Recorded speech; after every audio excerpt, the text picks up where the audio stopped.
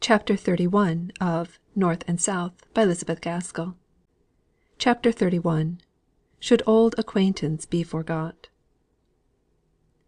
Show not that manner, and these features all, The serpent's cunning, and the sinner's fall. Crabbe. The chill shivery October morning came; not the October morning of the country, with soft silvery mists clearing off before the sunbeams that bring out all the gorgeous beauty of colouring, but the October morning of Milton, whose silvery mists were heavy fogs, and where the sun could only show long dusky streaks when he did break through and shine. Margaret went languidly about, assisting Dixon in her task of arranging the house. Her eyes were continually blinded by tears, but she had no time to give way to regular crying. The father and brother depended upon her; while they were giving way to grief, she must be working, planning, considering. Even the necessary arrangements for the funeral seemed to devolve upon her. When the fire was bright and crackling, when everything was ready for breakfast, and the tea kettle was singing away, Margaret gave a last look round the room before going to summon Mr. Hale and Frederick. She wanted everything to look as cheerful as possible; and yet, when it did so, the contrast between it and her own thoughts forced her into sudden weeping. She was kneeling by the sofa, hiding her face in the cushions that no one might hear her cry, when she was touched on the shoulder by Dixon. "Come, Miss Hale! Come, my dear! You must not give way, or where shall we all be? There's not another person in the house fit to give a direction of any kind, and there is so much to be done. There's who to manage the funeral, and who's to come to it, and where it's to be, and all to be settled; and Master Frederick's like one crazed with crying, and master never was a good one for settling; and, poor gentleman, he goes about now as if he was lost. It's bad enough, my dear, I know; but death comes to us all, and you're well off never to have lost any friend till now." Perhaps so; but this seemed a loss by itself, not to bear comparison with any other event in the world. Margaret did not take any comfort from what Dixon said, but the unusual tenderness of the prim old servant's manner touched her to the heart; and, more from a desire to show her gratitude for this than for any other reason, she roused herself up, and smiled in answer to Dixon's anxious look at her, and went to tell her father and brother that breakfast was ready. Mr. Hale came, as if in a dream, or rather, with the unconscious motion of a sleep walker, whose eyes and mind perceive other things than what are present. Frederick came briskly in, with a forced cheerfulness, grasped her hand, looked into her eyes, and burst into tears. She had to try and think of little nothings to say all breakfast time, in order to prevent the recurrence of her companion's thoughts too strongly to the last meal they had taken together, when there had been a continual strained listening for some sound or signal from the sick room. After breakfast she resolved to speak to her father about the funeral. He shook his head, and assented to all she proposed, though many of her propositions absolutely contradicted one another. Margaret gained no real decision from him, and was leaving the room languidly, to have a consultation with Dixon, when Mr. Hale motioned her back to his side. "Ask Mr. Bell," he said, in a hollow voice. "Mr. Bell?" said she, a little surprised. "Mr. Bell of Oxford?" "Mr. Bell," he repeated. "Yes, he was my groomsman." Margaret understood the association. "I will write to day," said she. He sank again into listlessness. All morning she toiled on, longing for rest, but in a continual whirl of melancholy business. Towards evening Dixon said to her: "I've done it, miss.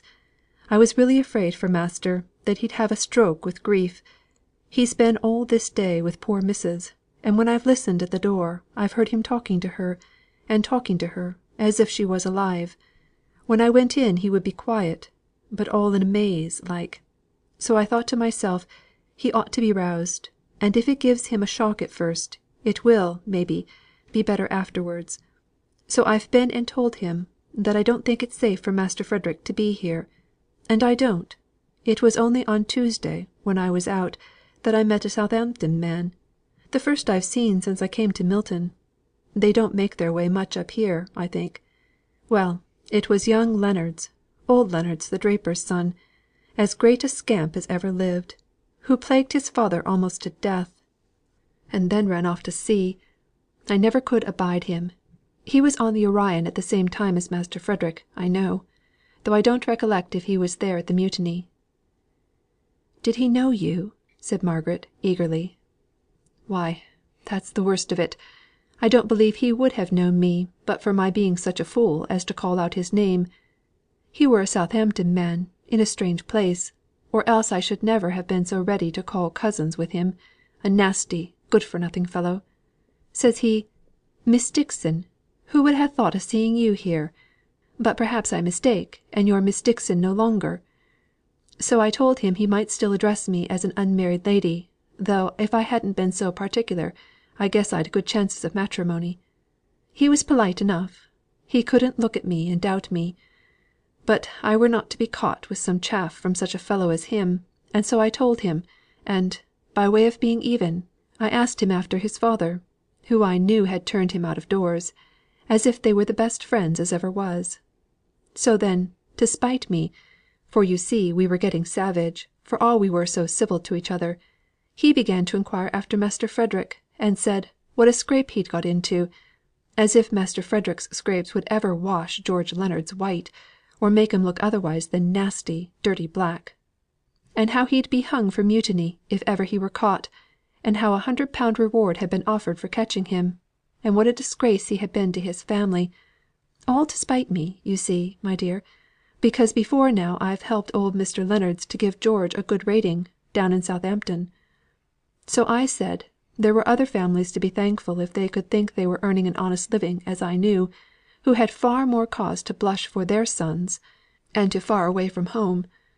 To which he made answer, like the impudent chap he is, that he were in a confidential situation, and if I knew of any young man who had been so unfortunate as to lead vicious courses, and wanted to turn steady, he'd have no objection to lend him his patronage. He, indeed! Why, he'd corrupt a saint. I've not felt so bad myself for years as when I were standing talking to him the other day. I could have cried to think I couldn't spite him better, for he kept smiling in my face, as if he took all my compliments for earnest; and I couldn't see that he minded what I said in the least, while I was mad with all his speeches." "But you did not tell him anything about us about Frederick?" "Not I," said Dixon. "He never had the grace to ask where I was staying, and I shouldn't have told him if he had asked; nor did I ask him what his precious situation was. He was waiting for a 'bus, and just then it drove up, and he hailed it; but, to plague me to the last, he turned back before he got in, and said, 'If you can help me to trap Lieutenant Hale, Miss Dixon, we'll go partners in the reward. I know you'd be my partner, now wouldn't you? Don't be shy, but say yes.' And he jumped on the 'bus, and I saw his ugly face leering at me with a wicked smile to think how he'd had the last word of plaguing." Margaret was made very uncomfortable by this account of Dixon's. "Have you told Frederick?" asked she. "No," said Dixon. "I were uneasy in my mind at knowing that bad Leonards was in town, but there was so much else to think about that I did not dwell on it at all.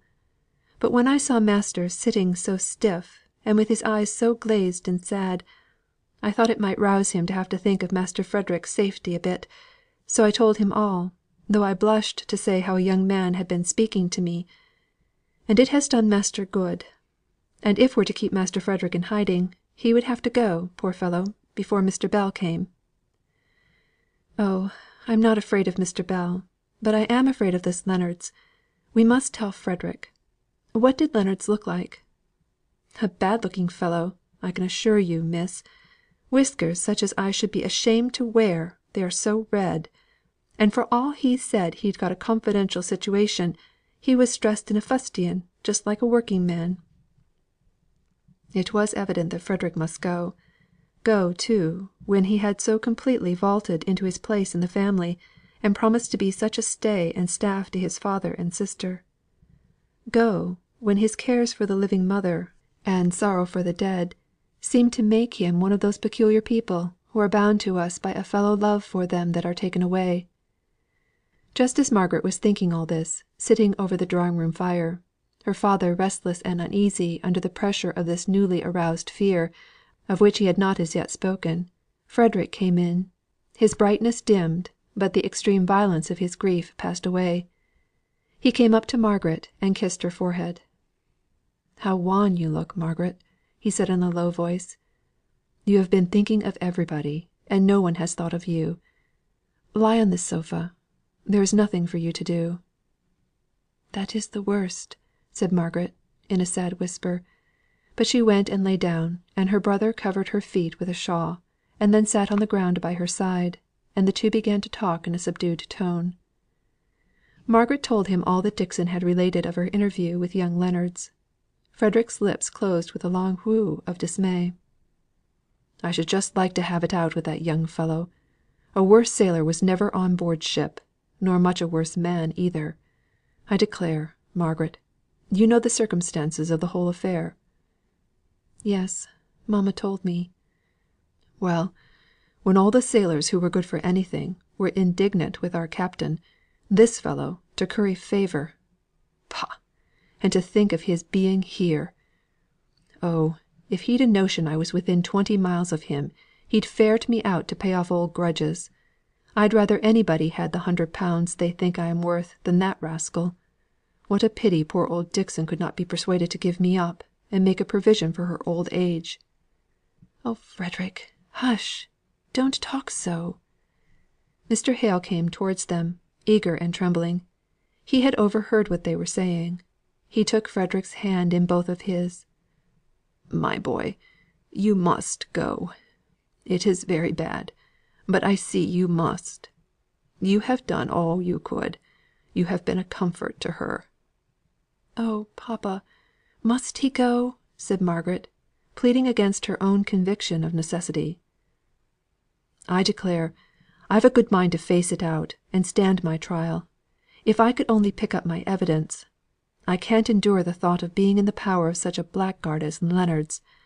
I could almost have enjoyed, in other circumstances, this stolen visit. It has had all the charm which the Frenchwomen attribute to forbidden pleasures." "One of the earliest things I can remember," said Margaret, "was your being in some great disgrace, Fred, for stealing apples. We had plenty of our own, trees loaded with them; but some one had told you that stolen fruit tasted sweetest, which you took au pied de la lettre, and went off a robbing. You have not changed your feelings much since then." "Yes, you must go," repeated Mr. Hale, answering Margaret's question, which she had asked some time ago. His thoughts were fixed on one subject, and it was an effort for him to follow the zigzag remarks of his children, an effort which he did not make. Margaret and Frederick looked at each other. That quick momentary sympathy would be theirs no longer if he went away. So much was understood through eyes that could not be put into words. Both coursed the same thought till it was lost in sadness. Frederick shook it off first. "Do you know, Margaret, I was very nearly giving both Dixon and myself a good fright this afternoon. I was in my bedroom. I had heard a ring at the front door, but I thought the ringer must have done his business and gone away long ago, so I was on the point of making my appearance in the passage, when, as I opened my room door, I saw Dixon coming downstairs, and she frowned and kicked me into hiding again. I kept the door open, and heard a message given to some man that was in my father's study, and that then went away. Who could it have been? Some of the shopmen?" "Very likely," said Margaret, indifferently. "There was the little quiet man who came up for orders about 2 o'clock." "But this was not a little man a great powerful fellow; and it was past 4 when he was here." "It was Mr. Thornton," said Mr. Hale. They were glad to have drawn him into the conversation. "Mr. Thornton!" said Margaret, a little surprised. "I thought " "Well, little one, what did you think?" asked Frederick, as she did not finish her sentence. "Oh, only," said she, reddening and looking straight at him, "I fancied you meant some one of a different class, not a gentleman somebody come on an errand." "He looked like one of that kind," said Frederick, carelessly. "I took him for a shopman. and he turns out a manufacturer." Margaret was silent. She remembered how at first, before she knew his character, she had spoken and thought of him just as Frederick was doing. It was but a natural impression that was made upon him, and yet she was a little annoyed by it. She was unwilling to speak. She wanted to make Frederick understand what kind of person Mr. Thornton was, but she was tongue tied. Mr. Hale went on: "He came to offer any assistance in his power, I believe, but I could not see him. I told Dixon to ask him if he would like to see you. I think I asked her to find you, and you would go to him. I don't know what I said." "He has been a very agreeable acquaintance, has he not?" asked Frederick, throwing the question like a ball for any one to catch who chose. "A very kind friend," said Margaret, when her father did not answer. Frederick was silent for a time. At last he spoke: "Margaret, it is painful to think I can never thank those who have shown you kindness. Your acquaintances and mine must be separate, unless, indeed, I run the chances of a court martial, or unless you and my father would come to Spain." He threw out this last suggestion as a kind of feeler, and then suddenly made the plunge. "You don't know how I wish you would. I have a good position, the chance of a better," continued he, reddening like a girl. "That Dolores Barbour that I was telling you of, Margaret, I only wish you knew her. I am sure you would like no, love is the right word, like is so poor. You would love her, father, if you knew her. She is not 18, but if she is in the same mind another year, she is to be my wife. Mr. Barbour won't let us call it an engagement, but if you would come, you would find friends everywhere, besides Dolores. Think of it, father. Margaret, be on my side." "No, no more removals for me," said Mr. Hale. "One removal has cost me my wife. No more removals in this life. She will be here, and I will stay out my appointed time."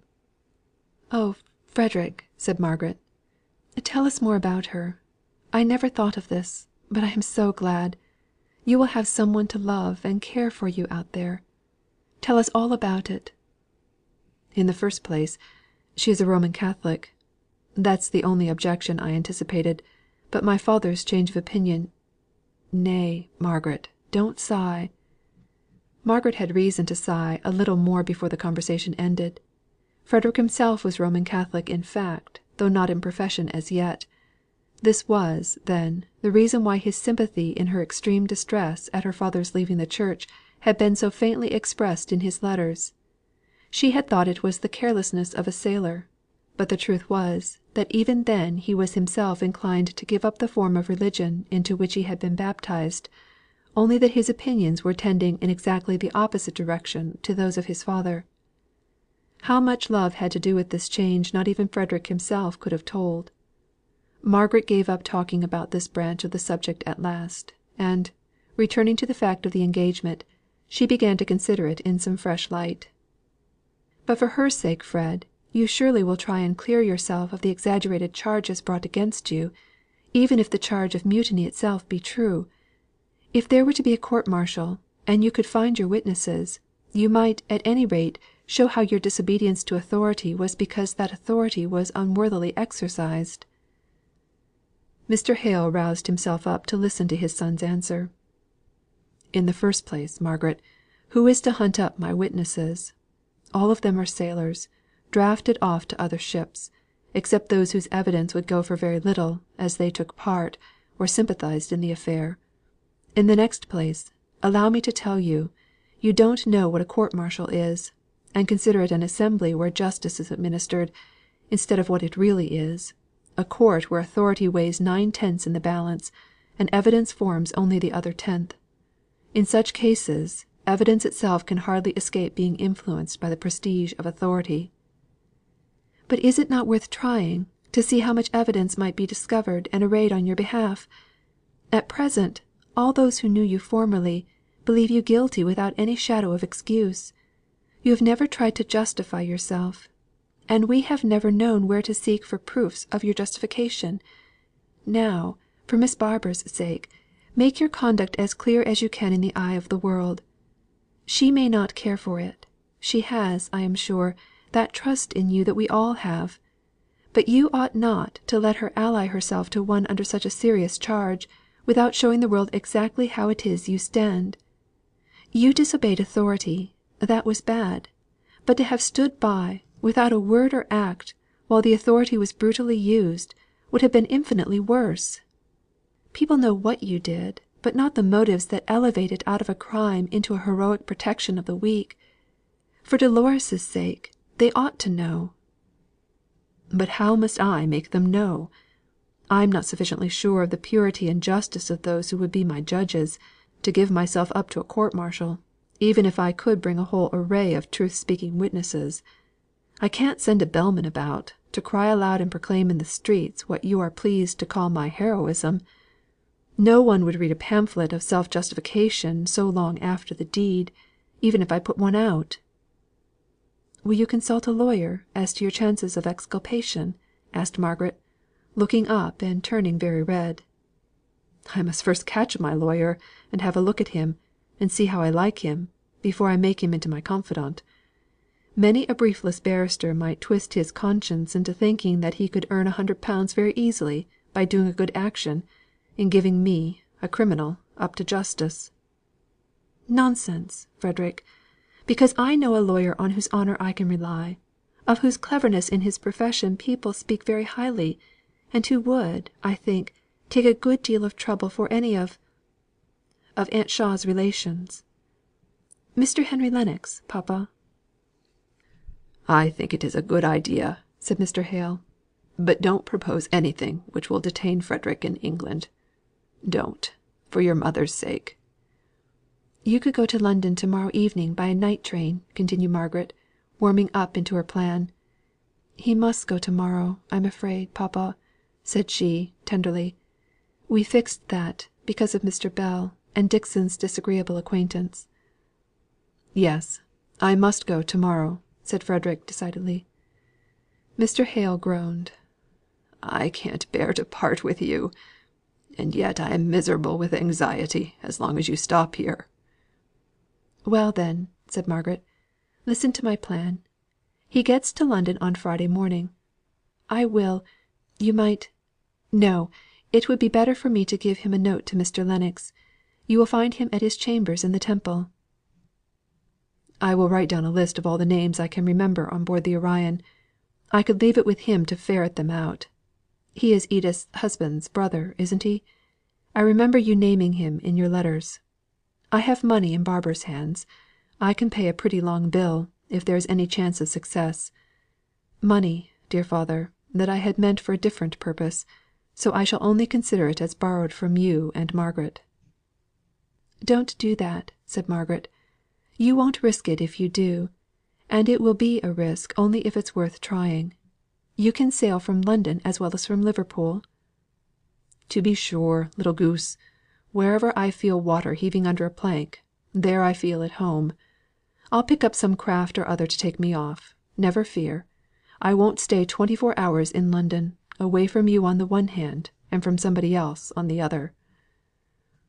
It was rather a comfort to Margaret that Frederick took it in his head to look over her shoulder as she wrote to Mr. Lennox. If she had not been thus compelled to write steadily and concisely on, she might have hesitated over many a word, and been puzzled to choose between many an expression, in the awkwardness of being the first to resume the intercourse of which the concluding event had been so unpleasant to both sides. However, the note was taken from her before she even had time to look it over, and treasured up in a pocket book, out of which fell a long lock of black hair, the sight of which caused Frederick's eyes to glow with pleasure. "Now you would like to see that, wouldn't you?" said he. "No! You must wait till you see her herself. She is too perfect to be known by fragments. No mean brick shall be a specimen of the building of my palace."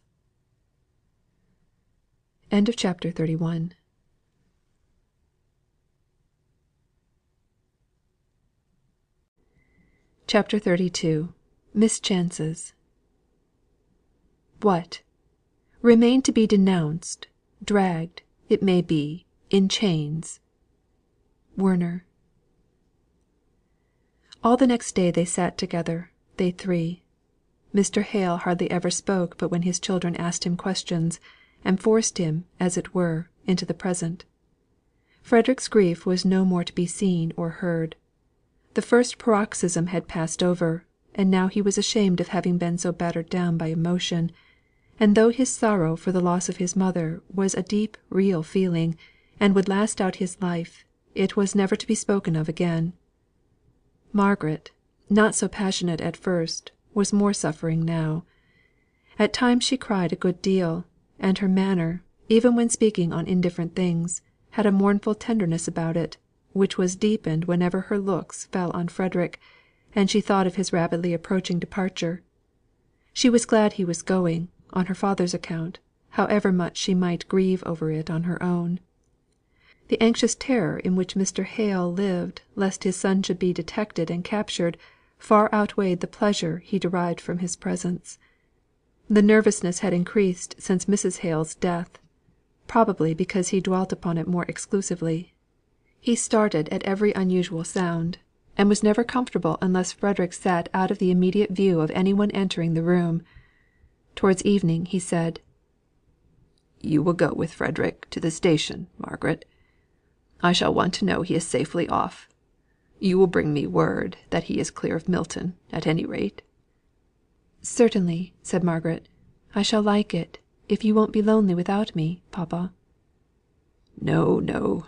I should always be fancying some one had known him, and that he had been stopped, unless you could tell me you had seen him off. And go to the Outwood station. It is quite near, and not so many people about. Take a cab there. There is less risk of being seen. What time is your train, Fred?" 10 minutes past 6. Very nearly dark. So what will you do, Margaret?" "Oh, I can manage. I am getting very brave and very hard. It is a well lighted road all the way home, if it should be dark; but I was out last week much later." Margaret was thankful when the parting was over the parting from the dead mother and the living father. She hurried Frederick into the cab, in order to shorten a scene which she saw was so bitterly painful to her father, who would accompany his son as he took his last look at his mother. Partly in consequence of this, and partly owing to one of the very common mistakes in the Railway Guide as to the times when trains arrive at the smaller stations, they found, on reaching Outwood, that they had nearly 20 minutes to spare. The booking office was not open, so they could not even take the ticket. They accordingly went down the flight of steps that led to the level of the ground below the railway. There was a broad cinder path diagonally crossing a field which lay alongside of the carriage road, and they went there to walk backwards and forwards for the few minutes they had to spare. Margaret's hand lay in Frederick's arm. He took hold of it affectionately. "Margaret, I am going to consult Mr. Lennox as to the chance of exculpating myself, so that I may return to England whenever I choose; more for your sake than for the sake of any one else. I can't bear to think of your lonely position, if anything should happen to my father. He looks sadly changed, terribly shaken. I wish you could get him to think of the Cadiz plan, for many reasons. What could you do if he were taken away? You have no friend near.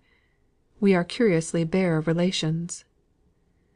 Margaret could hardly keep from crying at the tender anxiety with which Frederick was bringing before her an event which she herself felt was not very improbable, so severely had the cares of the last few months told upon Mr. Hale.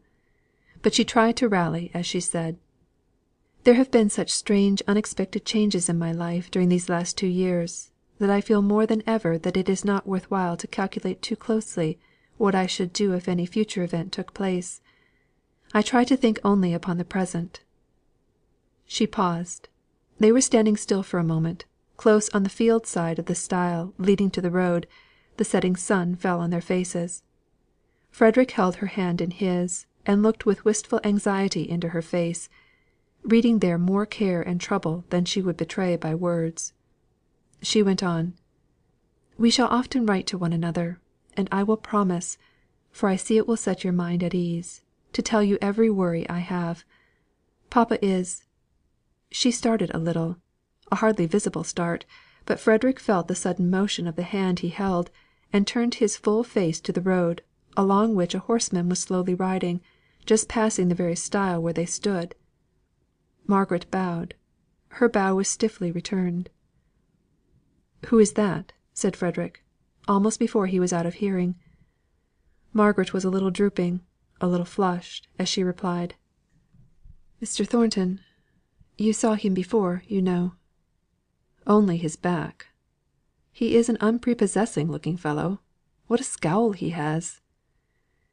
"Something has happened to vex him," said Margaret, apologetically. "You would not have thought him unprepossessing if you had seen him with mamma." "I fancy it must be time to go and take my ticket. If I had known how dark it would be, we wouldn't have sent back the cab, Margaret." "Oh, don't fidget about that. I can take a cab here, if I like, or go back by the railroad, when I should have shops and people and lamps all the way from the Milton station house. Don't think of me. Take care of yourself. I am sick with the thought that Leonards may be in the same train with you. Look well into the carriage before you get in." They went back to the station. Margaret insisted upon going into the full light of the flaring gas inside to take the ticket. Some idle looking young men were lounging about with the station master.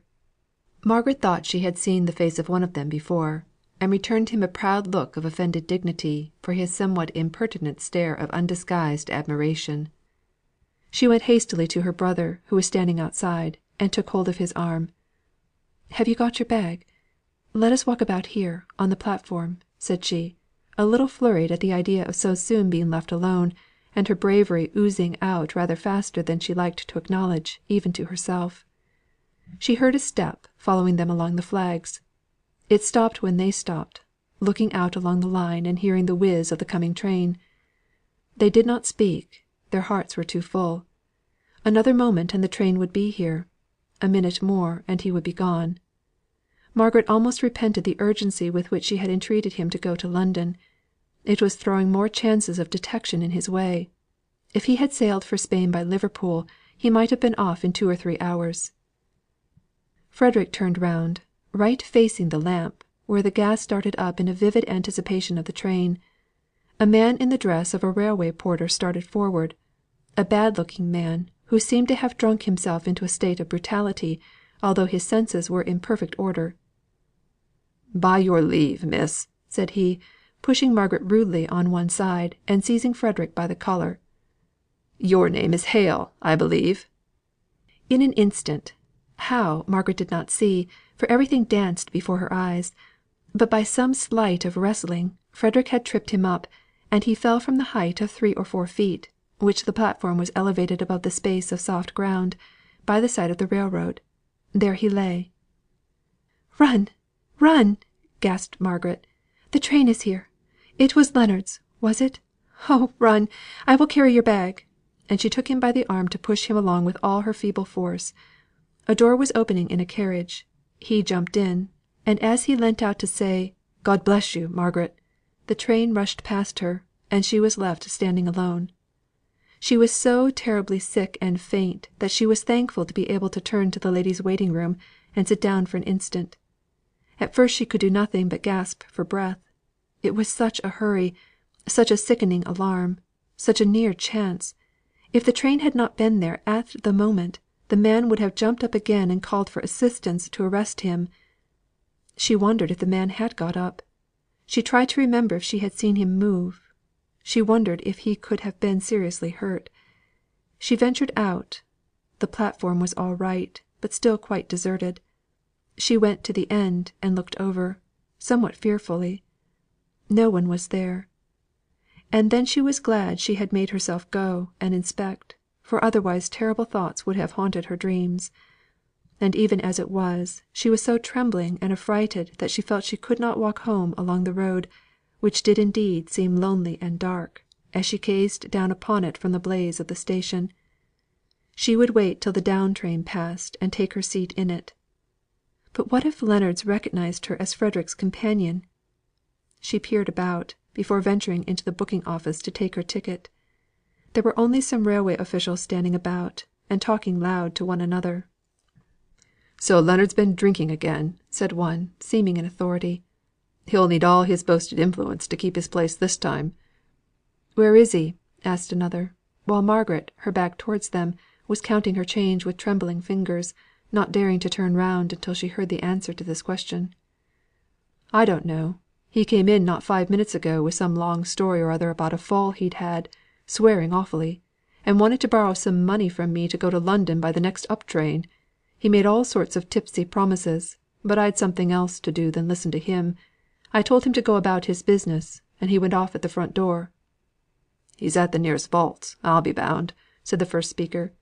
"Your money would have gone there too, if you'd been such a fool as to lend it." "Catch me! I knew better what his London meant. Why, he has never paid me off that 5 shillings." And so they went on. And now all Margaret's anxiety was for the train to come. She hid herself once more in the ladies' waiting room, and fancied every noise was Leonard's step, every loud and boisterous voice was his. But no one came near her until the train drew up, when she was civilly helped into a carriage by a porter, into whose face she durst not look till they were in motion, and then she saw that it was not Leonard's. CHAPTER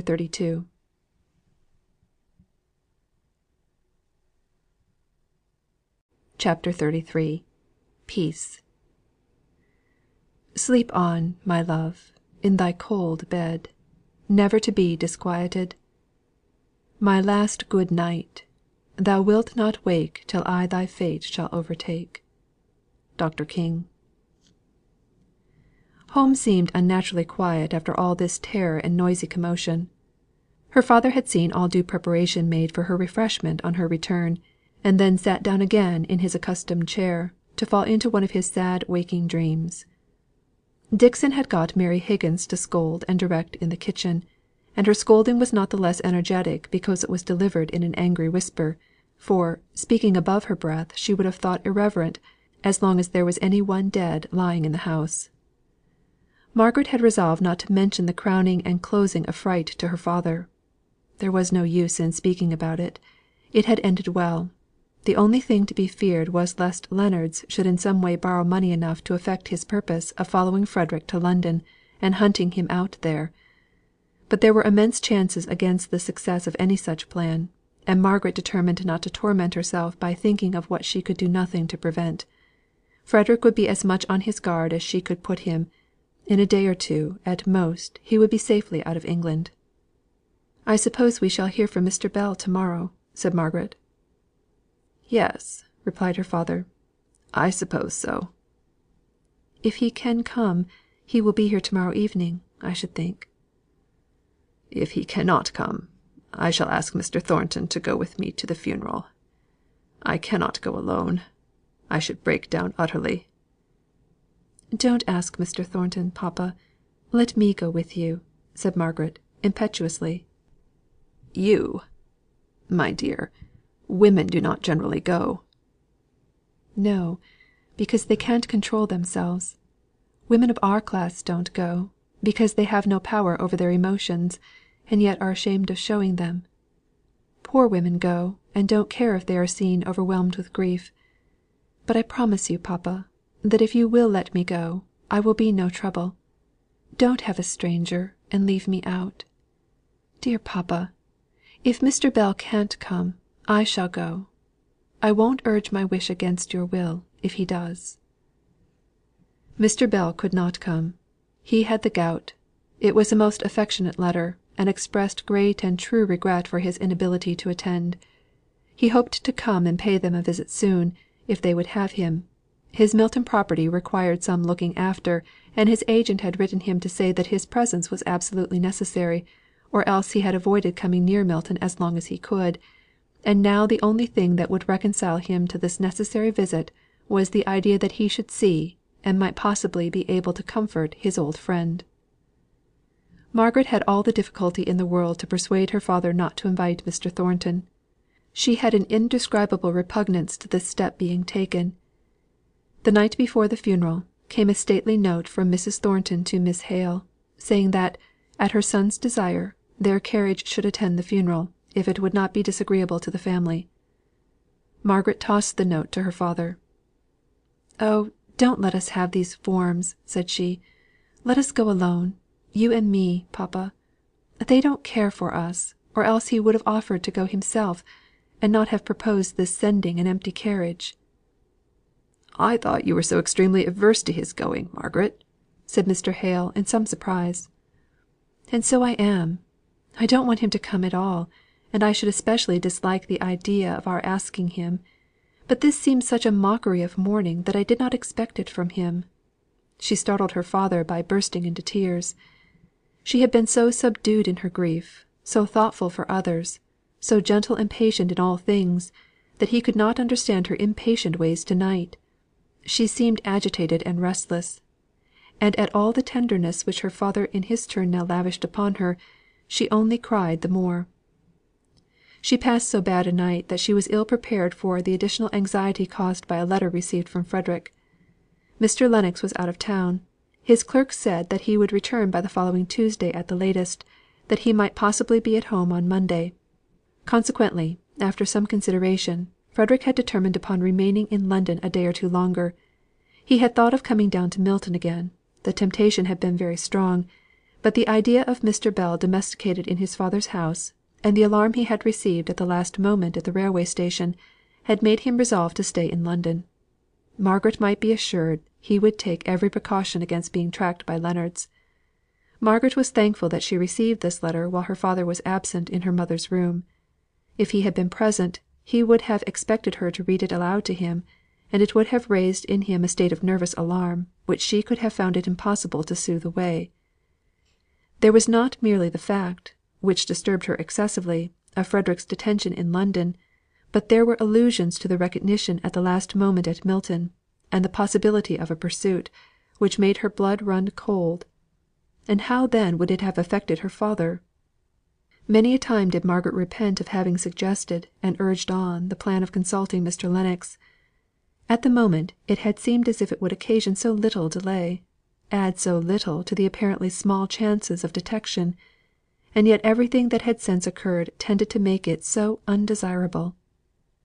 Margaret battled hard against this regret of hers for what could not now be helped, this self reproach for having said what at the time appeared to be wise, but which after events were proving to have been so foolish.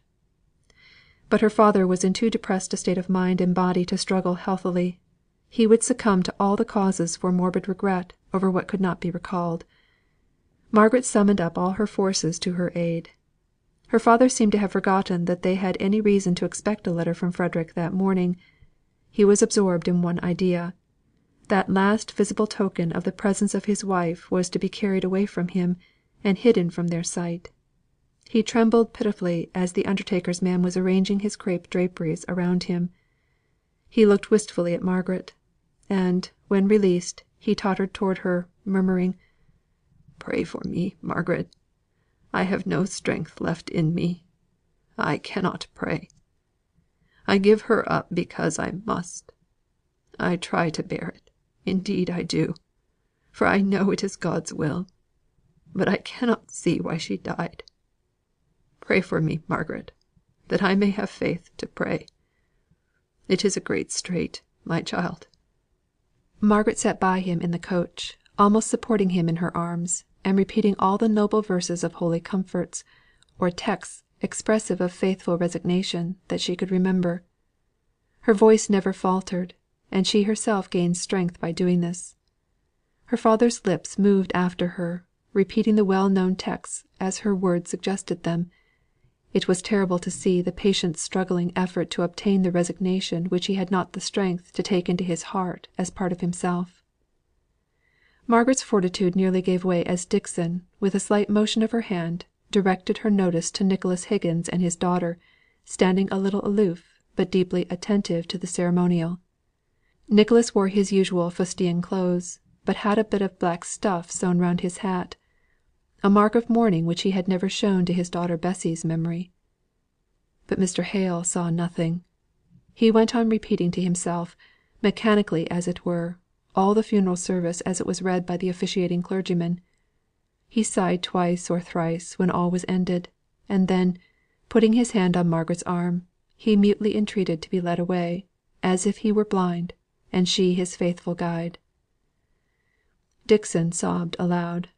She covered her face with her handkerchief, and was so absorbed in her own grief that she did not perceive that the crowd, attracted on such occasions, was dispersing, till she was spoken to by some one close at hand.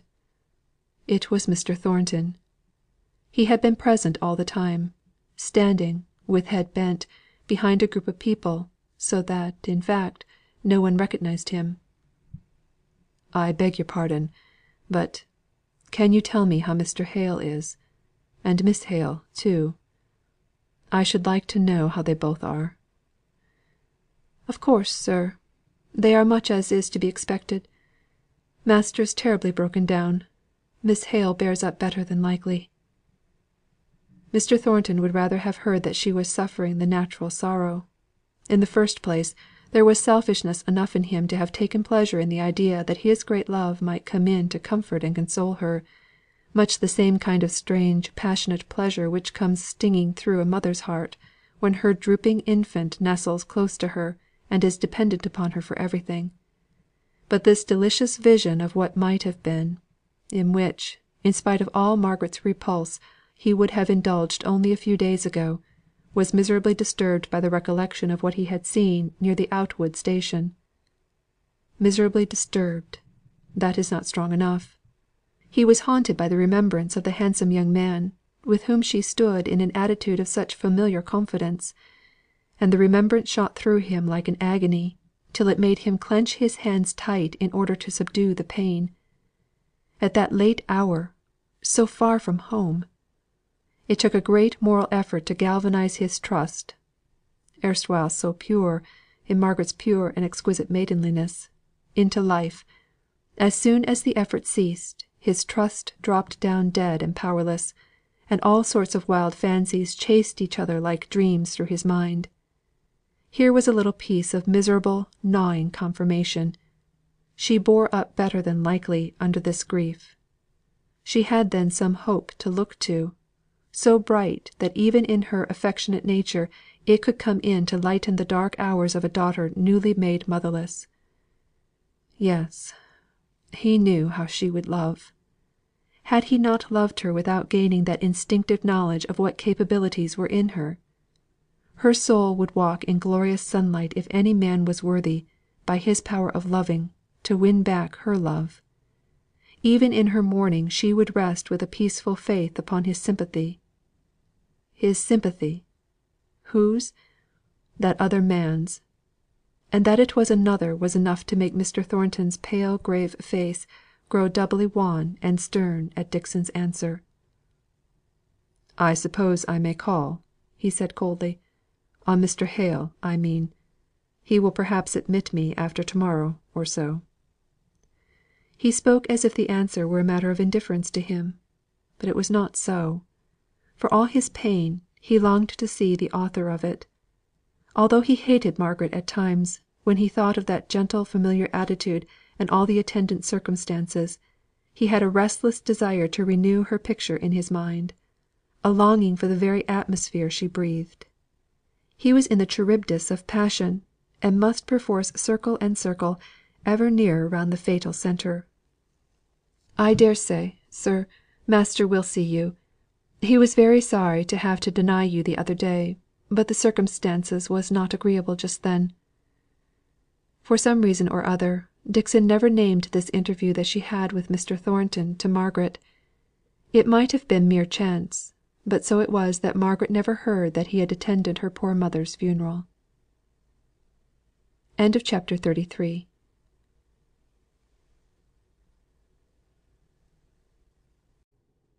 CHAPTER 34.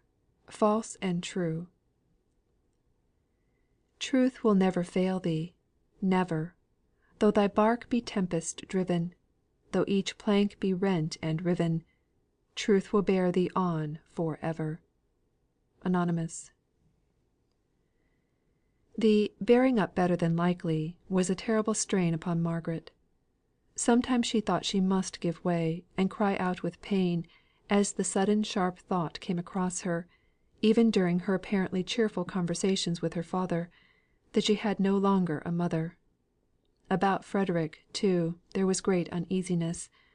The Sunday post intervened, and interfered with their London letters; and on Tuesday Margaret was surprised and disheartened to find that there was still no letter. She was quite in the dark as to his plans, and her father was miserable at all this uncertainty. It broke in upon his lately acquired habit of sitting still in one easy chair for half a day together.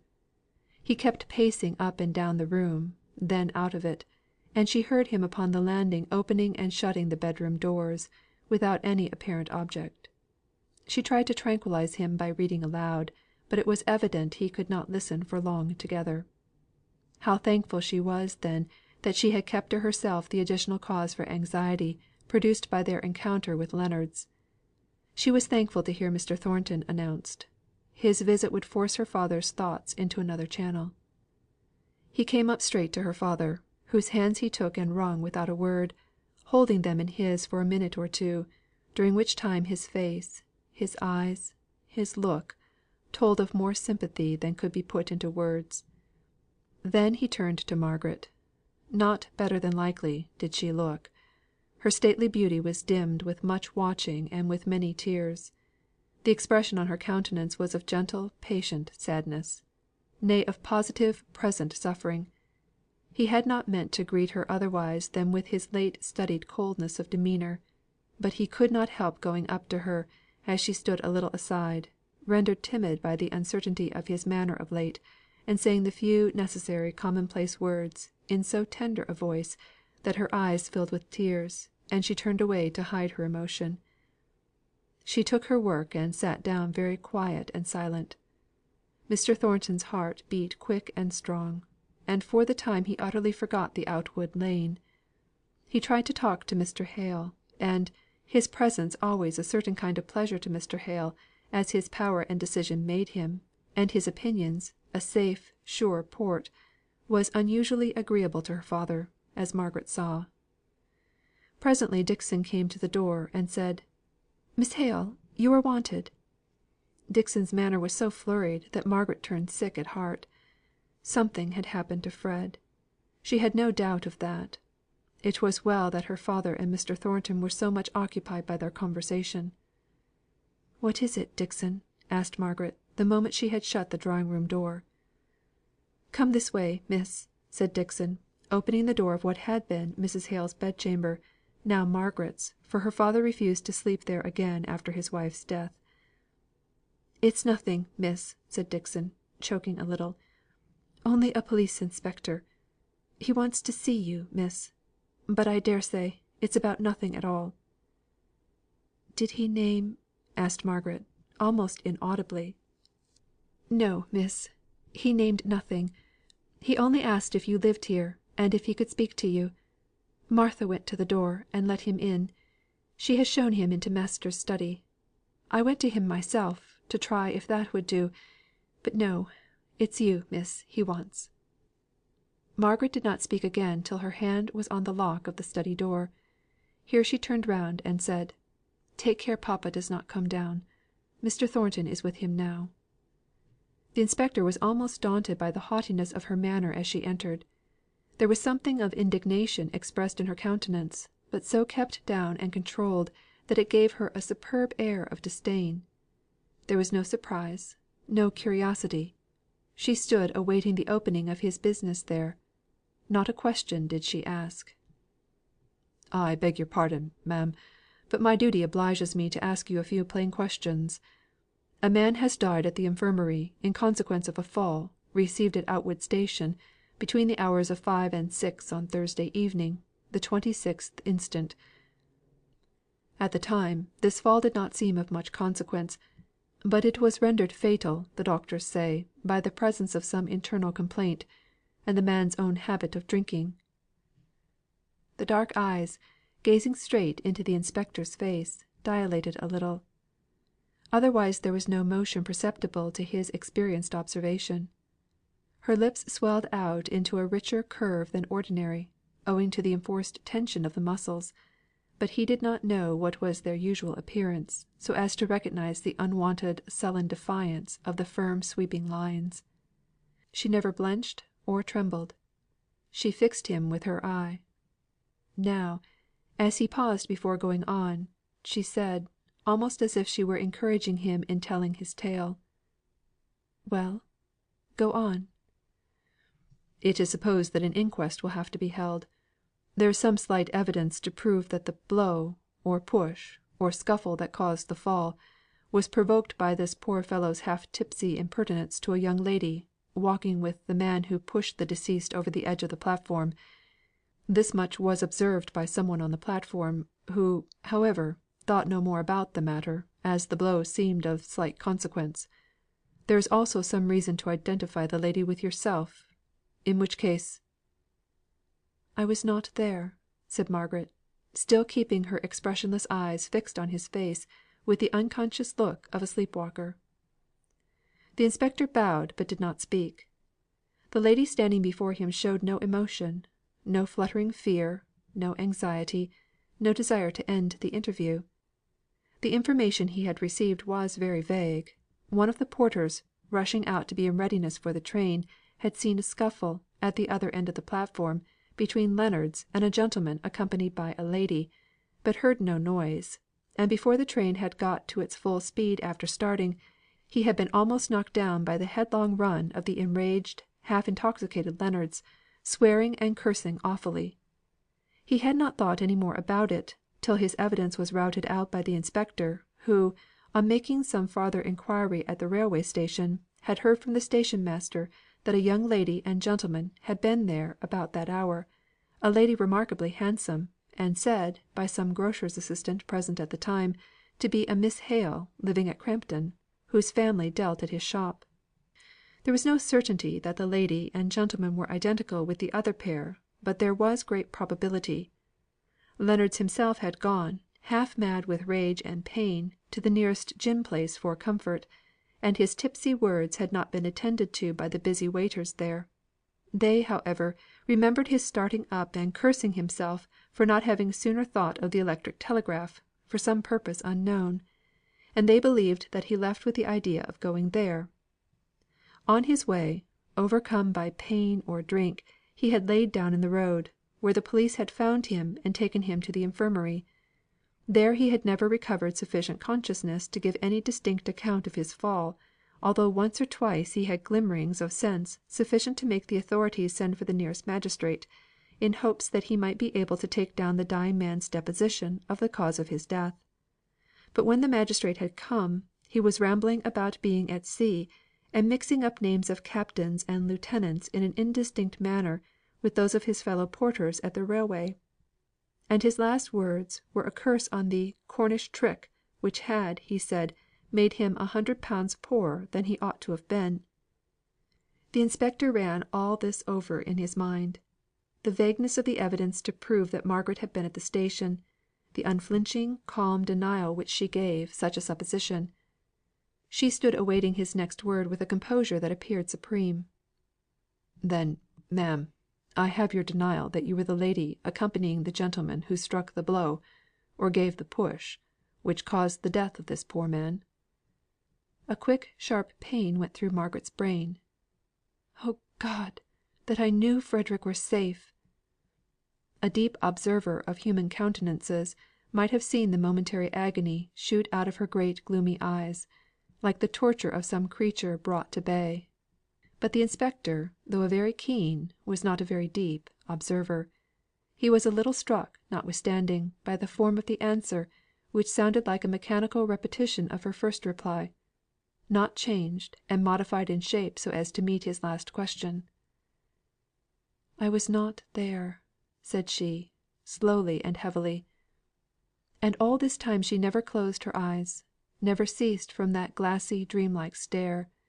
His quick suspicions were aroused by this dull echo of her former denial. It was as if she had forced herself to one untruth, and had been stunned out of all power of varying it. He put up his book of notes in a very deliberate manner. Then he looked up. She had not moved any more than if she had been some great Egyptian statue. "I hope you will not think me impertinent when I say, that I may have to call on you again. I may have to summon you to appear on the inquest, and provide an alibi, if my witnesses" (it was but one who had recognised her) "persist in deposing to your presence at the unfortunate event." He looked at her sharply. She was still perfectly quiet; no change of colour or darker shadow of guilt on her proud face. He thought to have seen her wince. He did not know Margaret Hale. He was a little abashed by her regal composure. It must have been a mistake of identity. He went on: "It is very unlikely, ma'am, that I shall have to do anything of the kind. I hope you will excuse me for doing what is only my duty, although it may appear impertinent." Margaret bowed her head as he went towards the door. Her lips were stiff and dry. She could not speak even the common words of farewell. But suddenly she walked forwards and opened the study door, and preceded him to the door of the house, which she threw wide open for his exit. She kept her eyes on him in the same dull, fixed manner until he was fairly out of the house. She shut the door, and went half way into the study, then turned back, as if moved by some passionate impulse, and locked the door inside.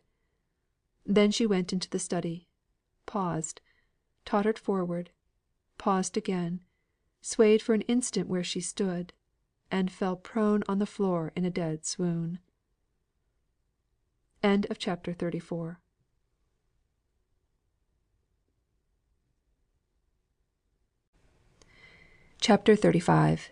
Expiation.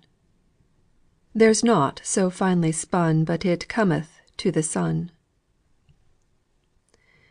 Mr. Thornton sat on and on. He felt that his company gave pleasure to Mr. Hale, and was touched by the half spoken wishful entreaty that he would remain a little longer, the plaintive "Don't go yet," which his poor friend put forth from time to time. He wondered Margaret did not return, but it was with no view of seeing her that he lingered. For the hour, and in the presence of one who was so thoroughly feeling the nothingness of earth, he was reasonable and self controlled. He was deeply interested in all her father said. Of death, and of the heavy lull, and of the brain that has grown dull. It was curious how the presence of Mr. Thornton had power over Mr. Hale to make him unlock the secret thoughts which he kept shut up even from Margaret. Whether it was that her sympathy would be so keen, and show itself in so lively a manner, that he was afraid of the reaction upon himself, or whether it was that to his speculative mind all kinds of doubts presented themselves at such a time, pleading and crying aloud to be resolved into certainties, and that he knew she would have shrunk from the expression of any such doubts, nay, from him himself as capable of conceiving them, whatever was the reason, he could unburden himself better to Mr. Thornton than to her, of all the thoughts and fancies and fears that had been frost bound in his brain till now. Mr. Thornton said very little, but every sentence he uttered added to Mr. Hale's reliance and regard for him. Was it that he paused in the expression of some remembered agony, Mr. Thornton's 2 or 3 words would complete the sentence, and show how deeply its meaning was entered into. Was it a doubt, a fear, a wandering uncertainty seeking rest, but finding none, so tear blinded were its eyes? Mr. Thornton, instead of being shocked, seemed to have passed through that very stage of thought himself, and could suggest where the exact ray of light was to be found, which should make the dark places plain. Man of action as he was, busy in the world's great battle, there was a deeper religion binding him to God in his heart, in spite of his strong wilfulness, through all his mistakes, than Mr. Hale had ever dreamed. They never spoke of such things again, as it happened; but this one conversation made them peculiar people to each other, knit them together, in a way which no loose indiscriminate talking about sacred things can ever accomplish. When all are admitted, how can there be a holy of holies? And all this while, Margaret lay as still and white as death on the study floor. She had sunk under her burden. It had been heavy in weight and long carried, and she had been very meek and patient, till all at once her faith had given way, and she had groped in vain for help. There was a pitiful contraction of suffering upon her beautiful brows, although there was no other sign of consciousness remaining. The mouth, a little while ago, so sullenly projected in defiance, was relaxed and livid. E pace della sua labbia si mova uno spirito suave e pien di amore, ci va dicendo all'anima, sospira. The first symptom of returning life was a quivering about the lips, a little mute soundless attempt at speech, but the eyes were still closed, and the quivering sank into stillness. Then, feebly leaning on her arms for an instant to steady herself, Margaret gathered herself up and rose. Her comb had fallen out of her hair, and with an intuitive desire to efface the traces of weakness, and bring herself into order again, she sought for it, although from time to time, in course of the search, she had to sit down and recover strength. Her head drooped forwards, her hands meekly laid one upon the other. She tried to recall the force of her temptation, by endeavouring to remember the details which had thrown her into such deadly fright, but she could not.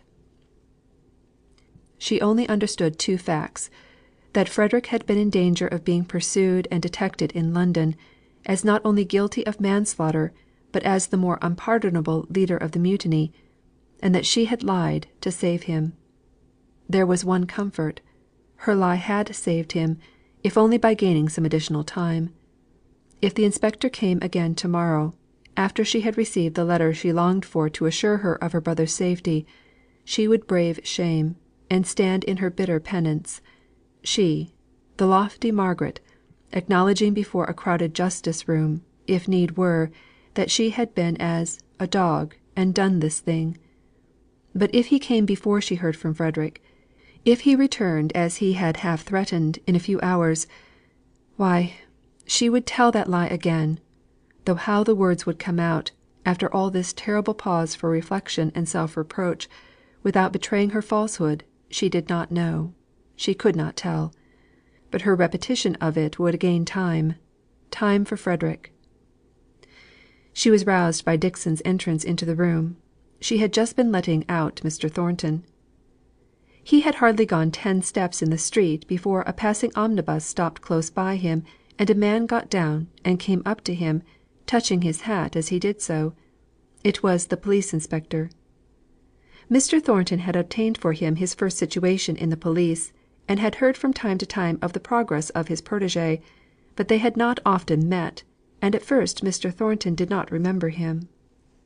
"My name is Watson George Watson, sir, that you got" "Ah, yes, I recollect. Why, you are getting on famously, I hear." "Yes, sir. I ought to thank you, sir; but it is on a little matter of business I made so bold as to speak to you now.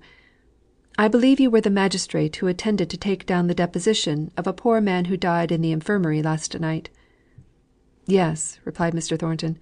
"I went and heard some kind of rambling statement, which the clerk said was of no great use.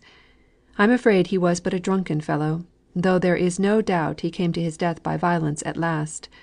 One of my mother's servants was engaged to him, I believe, and she is in great distress to day. What about him?" "Why, sir, his death is oddly mixed up with somebody in the house I saw you coming out of just now. It was a Mr. Hale's, I believe?"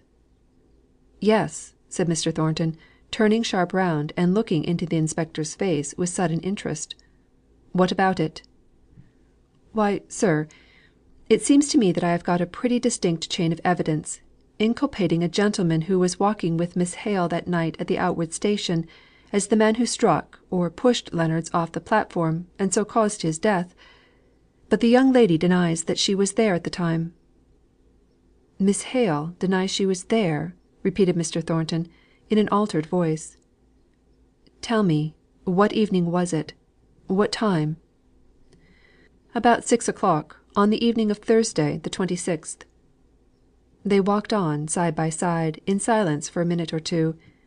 The inspector was the first to speak.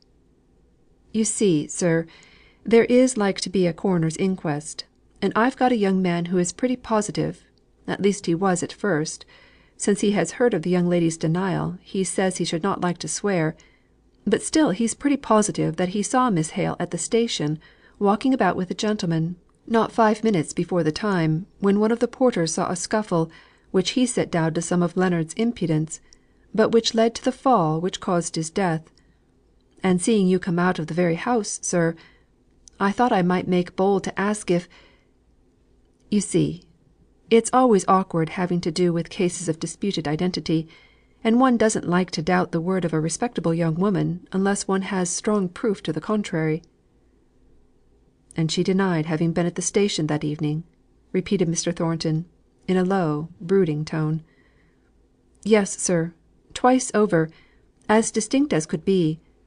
I told her I should call again; but seeing you just as I was on my way back from questioning the young man who said it was her, I thought I would ask your advice, both as the magistrate who saw Leonards on his death bed, and as the gentleman who got me my berth in the force." "You were quite right," said Mr. Thornton. "Don't take any steps till you have seen me again." "The young lady will expect me to call, from what I said." "I only want to delay you an hour. It's now 3. Come to my warehouse at 4." "Very well, sir." And they parted company. Mr. Thornton hurried to his warehouse, and sternly forbidding his clerks to allow any one to interrupt him, he went his way to his own private room, and locked the door. Then he indulged himself in the torture of thinking it all over, and realising every detail. How could he have lulled himself into the unsuspicious calm in which her tearful image had mirrored itself not 2 hours before, till he had weakly pitied her and yearned towards her, and forgotten the savage, distrustful jealousy with which the sight of her, and that unknown to him, at such an hour, in such a place, had inspired him? How could one so pure have stooped from her decorous and noble manner of bearing? But was it decorous? Was it?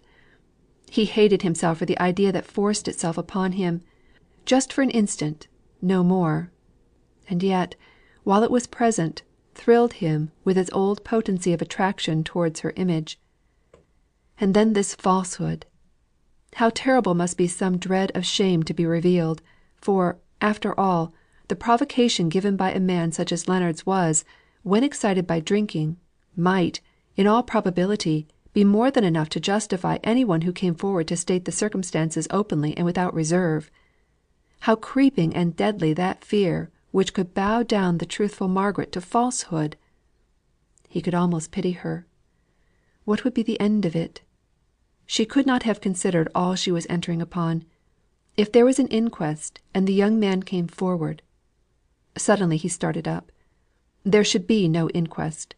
He would save Margaret. He would take the responsibility of preventing the inquest, the issue of which, from the uncertainty of the medical testimony, which he had vaguely heard the night before from the surgeon in attendance, could be but doubtful. The doctors had discovered an internal disease far advanced, and sure to prove fatal. They had stated that death might have been accelerated by the fall, or by the subsequent drinking and exposure to cold.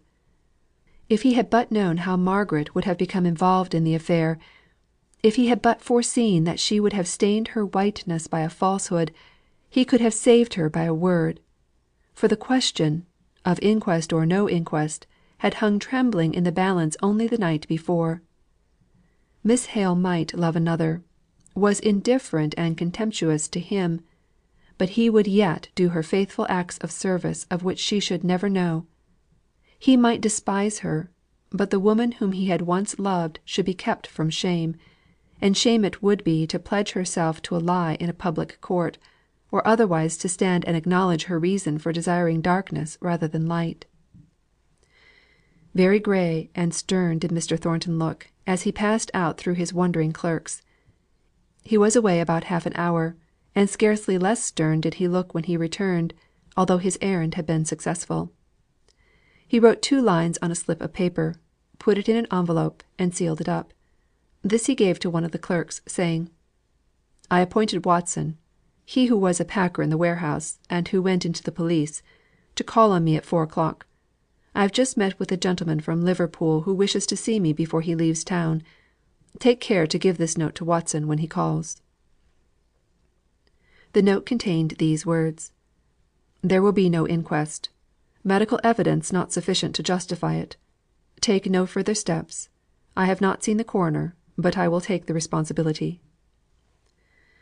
Well, thought Watson, it relieves me from an awkward job. None of my witnesses seemed certain of anything except the young woman. She was clear and distinct enough.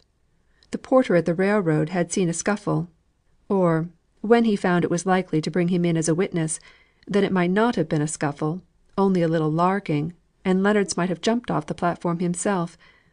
He would not stick firm to anything. And Jennings, the grocer's shopman, well, he was not quite so bad; but I doubt if I could have got him up to an oath after he heard that Miss Hale flatly denied it. It would have been a troublesome job, and no satisfaction. And now I must go and tell them they won't be wanted."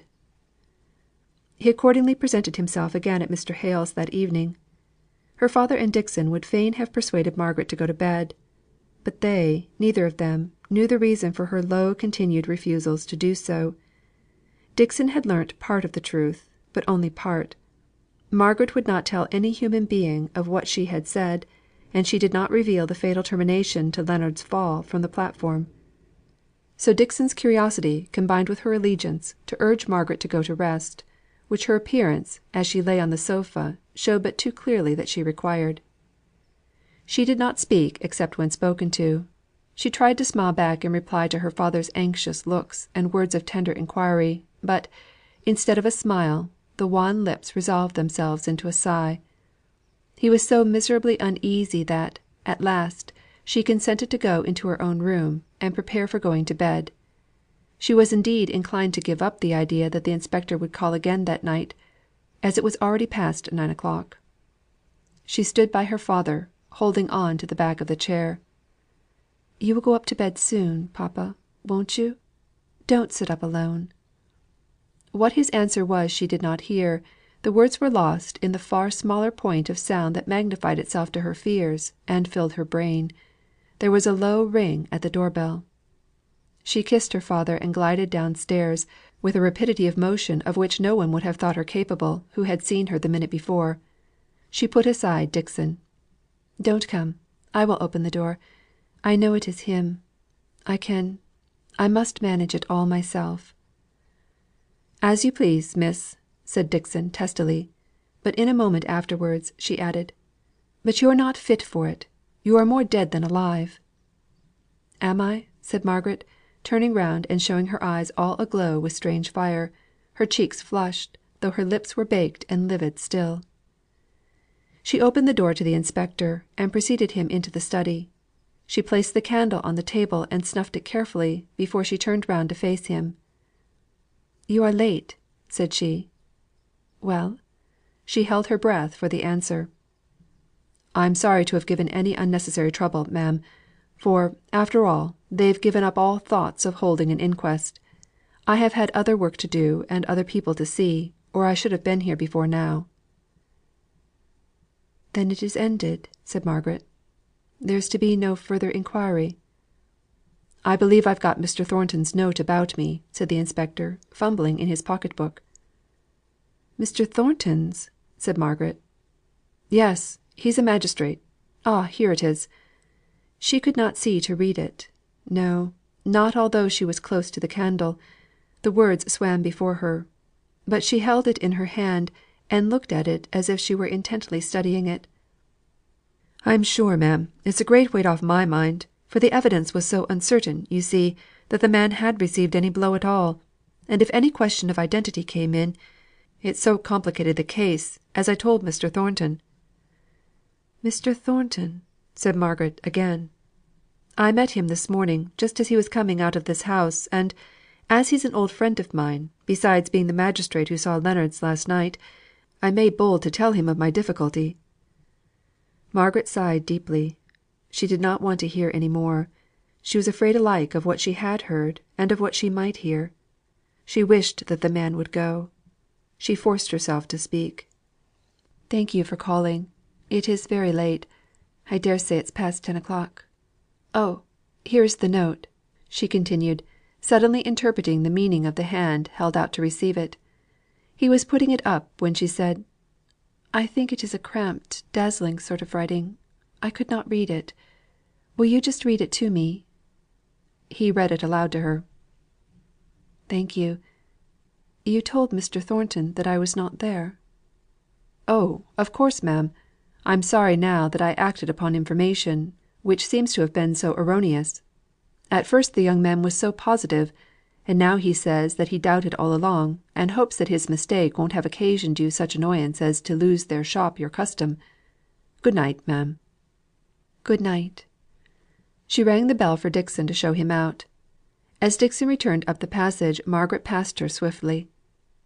"It's all right," said she, without looking at Dixon; and before the woman could follow her with further questions, she had sped upstairs and entered her bedchamber, and bolted the door. She threw herself, dressed as she was, upon her bed. She was much too exhausted to think.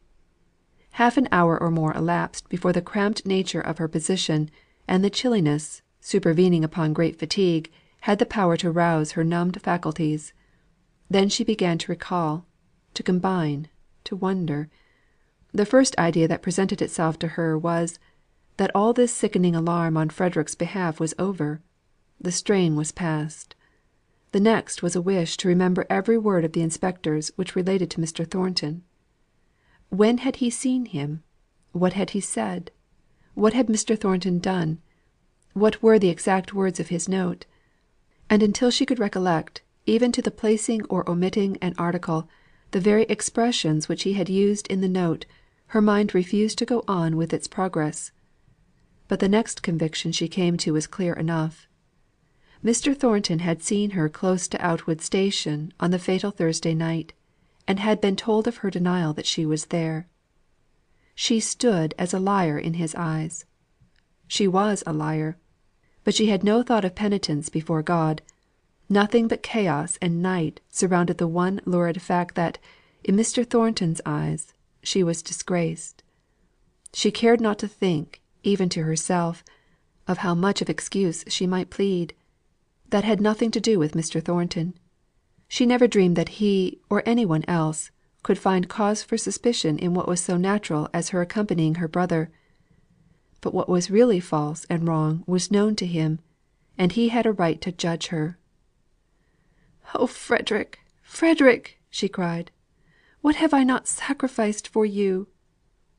Even when she fell asleep her thoughts were compelled to travel the same circle, only with exaggerated and monstrous circumstances of pain. When she awoke a new idea flashed upon her with all the brightness of the morning. Mr. Thornton had learnt her falsehood before he went to the coroner. That suggested the thought, that he had possibly been influenced so to do with a view of sparing her the repetition of her denial. But she pushed this notion on one side with the sick wilfulness of a child. If it were so, she felt no gratitude to him, as it only showed her how keenly he must have seen that she was disgraced already, before he took such unwonted pains to spare her any further trial of truthfulness, which had already failed so signally. She would have gone through the whole; she would have perjured herself to save Frederick, rather, far rather, than Mr. Thornton should have had the knowledge that prompted him to interfere to save her.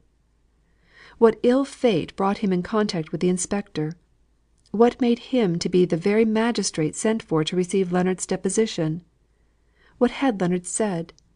How much of it was intelligible to Mr. Thornton, who might already, for aught she knew, be aware of the old accusation against Frederick, through their mutual friend Mr. Bell? If so, he had striven to save the son, who came in defiance of the law to attend his mother's death bed; and under this idea she could feel grateful. Not yet, if ever she should, if his interference had been prompted by contempt. Oh, had any one such just cause to feel contempt for her? Mr. Thornton, above all people, on whom she had looked down from her imaginary heights till now. She suddenly found herself at his feet, and was strangely distressed at her fall. She shrank from following out the premises to their conclusion, and so acknowledging to herself how much she valued his respect and good opinion. Whenever this idea presented itself to her at the end of a long avenue of thoughts, she turned away from following that path. She would not believe in it. It was later than she fancied, for in the agitation of the previous night she had forgotten to wind up her watch, and Mr. Hale had given especial orders that she was not to be disturbed by the usual awakening. By and by the door opened cautiously, and Dixon put her head in. Perceiving that Margaret was awake, she came forwards with a letter. "Here's something to do you good, miss. A letter from Master Frederick." "Thank you, Dixon. How late it is!" She spoke very languidly, and suffered Dixon to lay it on the counterpane before her, without putting out a hand to take it. "You want your breakfast, I'm sure. I will bring it up to you in a minute. Master has got the tray all ready, I know." Margaret did not reply. She let her go. She felt that she must be alone before she could open that letter. She opened it at last. The first thing that caught her eye was the date 2 days earlier than she received it. He had then written when he had promised, and their alarm might have been spared. But she would read the letter and see. It was hasty enough, but perfectly satisfactory. He had seen Henry Lennox, who knew enough of the case to shake his head over it, in the first instance, and to tell him he had done a very daring thing in returning to England with such an accusation, backed by such powerful influence, hanging over him.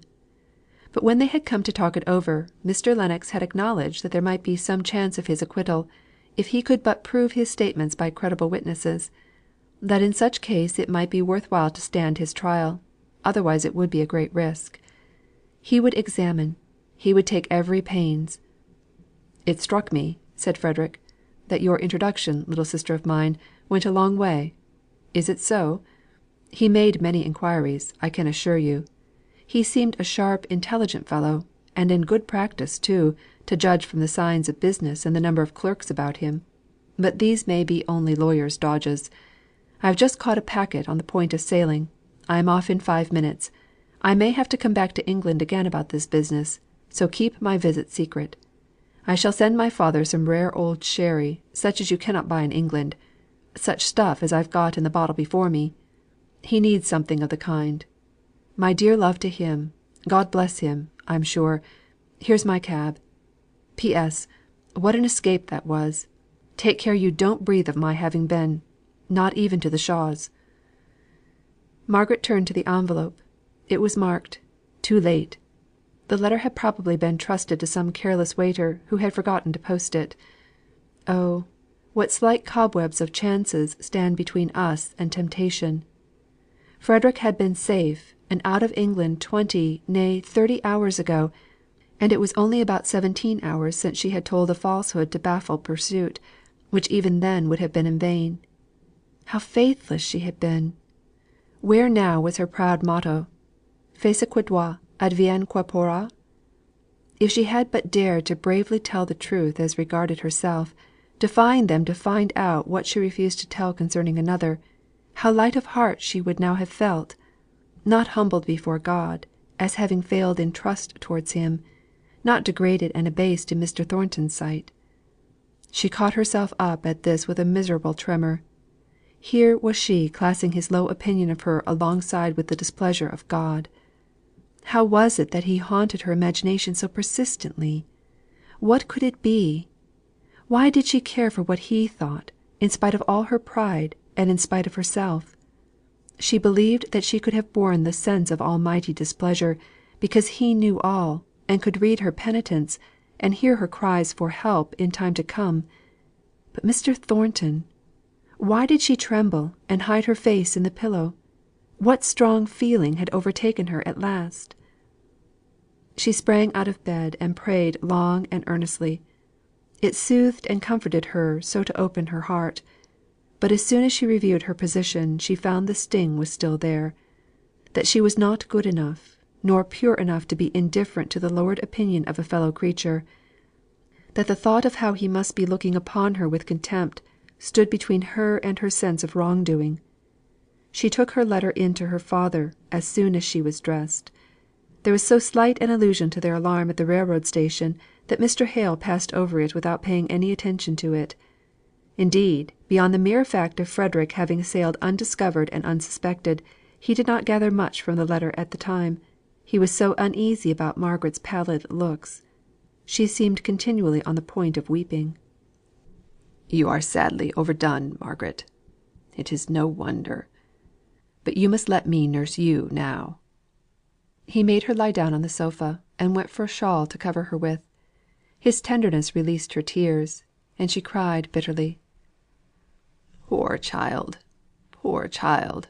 said he, looking fondly at her, as she lay with her face to the wall, shaking with her sobs. After a while they ceased, and she began to wonder whether she durst give herself the relief of telling her father all her trouble. But there were more reasons against it than for it. The only one for it was the relief to herself, and against it was the thought that it would add materially to her father's nervousness, if it were indeed necessary for Frederick to come to England again, that he would dwell on the circumstance of his son having caused the death of a man, however unwittingly and unwillingly; that this knowledge would perpetually recur to trouble him in various shapes of exaggeration and distortion from the simple truth. And about her own great fault, he would be distressed beyond measure at her want of courage and faith, yet perpetually troubled to make excuses for her. Formerly Margaret would have come to him as a priest as well as father, to tell him of her temptation and her sin; but latterly they had not spoken much on such subjects, and she knew not how, in his change of opinions, he would reply if the depth of her soul called unto his. No, she would keep her secret, and bear the burden alone. Alone she would go before God, and cry for his absolution. Alone she would endure her disgraced position in the opinion of Mr. Thornton.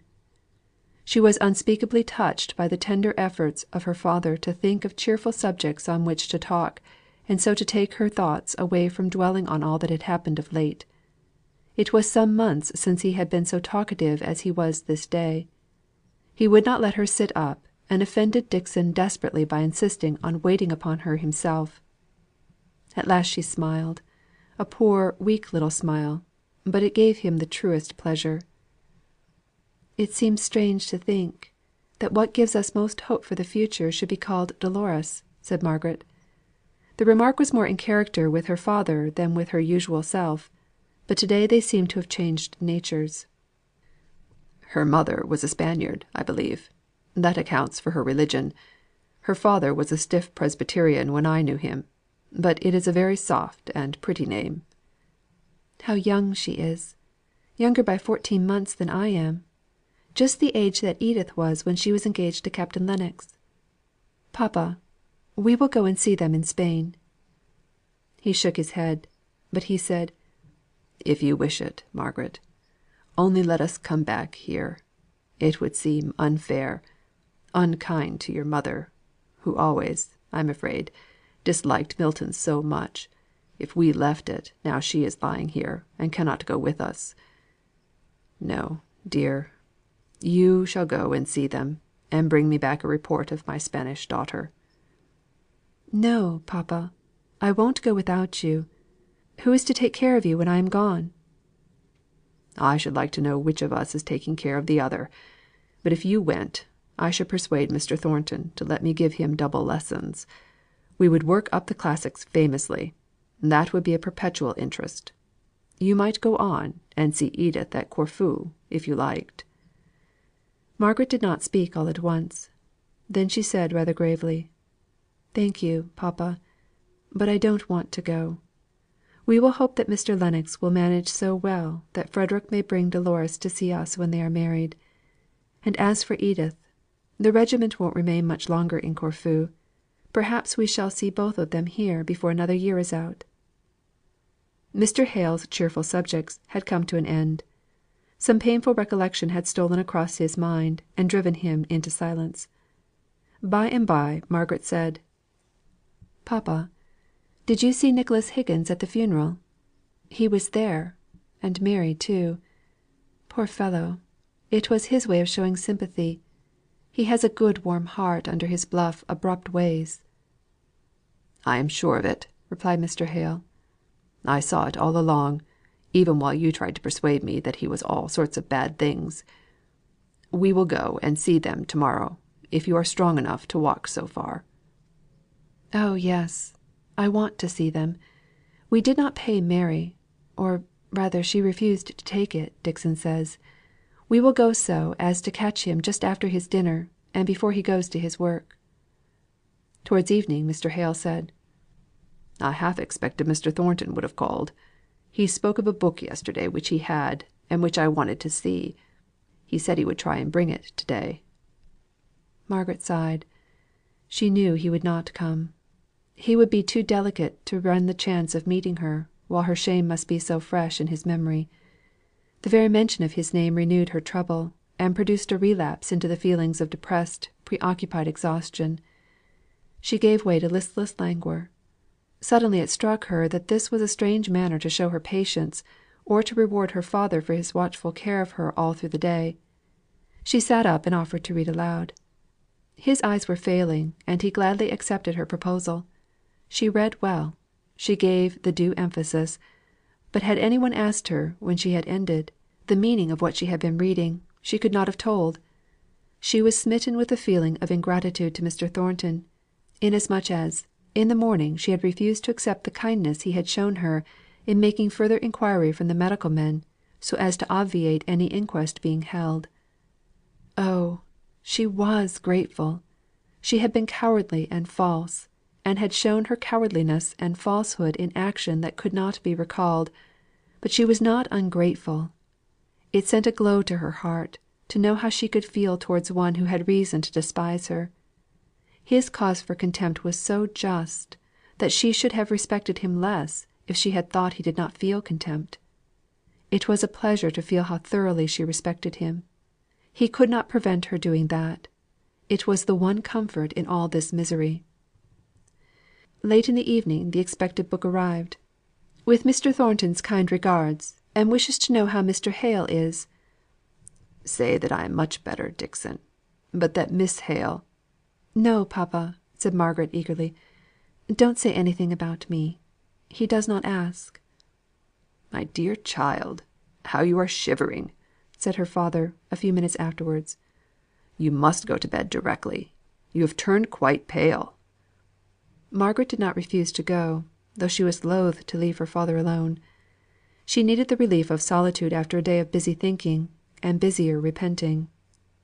But she seemed much as usual the next day; the lingering gravity and sadness, and the occasional absence of mind, were not unnatural symptoms in the early days of grief. And almost in proportion to her re establishment in health, was her father's relapse into his abstracted musing upon the wife he had lost, and the past era in his life that was closed to him for ever.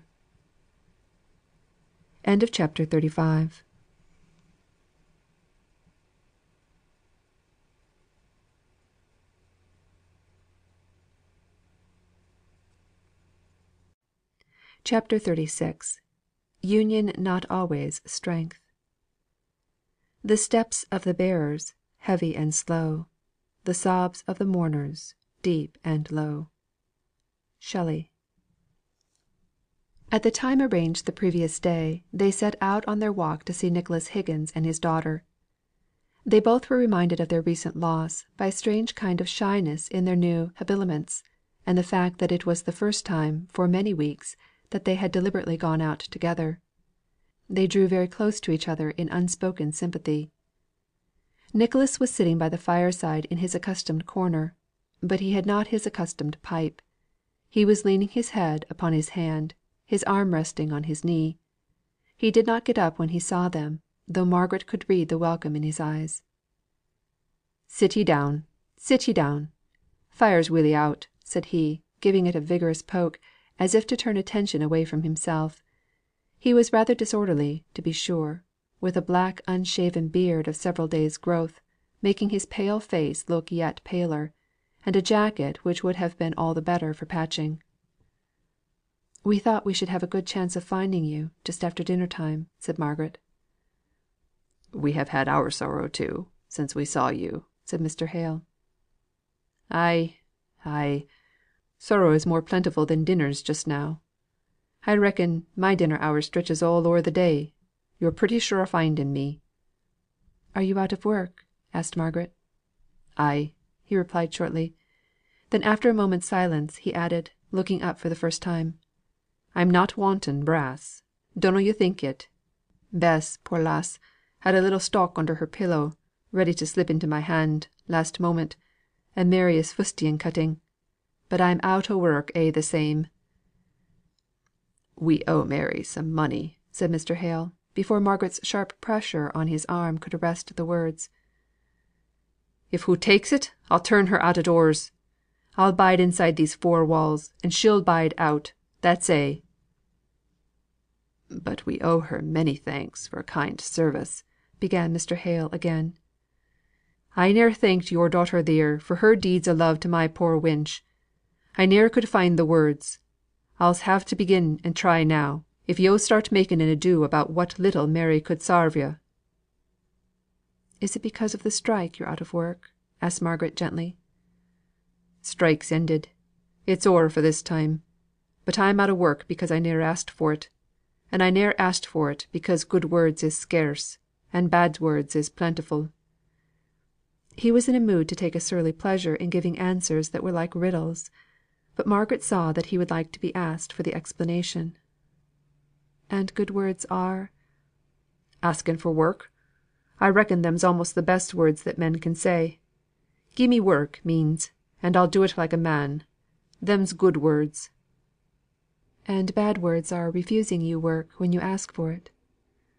"Ay. Bad words is saying, 'Aha, my fine chap! Yo've been true to your order, and I'll be true to mine. Yo' did the best yo' could for them as wanted help. That's your way o' being true to your kind, and I'll be true to mine. Yo've been a poor fool, as knowed no better nor be a true faithful fool. So go and be damned to yo'. There's no work for yo' here.' Them's bad words. I'm not a fool; and if I was, folk ought to ha' taught me how to be wise after their fashion. I could m'appen ha' learned if any one had tried to teach me." "Would it not be worth while," said Mr. Hale, "to ask your old master if he would take you back again? It might be a poor chance, but it would be a chance." He looked up again, with a sharp glance at the questioner, and then tittered a low and bitter laugh. "Measter, if it's no offence, I'll ask yo' a question or two in my turn." "You're quite welcome," said Mr. Hale. "I reckon yo'n's some way of earning your bread. Folk seldom lives i' Milton just for pleasure, if they can live anywhere else." "You are quite right. I have some independent property, but my intention in settling in Milton was to become a private tutor." "To teach folk. Well, I reckon they pay yo' for teaching them, dunnot they?" "Yes," replied Mr. Hale, smiling. "I teach in order to get paid." "And them that pays yo', don't they tell yo' whatten to do, or whatten not to do wi' the money they give you in just payment for your pains, in fair exchange like?" "No, to be sure not." "They dunnot say, 'Yo' may have a brother, or a friend as dear as a brother, who wants this here brass for a purpose both you and he think is right, but yo' mun promise not to give it to him. Yo' mun say a good use, as yo' think, to put your money to, but we don't think it good; and so if yo' spend it a thatens, we'll leave off daling wi' yo'.' They dunnot say that, dun they?" "No, to be sure not." "Would yo' stand for it if they did?" "It would be some very hard pressure that would make me even think of submitting to such dictation." "There's not the pressure on all the broad earth that would make me," said Nicholas Higgins. "Now yo've got it. Yo've hit the bull's eye. Hampers, that's where I worked, makes their men pledge themselves they'll not give a penny to help the Union or keep turn outs from clemming. They may pledge, and make pledge," continued he, scornfully. "They nobbut make liars and hypocrites. And that's a lesson to my mind, to making men's hearts so hard that they'll not do a kindness to them as needs it, or help on the right and just cause, though it goes again the strong hand. But I'll never forswear myself for a' the work the king could gie me. I'm a member o' the Union, and I think it's the only thing to do the workmen any good. And I've been a turn out, and known what it were to clem. So if I get a shilling, sixpence shall go to them if they axe it from me. Consequence is, I dunnot see where I'm to get a shilling." "Is that rule about not contributing to the Union in force at all the mills?" asked Margaret. "I cannot say. It's a new regulation at our'n, and I reckon they'll find that they cannot stick to it. But it's in force now. By and by they'll find out. Tyrants make liars." There was a little pause. Margaret was hesitating whether she should say what was in her mind. She was unwilling to irritate one who was already gloomy and despondent enough. At last it came out. But in her soft tones, and with her reluctant manner, showing that she was unwilling to say anything unpleasant, it did not seem to annoy Higgins, only to perplex him. "Do you remember poor Boucher saying that the Union was a tyrant? I think he said it was the worst tyrant of all. And I remember at the time I agreed with him." It was a long time before he spoke. He was resting his head on his two hands, and looking down into the fire, so she could not read the expression on his face. "I'll not deny but what the Union finds it necessary to force a man into his own good. I'll speak truth. A man leads a dree life who's not i' the Union; but once i' the Union, his interests are taken care on better nor he could do it for himself, or by hisself for that matter.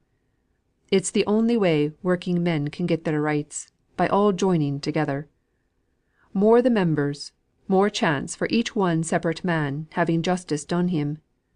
Government takes care o' fools and madmen; and if any man is inclined to do hisself or his neighbour a hurt, it puts a bit o' check on him, whether he likes it or no. That's all we do i' the Union. We can't clap folks into prison; but we can make a man's life so heavy to be borne, that he's obliged to come in, and be wise and helpful in spite of himself. Boucher were a fool all along, and ne'er a worse fool than at the last." "He did you harm?" asked Margaret. "Ay, that he did. We had public opinion on our side, till he and his sort began rioting and breaking laws. It were all o'er wi' the strike then." "Then would it not have been far better to have left him alone, and not forced him to join the Union? He did you no good, and you drove him mad." "Margaret," said her father, in a low and warning tone, for he saw the cloud gathering on Higgins's face. "I like her," said Higgins, suddenly, "who speaks plain out what's on her mind; who doesn't comprehend the Union for all that. It's a great power; it's our only power. I ha' read a bit o' poetry about a plough going o'er a daisy, as made tears come into my eyes, afore I'd other cause for crying. But the chap ne'er stopped driving the plough, I'se warrant, for all he were pitiful about the daisy. He'd too much mother wit for that. The Union's the plough, making ready the land for harvest time. Such as Boucher, 'twould be setting him up too much to liken him to a daisy. He's liker a weed lounging over the ground. Mun just make up their mind to be put o' the way. I'm sore vexed wi' him just now; so m'appen, I dunnot speak him fair. I could go o'er him wi' a plough mysel, with a' the pleasure in life." "Why, what has he been doing? Anything fresh?" "Ay, to be sure. He's ne'er out o' mischief, that man. First of a' he must go raging like a mad fool, and kick up yon riot. Then he'd go into hiding, where he'd a been yet, if Thornton had followed him out as I'd hoped he would ha' done. But Thornton, having got his own purpose, didn't care to go on wi' the prosecution of the riot. So Boucher slunk back again to his house. He ne'er showed himself abroad for a day or two; he had that grace. And then, where d'ye think he went? Why, to Hampers'. Damn him! He went wi' his mealy mouthed face, that turns me sick to look at, a asking for work, though he knowed well enough the new rule, a pledging themselves to get nought to the Unions, not to help the starving turn out. Why, he'd a clemmed to death, if the Union had na helped him in his pinch. There he went, ossing to promise aught, and pledge himself to aught, to tell a' he knowed on our proceedings, the good for nothing Judas. But I'll say this for Hamper, and thank him for it at my dying day: he drove Boucher away, and would na listen to him, ne'er a word, though folk standing by says the traitor cried like a babby." "Oh, how shocking! How pitiful!" exclaimed Margaret. "Higgins, I don't know you to day. Don't you see how you've made Boucher what he is, by driving him into the Union against his will, without his heart going with it? You have made him what he is." Made him what he was. What was he? Gathering along the narrow street, came a hollowed measured sound, now forcing itself on their attention. Many voices were hushed and low; many steps were heard not moving onwards, at least, not with any rapidity or steadiness of motion, but as if circling round one spot. Yes, there was one distinct, slow tramp of feet, which made itself a clear path through the air, and reached their ears; the measured laboured walk of men carrying a heavy burden. They were all drawn towards the house door by some irresistible impulse; impelled thither, not by a poor curiosity, but as if by some solemn blast. 6 men walked in the middle of the road, 3 of them being policemen. They carried a door, taken off its hinges, upon their shoulders, on which lay some dead human creature; and from each side of the door there were constant droppings. All the street turned out to see, and, seeing, to accompany the procession, each one questioning the bearers, who answered almost reluctantly at last, so often had they told the tale. "We found him i' the brook by the field beyond there." "The brook! Why there's not water enough to drown him." "He was a determined chap. He lay with his face downwards. He was sick enough o' living, choose what cause he had for it." Higgins crept up to Margaret's side, and said in a weak piping kind of voice: "It's not John Boucher. He'd ha' spunk enough, sure. It's not John Boucher. Why, they are looking this way. Listen! I've a singing in my head, and I cannot hear." They put the door down carefully upon the stones, and all might see the poor drowned wretch; his glassy eyes, one half open, staring right upwards to the sky. Owing to the position in which he had been found lying, his face was swollen and discoloured besides. His skin was stained by the water in the brook, which had been used for dyeing purposes. The fore part of his head was bald, but the hair grew thin and long behind, and every separate lock was a conduit for water. Through all these disfigurements, Margaret recognised John Boucher. It seemed to her so sacrilegious to be peering into that poor distorted, agonised face, that, by a flash of instinct, she went forwards, and softly covered the dead man's countenance with her handkerchief. The eyes that saw her do this followed her, as she turned away from her pious office, and were thus led to the place where Nicholas Higgins stood, like one rooted to the spot. The men spoke together, and then one of them came up to Higgins, who would have fain shrunk back into his house. "Higgins, thou knowed him. Thou mun go tell the wife. Do it gently, man, but do it quick, for we canna leave him here long." "I canna go," said Higgins. "Dunnot ask me. I canna face her." "Thou know'st her best," said the man. "We'n done a deal in bringing him here. Thou take thy share." "I cannot do it," said Higgins. "I'm welly felled wi' seeing him. We wasn't friends, and now he's dead." "Well, if thou wunnot, thou wunnot. Some one mun, though. It's a dree task, but it's a chance, every minute, as she doesn't hear it in some rougher way, nor a person going to make her let on by degrees, as it were." "Papa, do you go," said Margaret in a low voice. "If I could if I had time to think of what I had better say. But all at once " Margaret saw that her father was indeed unable. He was trembling from head to foot. "I will go," said she. "Bless yo', miss! It will be a kind act; for she's been a sickly sort o' body, I hear, and a few hereabouts know much on her." Margaret knocked at the closed door; but there was such a noise, as of many little ill ordered children, that she could hear no reply. Indeed, she doubted if she was heard; and as every moment of delay made her recoil from her task more and more, she opened the door and went in, shutting it after her, and even, unseen to the woman, fastening the bolt. Mrs. Boucher was sitting in a rocking chair on the other side of the ill redd up fireplace. It looked as if the house had been untouched for days by any effort at cleanliness. Margaret said something, she hardly knew what; her throat and mouth were so dry, and the children's noise completely prevented her from being heard. She tried again. "How are you, Mrs. Boucher? But very poorly, I'm afraid." "I've no chance o' being well," said she querulously. "I'm left alone to manage these childer. and nought for to give 'em for to keep 'em quiet. John should na ha' left me, and me so poorly." "How long is it since he went away?" "4 days sin'. No one would give him work here, and he'd to go on tramp toward Greenfield. But he might ha' been back afore this, or sent me some word if he'd gotten work. He might " "Oh, don't blame him," said Margaret. "He felt it deeply, I'm sure." "Wilt ta hold thy din, and let me hear the lady speak?" addressing herself, in no very gentle voice, to a little urchin of about a year old. She apologetically continued to Margaret: "He's always mithering for daddy and butty, and I have no butties to give him, and daddy's away, and forgotten us a', I think.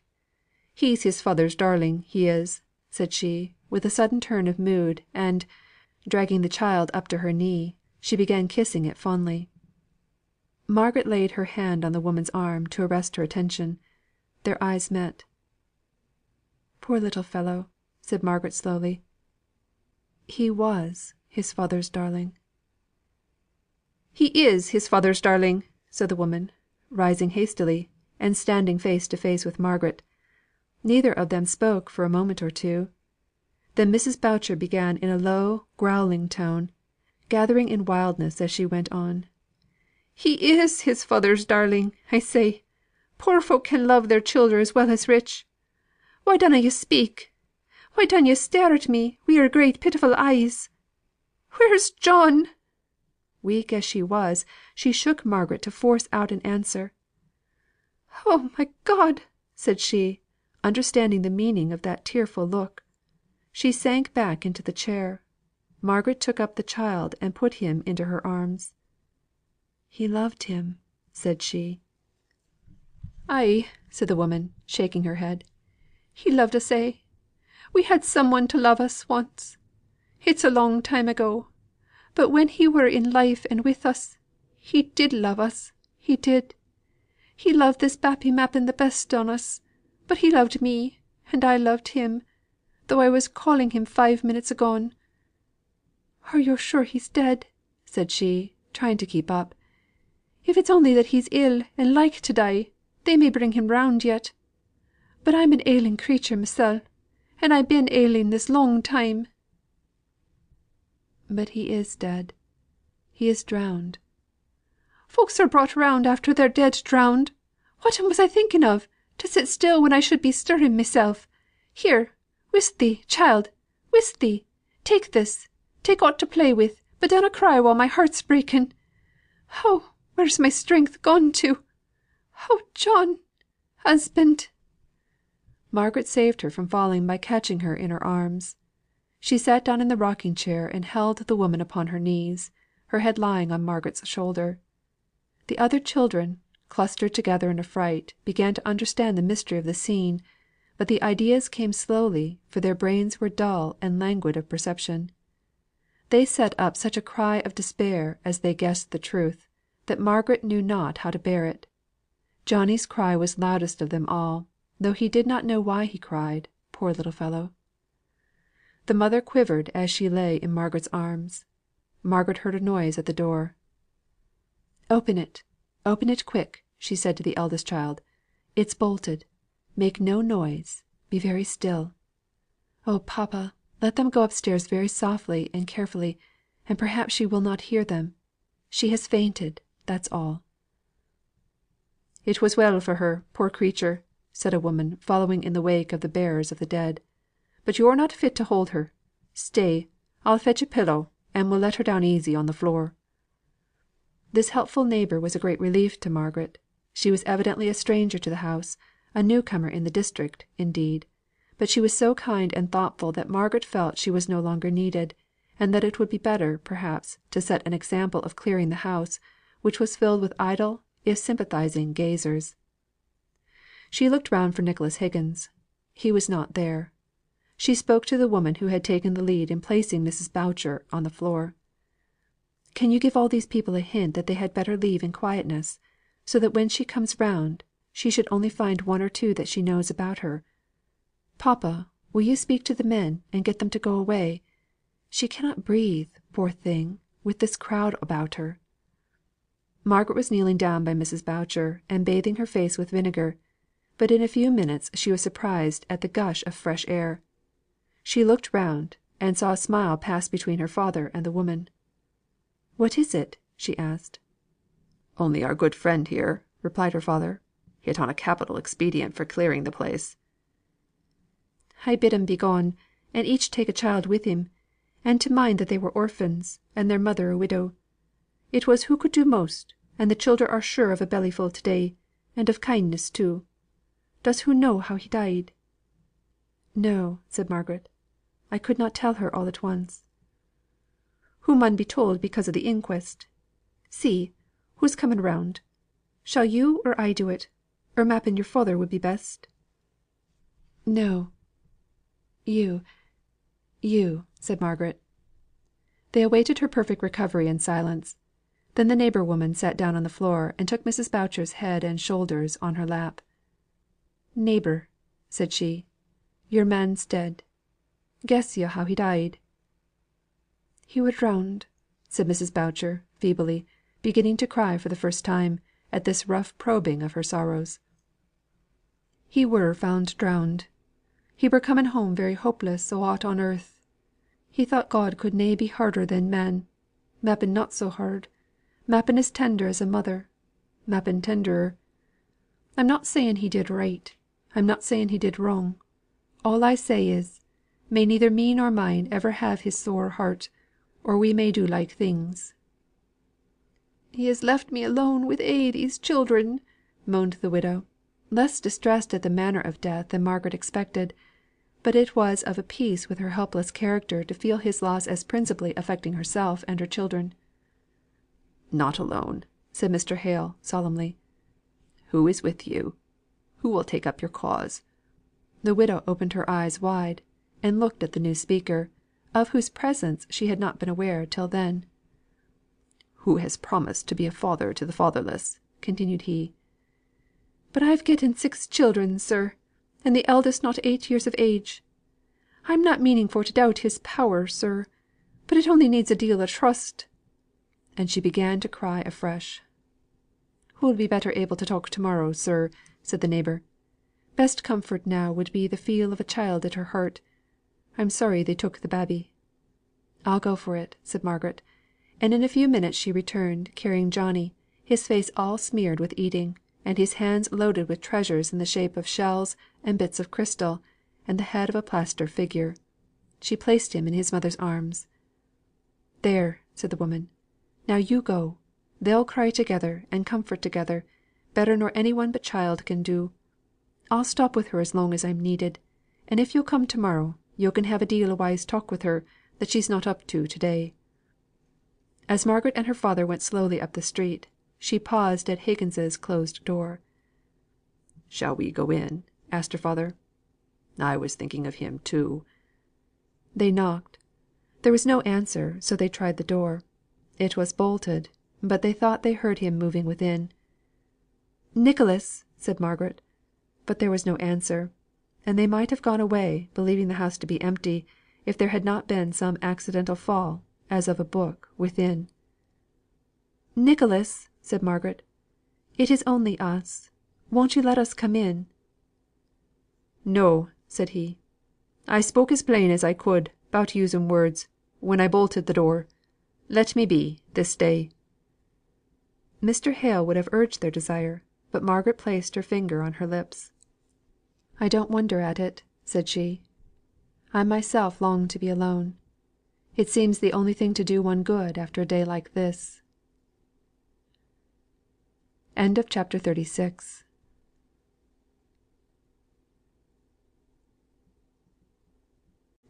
CHAPTER 37.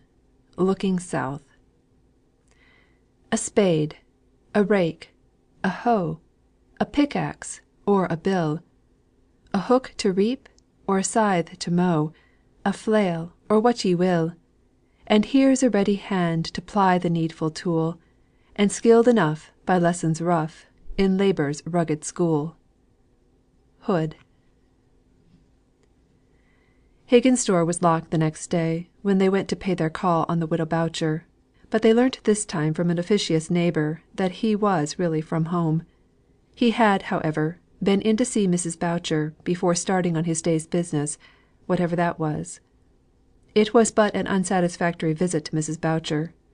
She considered herself an ill-used woman by her poor husband's suicide, and there was quite germ of truth enough in this idea to make it a very difficult one to refute. Still, it was unsatisfactory to see how completely her thoughts were turned upon herself and her own position, and this selfishness extended even to her relations with her children, whom she considered as encumbrances, even in the very midst of her somewhat animal affection for them. Margaret tried to make acquaintances with one or two of them, while her father strove to raise the widow's thoughts into some higher channel than that of mere helpless querulousness. She found that the children were truer and simpler mourners than the widow. Daddy had been a kind daddy to them; each could tell, in their eager stammering way, of some tenderness shown, some indulgence granted, by the lost father. "Is yon thing upstairs really him? It does na look like him. I'm feared on it, and I never was feared o' daddy." Margaret's heart bled to hear that the mother, in her selfish requirement of sympathy, had taken her children upstairs to see their disfigured father. It was intermingling the coarseness of horror with the profoundness of natural grief. She tried to turn their thoughts in some other direction, on what they could do for her mother, on what, for this was a more efficacious way of putting it, what father would have wished them to do. Margaret was more successful than Mr. Hale in her efforts. The children, seeing their little duties lie in action close around them, began to try each one to do something that she suggested, towards redding up the slatternly room. But her father set too high a standard, and too abstract a view, before the indolent invalid. She could not rouse her torpid mind into any vivid imagination of what her husband's misery might have been before he had resorted to the last terrible step. She could only look upon it as it affected herself. She could not enter into the enduring mercy of the God who had not specially interposed to prevent the water from drowning her prostrate husband; and although she was scarcely blaming her husband for having fallen into such dread despair, and denying that he had any excuse for his last rash act, she was inveterate in her abuse of all who could by any possibility be supposed to have driven him to such desperation. The masters, Mr. Thornton in particular, whose mill had been attacked by Boucher, and who, after the warrant had been issued for his apprehension on the charge of rioting, had caused it to be withdrawn; the Union, of which Higgins was the representative to the poor woman; the children so numerous, so hungry, and so noisy, all made up one great army of personal enemies, whose fault it was that she was now a helpless widow. Margaret heard enough of this unreasonableness to dishearten her, and when they came away she found it impossible to cheer her father. "It is the town life," said she. "Their nerves are quickened by the haste and bustle and speed of everything around them, to say nothing of the confinement in these pent up houses, each of which itself is enough to induce depression and worry of spirits. Now in the country, people live so much more out of doors, even children, and even in the winter." "But people must live in towns; and in the country some get such stagnant habits of mind that they are almost fatalists." "Yes, I acknowledge that. I suppose each mode of life produces its own trials and its own temptations. The dweller in towns must find it as difficult to be patient and calm, as the country bred man must find it to be active, and equal to unwonted emergencies. Both must find it hard to realise a future of any kind; the one because the present is so living, and hurrying, and close around him; the other because his life tempts him to revel in the mere sense of animal existence, not knowing of, and consequently not caring for any pungency of pleasure for the attainment of which he can plan, and deny himself, and look forward." "And thus both the necessity for engrossment, and the stupid content in the present, produce the same effects. But this poor Mrs. Boucher! How little we can do for her!" "And yet we dare not leave her without our efforts, although they may seem so useless. Oh, papa, it's a hard world to live in." "So it is, my child. We feel it so just now, at any rate. But we have been very happy, even in the midst of our sorrow. What a pleasure Frederick's visit was!" "Yes, "That it was," said Margaret, brightly.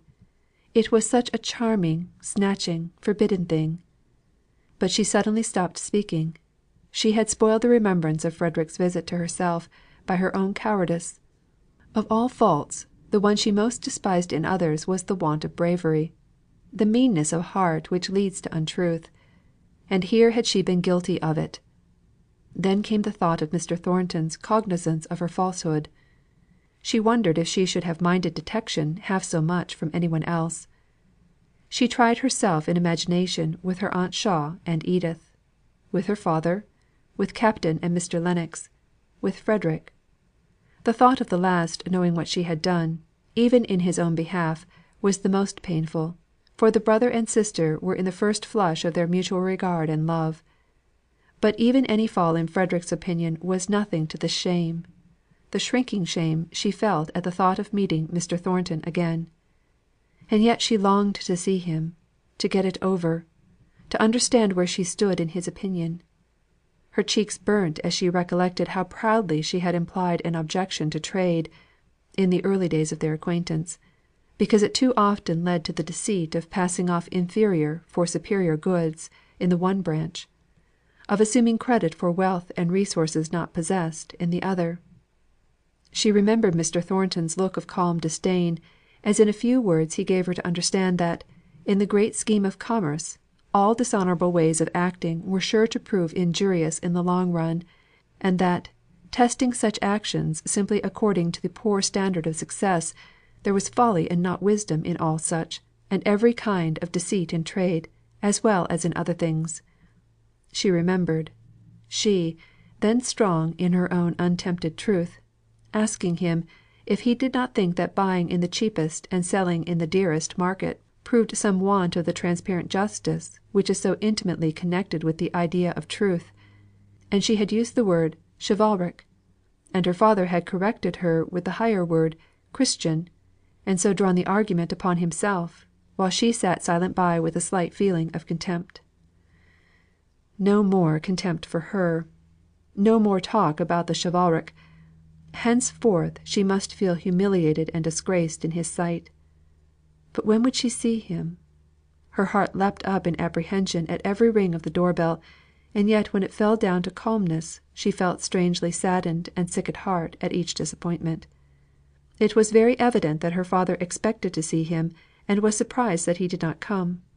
The truth was, that there were points in their conversation the other night on which they had no time then to enlarge; but it had been understood that if possible on the succeeding evening, if not then, at least the very first evening that Mr. Thornton could command, they should meet for further discussion. Mr. Hale had looked forward to this meeting ever since they had parted; but he had not yet resumed the instruction to his pupils, which he had relinquished at the commencement of his wife's more serious illness, so he had fewer occupations than usual; and the great interest of the last day or so, Boucher's suicide, had driven him back with more eagerness than ever upon his speculations. He was restless all evening. He kept saying, "I quite expected to have seen Mr. Thornton. I think the messenger who brought the book last night must have had some note, and forgot to deliver it. Do you think there has been any message left to day?" "I will go and inquire, papa," said Margaret, after the changes on these sentences had been rung once or twice. "Stay, there is a ring." She sat down instantly, and bent her head attentively over her work. She heard a step on the stairs, but it was only one, and she knew it was Dixon's. She lifted up her head and sighed, and believed she felt glad. "It's that Higgins, sir. He wants to see you, or else Miss Hale; or it might be Miss Hale first, and then you, sir, for he's in a strange kind of way." "He had better come up here, Dixon, and then he can see us both, and choose which he likes for his listener." "Oh, very well, sir. I've no wish to hear what he's got to say, I'm sure; only, if you could see his shoes, I'm sure you'd say the kitchen was the fitter place." "He can wipe them, I suppose," said Mr. Hale. So Dixon flung off, to bid him walk upstairs. She was a little mollified, however, when he looked at his feet with a hesitating air, and then, sitting down on the bottom stair, he took off the offending shoes, and without a word walked upstairs. "Sarvant, sir, he said, slicking his hair down when he came into the room. "If hoo'll excuse me," looking at Margaret, "for being i' my stockings. I'se been tramping a' day, and streets is none of the cleanest." Margaret thought that fatigue might account for the change in his manner, for he was unusually quiet and subdued, and he had evidently some difficulty in saying what he came to say. Mr. Hale's ever ready sympathy with anything of shyness or hesitation, or want of self possession, made him come to his aid. "We shall have tea up directly, and then you'll take a cup with us, Mr. Higgins. I am sure you are tired, if you've been out much this wet relaxing day. Margaret, my dear, can't you hasten tea?" Margaret could only hasten tea by taking the preparation of it into her own hands, and so offending Dixon, who was emerging out of her sorrow for her late mistress into a very touchy, irritable state. But Martha, like all who came in contact with Margaret, even Dixon herself in the long run, felt it a pleasure and an honour to forward any of her wishes, and her readiness, and Margaret's sweet forbearance, soon made Dixon ashamed of herself. "Why master and you must always be asking the lower classes upstairs, since we came to Milton, I cannot understand. Folk at Helstone were never brought higher than the kitchen, and I've let one or two of 'em know before now that they might think it an honour to even be there." Higgins found it easier to unburden himself to one than to two. After Margaret left the room, he went to the door and assured himself that it was shut. Then he came and stood close to Mr. Hale. "Master," said he, "yo'd not guess easy what I've been a tramping after to day, 'special if yo'll remember my manner o' talk yesterday. I've been a seeking work. I have," said he.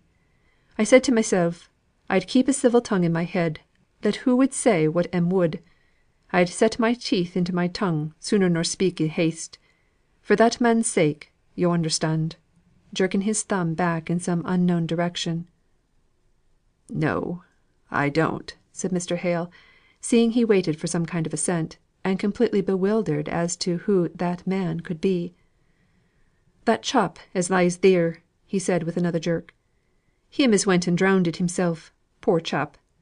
I did na think he'd got it in him to lie still and let the water creep o'er him till he died. Boucher, yo' know." "Yes, I know now," said Mr. Hale. "Go back to what you were saying. You'd not speak in haste." "For his sake not yet for his sake. For where he is, and whate'er, he'll ne'er know other clemming or cold again. But for the wife's sake, and the bits o' childer." "God bless you!" said Mr. Hale, starting up. Then calming down, he said breathlessly, "What do you mean? Tell me out." "I have telled yo'," said Higgins, a little surprised at Mr. Hale's agitation. "I would na ask for work for myself, but them's left as a charge on me. I reckon, I would ha' guided Boucher to a better end, but I set him off o' the road, and so I mun answer for him." Mr. Hale got hold of Higgins's hand, and shook it heartily, without speaking. Higgins looked awkward and ashamed. "Theere, theere, master! There's ne'er a man, to call a man, amongst us, but what would do the same. Ay, and better too. For, believe me, I'se ne'er got a stroke o' work, nor yet a sight of any. For all I telled Hamper that, let alone his pledge, which I would not sign no, I could na, not even for this he'd ne'er ha' such a worker on his mill as I would be. He'd ha' none o' me, nor more would none o' the others. I am a poor black, feckless sheep. Childer may clem for aught I can do, unless, parson, yo'd help me." "Help you? How? I would do anything. But what can I do?" "Miss there" for Margaret had re entered the room, and stood silent, listening "has often talked grand o' the South, and the ways down there. Now I dunnot know how far off it is, but I've been thinking if I could get 'em down theer, where food is cheap and wages good, and all the folk, rich and poor, master and man, friendly like, yo' could, maybe, help me to work. I'm not 45, and I've a deal o' strength in me, measter." "But what kind of work could you do, my man?" "Well, I reckon I could spade a bit." "And for that," said Margaret, stepping forwards, "for anything you could do, Higgins, with the best will in the world, you would may be, get 9 shillings a week, may be 10 at the outside. Food is much the same as here, except that you might have a little garden." "The childer could work at that," said he. "I'm sick o' Milton anyways, and Milton is sick o' me." "You must not go to the South," said Margaret, "for all that. You could not stand it. You would have to be out all weathers. It would kill you with rheumatism.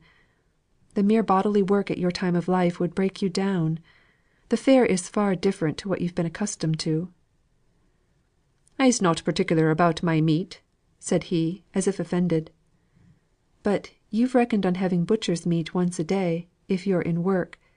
Pay for that out of your 10 shillings, and keep those poor children if you can. I owe it to you, since it's my way of talking that has set you off on this idea, to put it all clear before you. You would not bear the dulness of the life. You don't know what it is. It would eat you away like rust. Those that have lived there all their lives are used to soaking in the stagnant waters. They labour on, from day to day, in the great solitude of steaming fields, never speaking or lifting up their poor bent downcast heads.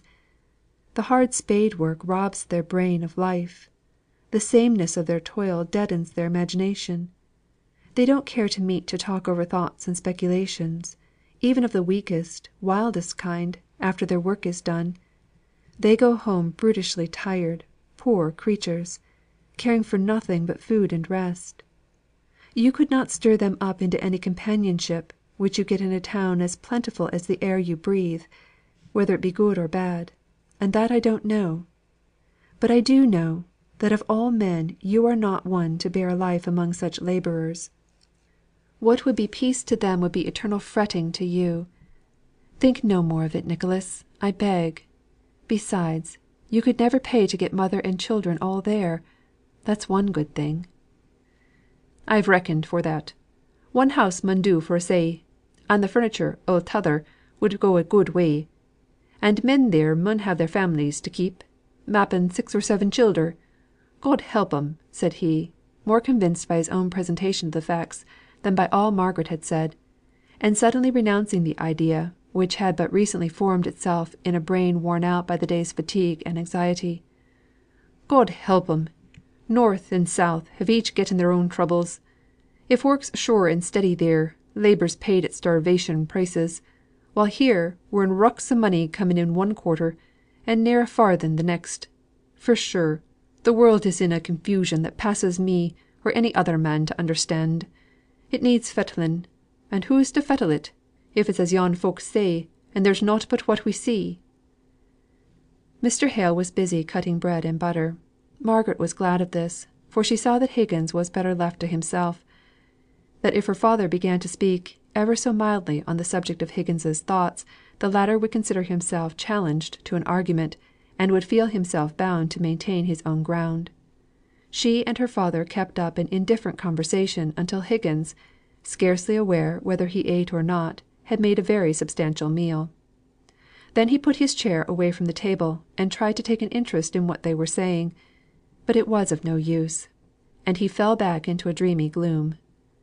Suddenly Margaret said she had been thinking of it for some time, but the words had stuck in her throat: "Higgins, have you been to Marlborough Mills to seek for work?" "Thornton's?" asked he. "Ay, I've been at Thornton's." "And what did he say?" "Such a chap as me is not like to see the master. The o'erlooker bid me go, and be damned." "I wish you had seen Mr. Thornton," said Mr. Hale. "He might not have given you work, but he would not have used such language." "As to the language, I'm welly used to it. It dunnot matter to me. I'm not nesh myself, when I'm put out. It were the fact that I were na wanted theer, no more nor any other place, as I minded." "But I wish you had seen Mr. Thornton," replied Margaret. "Would you go again?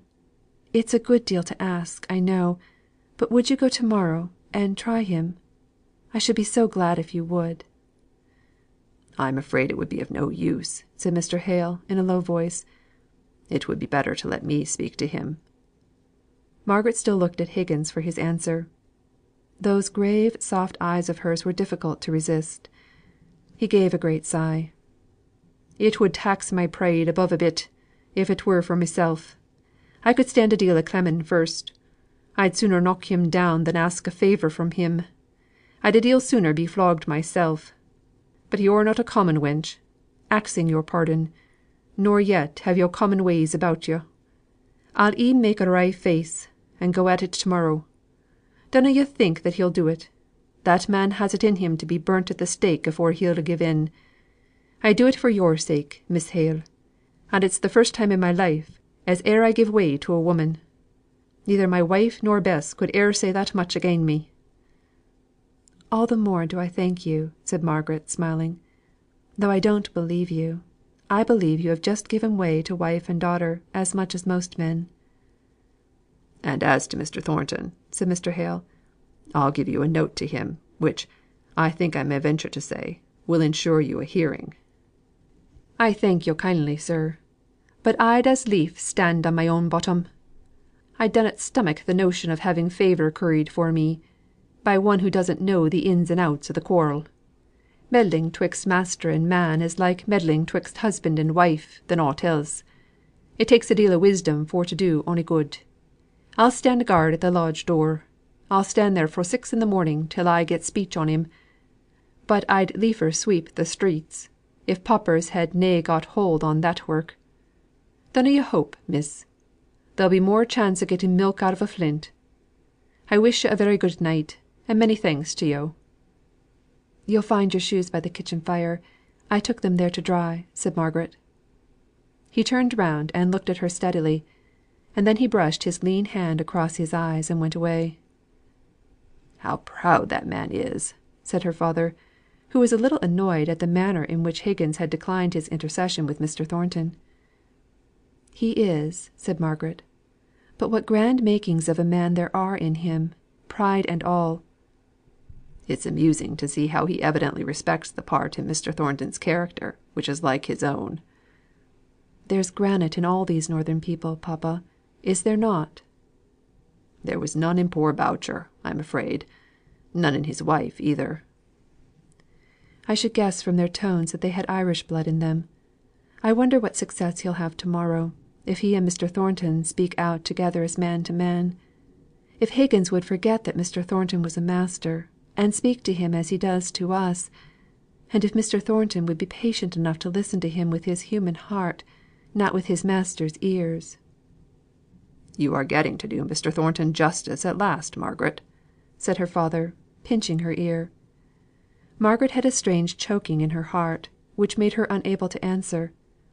"Oh!" thought she, "I wish I were a man, that I could go and force him to express his disapprobation, and tell him honestly that I knew I deserved it. It seems hard to lose him as a friend just when I had begun to feel his value. How tender he was with dear mamma! If it were only for her sake, I wish he would come, and then at least I should know how much I was abased in his eyes."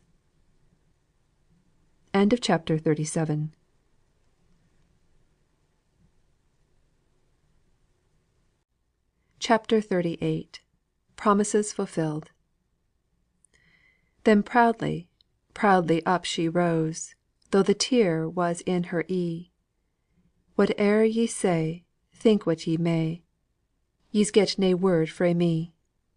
Scotch Ballad.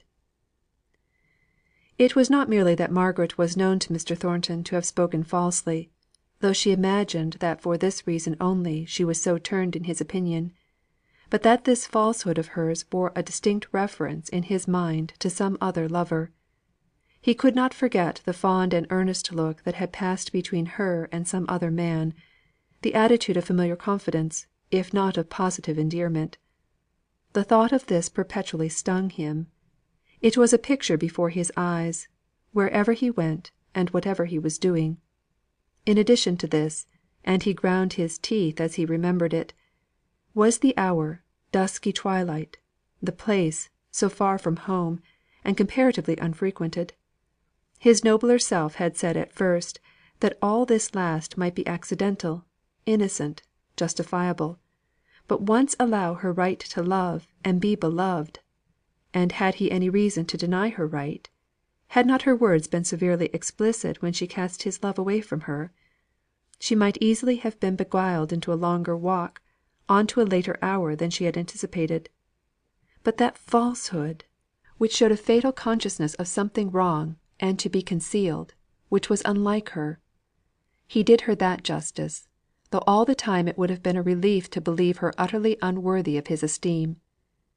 It was this that made the misery, that he passionately loved her, and thought her, even with all her faults, more lovely and more excellent than any other woman; yet he deemed her so attached to some other man, so led away by her affection for him as to violate her truthful nature. The very falsehood that stained her, was a proof how blindly she loved another.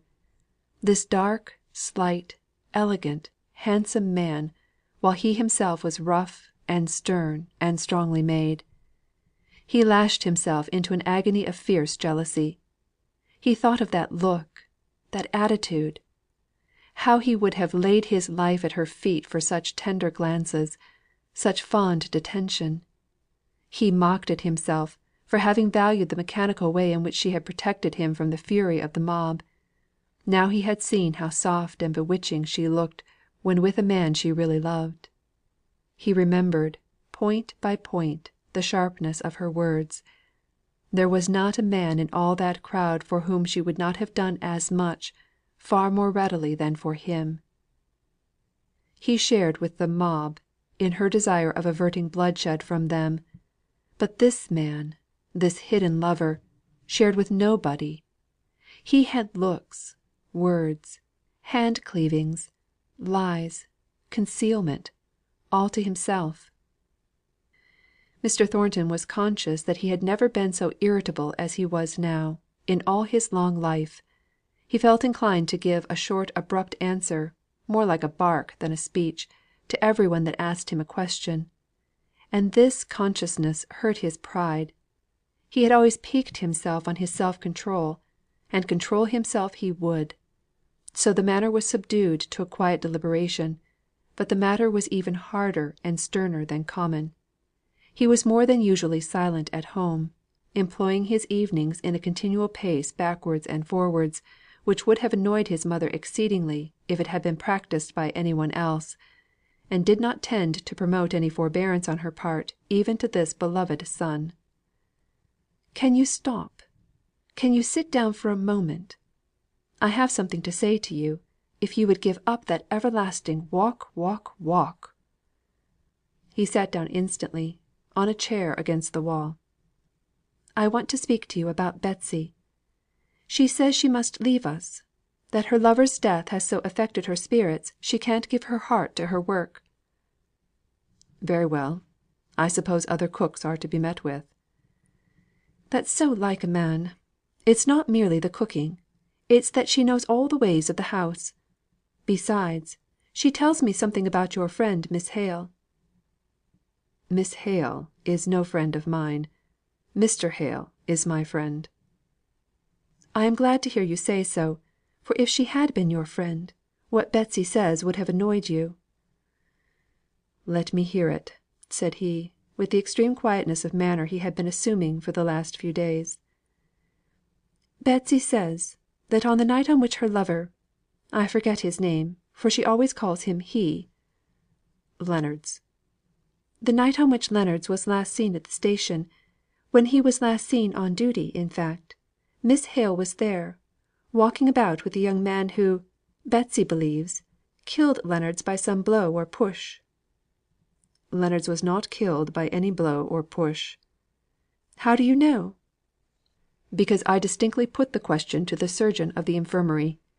He told me that there was an internal disease of long standing, caused by Leonards' habit of drinking to excess; that the fact of his becoming rapidly worse while in a state of intoxication, settled the question as to whether the last fatal attack was caused by excess of drinking, or the fall." "The fall! What fall?" "Caused by the blow or push of which Betsy speaks." "Then there was a blow or push?" "I believe so." "And who did it?" "As there was no inquest, in consequence of the doctor's opinion, I cannot tell you." "But Miss Hale was there?" No answer. "And with a young man?" Still no answer. At last he said, "I tell you, mother, that there was no inquest no inquiry no judicial inquiry, I mean." "Betsy says that Woolmer some man she knows, who's in a grocer's shop out at Crampton can swear that Miss Hale was at the station at that hour, walking backwards and forwards with a young man." "I don't see what we have to do with that. Miss Hale is at liberty to please herself." "I am glad to hear you say so," said Mrs. Thornton, eagerly. "It certainly signifies very little to us not at all to you, after what has passed. But I made a promise to Mrs. Hale, that I would not allow her daughter to go wrong without advising and remonstrating with her. I shall certainly let her know my opinion of such conduct." "I do not see any harm in what she did that evening," said Mr. Thornton, getting up, and coming near to his mother. He stood by the chimney piece, with his face turned away from the room. "You would not have approved of Fanny's being seen out, after dark, in a rather lonely place, walking about with a young man. I say nothing of the taste which could choose the time, when her mother lay unburied, for such a promenade. Should you have liked your sister to have been noticed by a grocer's assistant for doing so?" "In the first place, it is not many years since I myself was a draper's assistant. The mere circumstance of a grocer's assistant noticing any act does not alter the character of the act to me. And in the next place, I see a great deal of difference between Miss Hale and Fanny. I can imagine that the one may have weighty reasons, which may and ought to make her overlook any seeming impropriety in her conduct. I never knew Fanny to have weighty reasons for anything. Other people must guard her. I believe Miss Hale is a guardian to herself." "A pretty character of your sister, indeed! Really, John, one would have thought Miss Hale had done enough to make you clear sighted. She drew you on to an offer, by a bold display of pretended regard for you, to play you off against this very young man, I've no doubt. Her whole conduct is clear to me now. You believe he is her lover, I suppose. You agree to that?" He turned round to his mother. His face was very grey and grim. "Yes, mother, I do believe he is her lover." When he had spoken, he turned round again, and writhed himself about, like one in bodily pain. He leant his face against his hand. Then before she could speak, he turned sharp again. "Mother, he is her lover, whoever he is. But she may need help and womanly counsel.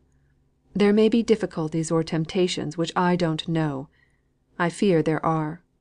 I don't want to know what they are; but as you have ever been a good, ay, and a tender mother to me, go to her, and gain her confidence, and tell her what is best to be done. I know that something is wrong; some dread must be a terrible torture to her." "For God's sake, John!" said his mother, now really shocked. "What do you mean? What do you mean? What do you know?" He did not reply to her. "John, I don't know what I shan't think unless you speak. You have no right to say what you have done against her." "Not against her, mother. I could not speak anything against her." "Well, you have no right to say what you have done, unless you say more.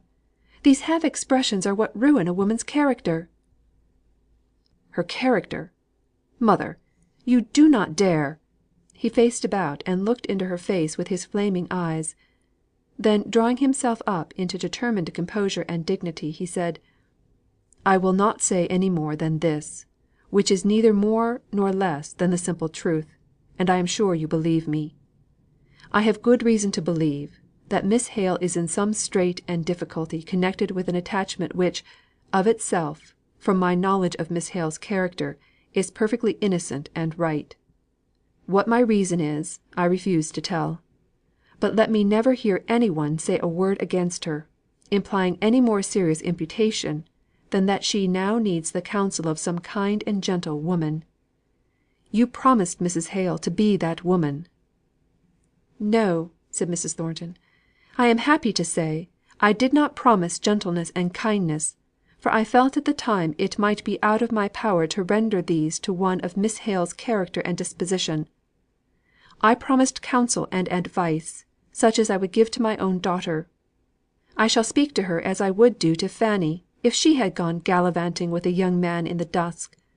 I shall speak with relation to the circumstances I know, without being influenced either one way or another by the strong reasons which you will not confide to me. Then I shall have fulfilled my promise, and done my duty." "She will never bear it," said he, passionately. "She will have to bear it, if I speak in her dead mother's name." "Well," said he, breaking away, "don't tell me any more about it. I cannot endure to think of it. It will be better that you should speak to her any way, than that she should not be spoken to at all. Oh, that look of love!" continued he, between his teeth, as he bolted himself into his own private room. "And that cursed lie, which showed some terrible shame in the background, to be kept from the light in which I thought she lived perpetually. Oh, Margaret, Margaret! Mother, how you have tortured me! Oh, Margaret, could you not have loved me? I am but uncouth and hard, but I would never have led you into any falsehood for me." The more Mrs. Thornton thought over what her son had said, in pleading for a merciful judgment for Margaret's indiscretion, the more bitterly she felt inclined towards her. She took a savage pleasure in the idea of speaking her mind to her in the guise of fulfilment of a duty. She enjoyed the thought of showing herself untouched by the glamour which she was well aware Margaret had the power of throwing over many people. She snorted scornfully over the picture of the beauty of her victim, her jet black hair, her clear smooth skin, her lucid eyes would not help to save her one word of the just and stern reproach which Mrs. Thornton spent half the night in preparing to her mind. "Is Miss Hale within?" She knew she was, for she had seen her at the window, and she had her feet inside the little hall before Martha had half answered the question. Margaret was sitting alone, writing to Edith, and giving her many particulars of her mother's last days. It was a softening employment, and she had to brush away the unbidden tears as Mrs. Thornton was announced. She was so gentle and ladylike in her mode of reception that her visitor was somewhat daunted, and it became impossible to utter the speech, so easy of arrangement with no one to address it to. Margaret's low rich voice was softer than usual, her manner more gracious, because in her heart she was feeling very grateful to Mrs. Thornton for the courteous attention of her call. She exerted herself to find subjects of interest for conversation; praised Martha, the servant whom Mrs. Thornton had found for them; had asked Edith for a little Greek air about which she had spoken to Miss Thornton. Mrs. Thornton was fairly discomfited. Her sharp Damascus blade seemed out of place and useless among rose leaves. She was silent, because she was trying to task herself up to her duty. At last, she stung herself into its performance by a suspicion which, in spite of all probability, she allowed to cross her mind, that all this sweetness was put on with a view of propitiating Mr. Thornton; that, somehow, the other attachment had fallen through, and that it suited Miss Hale's purpose to recall her rejected lover. Poor Margaret! There was perhaps so much truth in the suspicion as this, that Mrs. Thornton was the mother of one whose regard she valued, and feared to have lost; and this thought unconsciously added to her natural desire of pleasing one who was showing her kindness by her visit. Mrs. Thornton stood up to go, but yet she seemed to have something more to say. She cleared her throat and began: "Miss Hale, I have a duty to perform. I promised your mother that, as far as my poor judgment went, I would not allow you to act in any way wrongly, or" she softened her speech down a little here "inadvertently, without remonstrating; at least, without offering advice, whether you took it or not."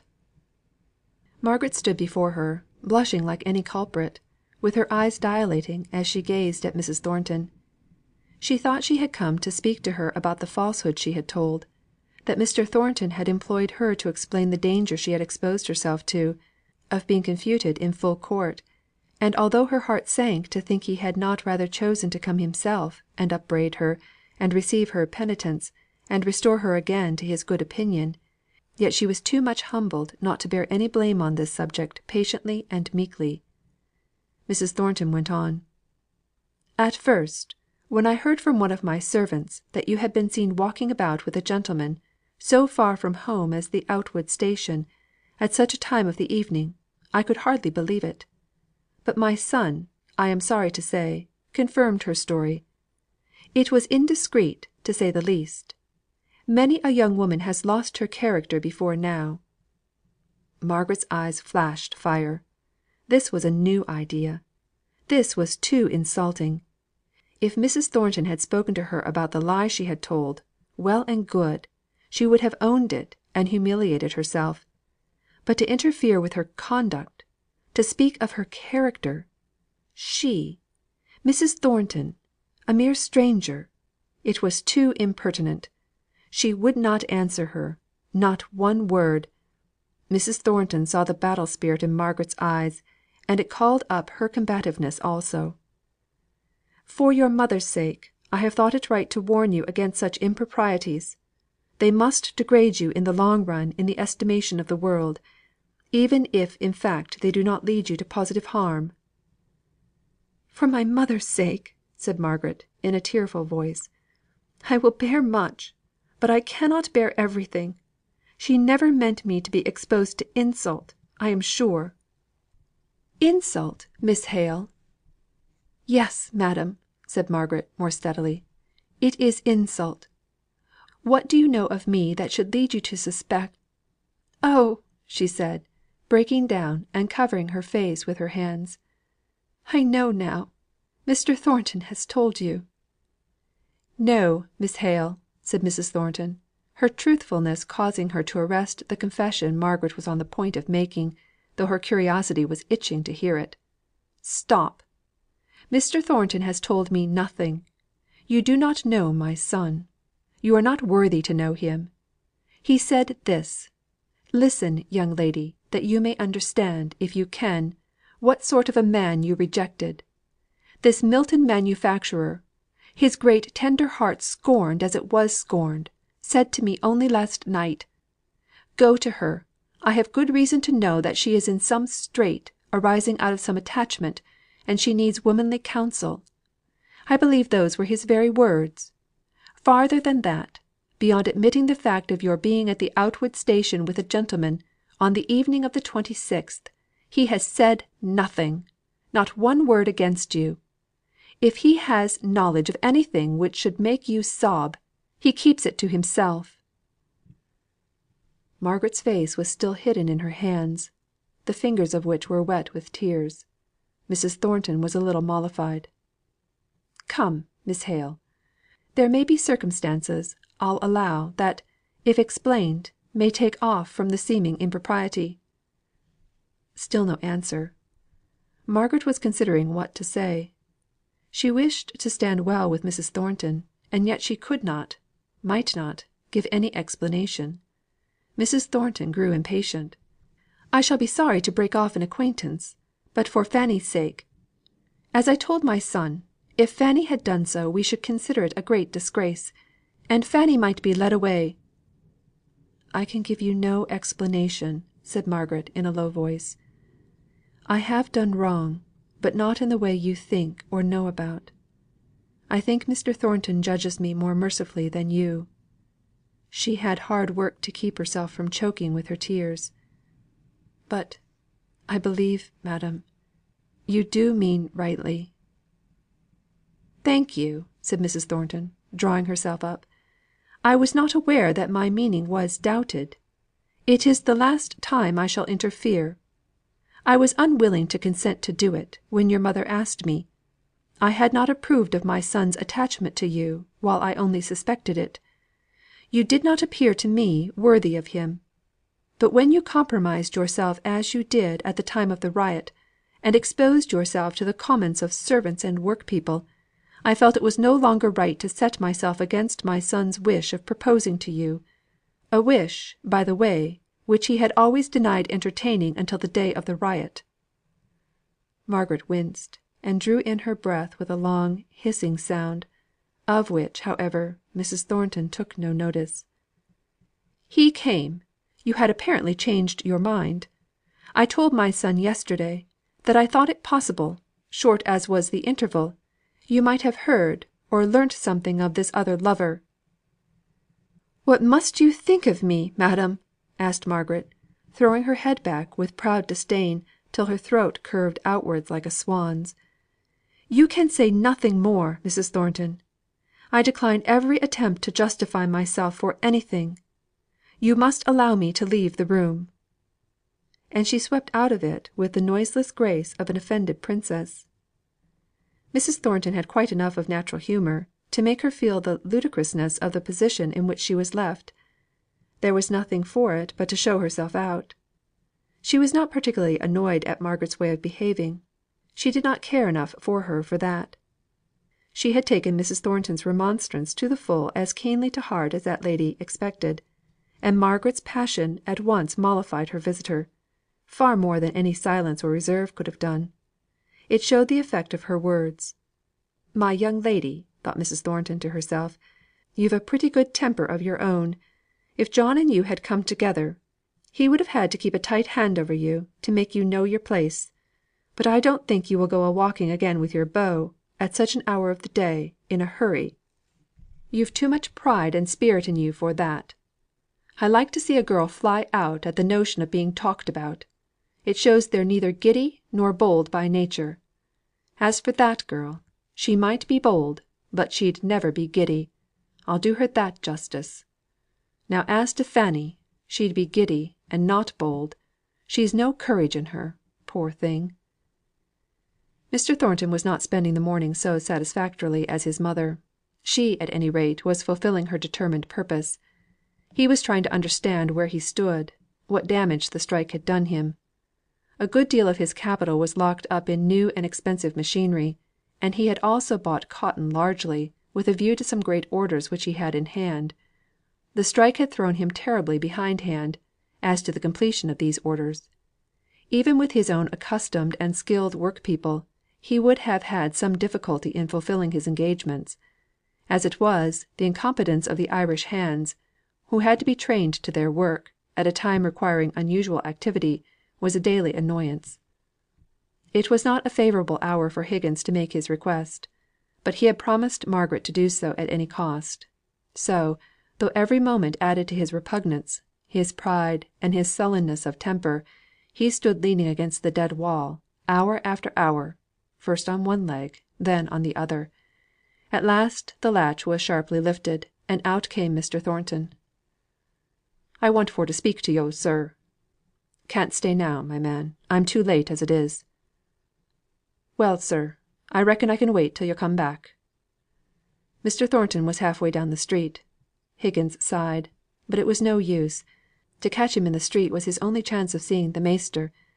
If he had rung the lodge bell, or even gone up to the house to ask for him, he would have been referred to the overlooker. So he stood still again, vouchsafing no answer, but a short nod of recognition to the few men who knew and spoke to him, as the crowd drove out of the mill yard at dinner time, and scowling with all his might at the Irish knobsticks who had just been imported. At last Mr. Thornton returned. "What, you there still?" "Ay, sir. I mun speak to yo'." "Come in here, then. Stay, we'll go across the yard; the men are not come back, and we shall have it to ourselves. These good people, I see, are at dinner," he said, closing the door of the porter's lodge. He stopped to speak to the overlooker.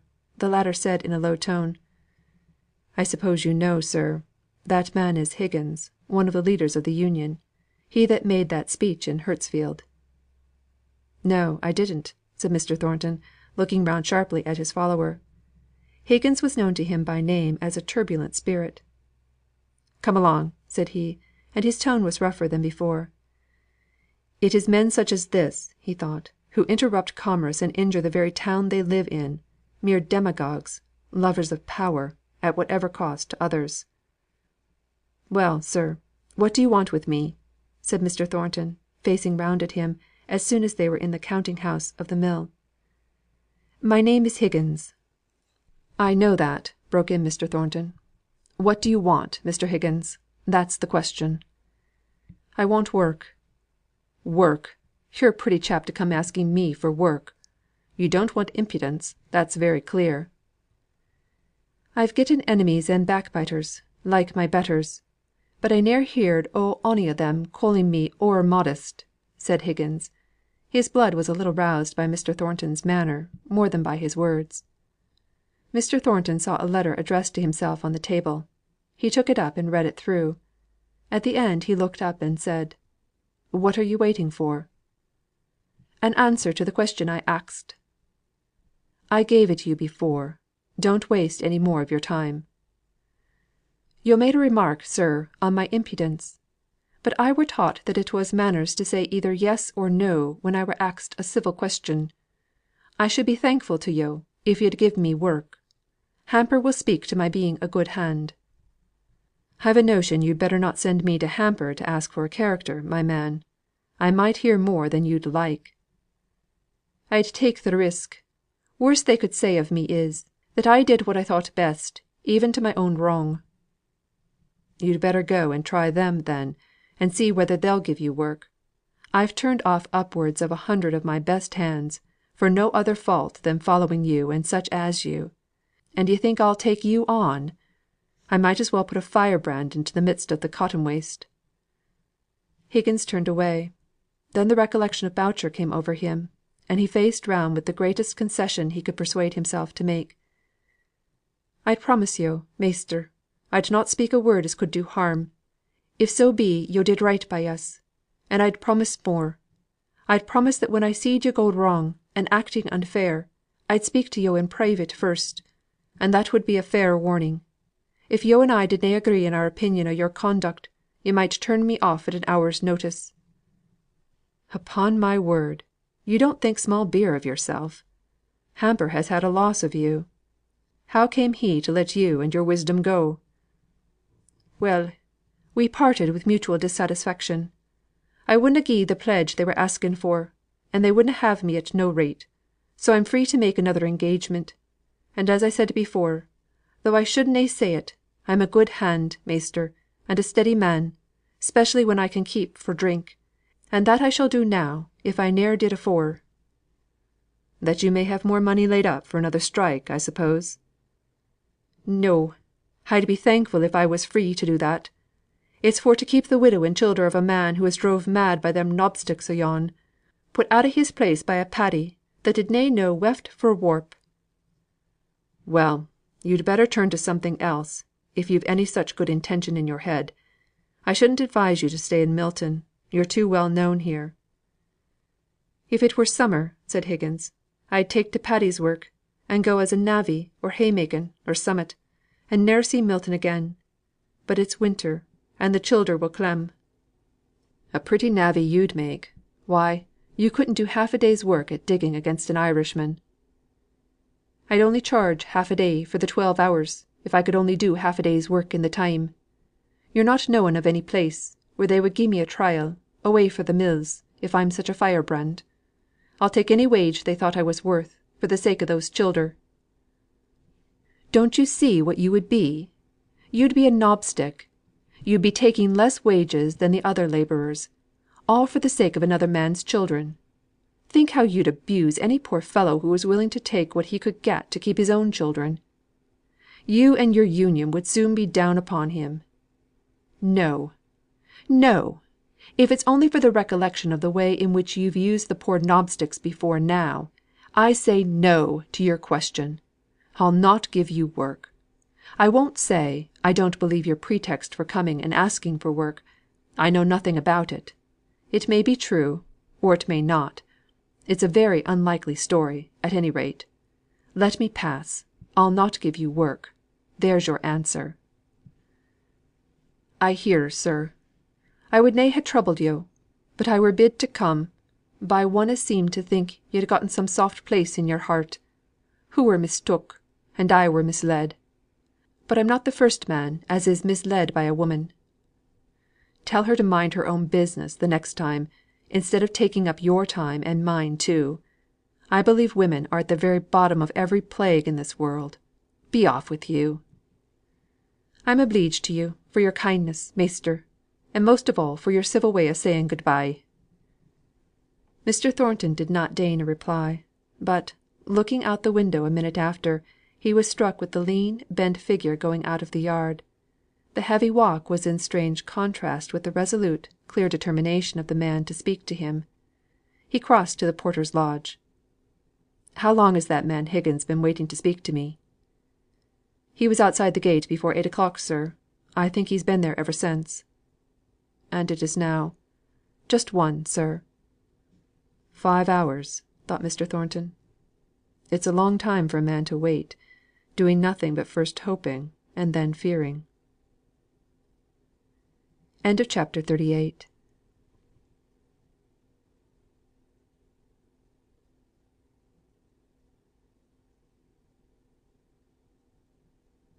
CHAPTER 39. Making Friends. "Nay, I have done. You get no more of me. And I am glad, yea glad with all my heart, that thus so clearly I myself am free." Drayton. Margaret shut herself up in her own room, after she had quitted Mrs. Thornton. She began to walk backwards and forwards, in her old habitual way of showing agitation; but then, remembering, that in that slightly built house every step was heard from one room to another, she sat down until she heard Mrs. Thornton go safely out of the house. She forced herself to recollect all the conversation that had passed between them; speech by speech, she compelled her memory to go through with it.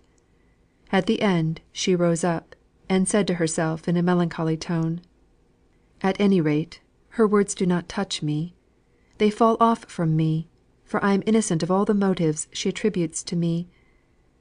But still it is hard to think that any one, any woman, can believe all this of another so easily.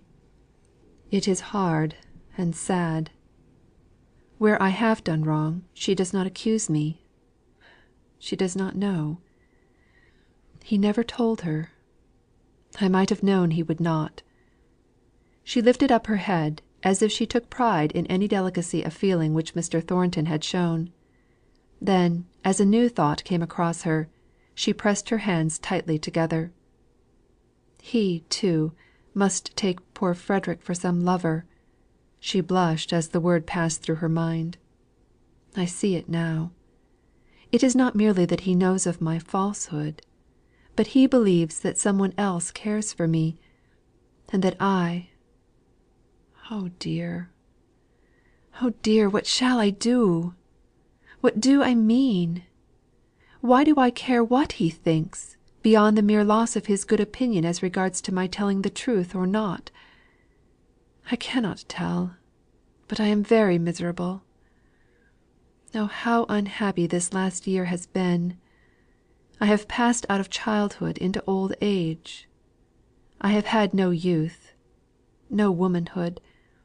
The hopes of womanhood have closed for me, for I shall never marry; and I anticipate cares and sorrows, just as if I were an old woman, and with the same fearful spirit.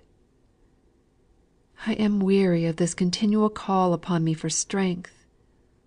I could bear up for papa, because that is a natural, pious duty; and I think I could bear up against at any rate, I could have the energy to resent Mrs. Thornton's unjust, impertinent suspicions. But it is hard to feel how completely he must misunderstand me. What has happened to make me so morbid to day? I do not know. I only know I cannot help it. I must give way sometimes. No, I will not, though," said she, springing to her feet.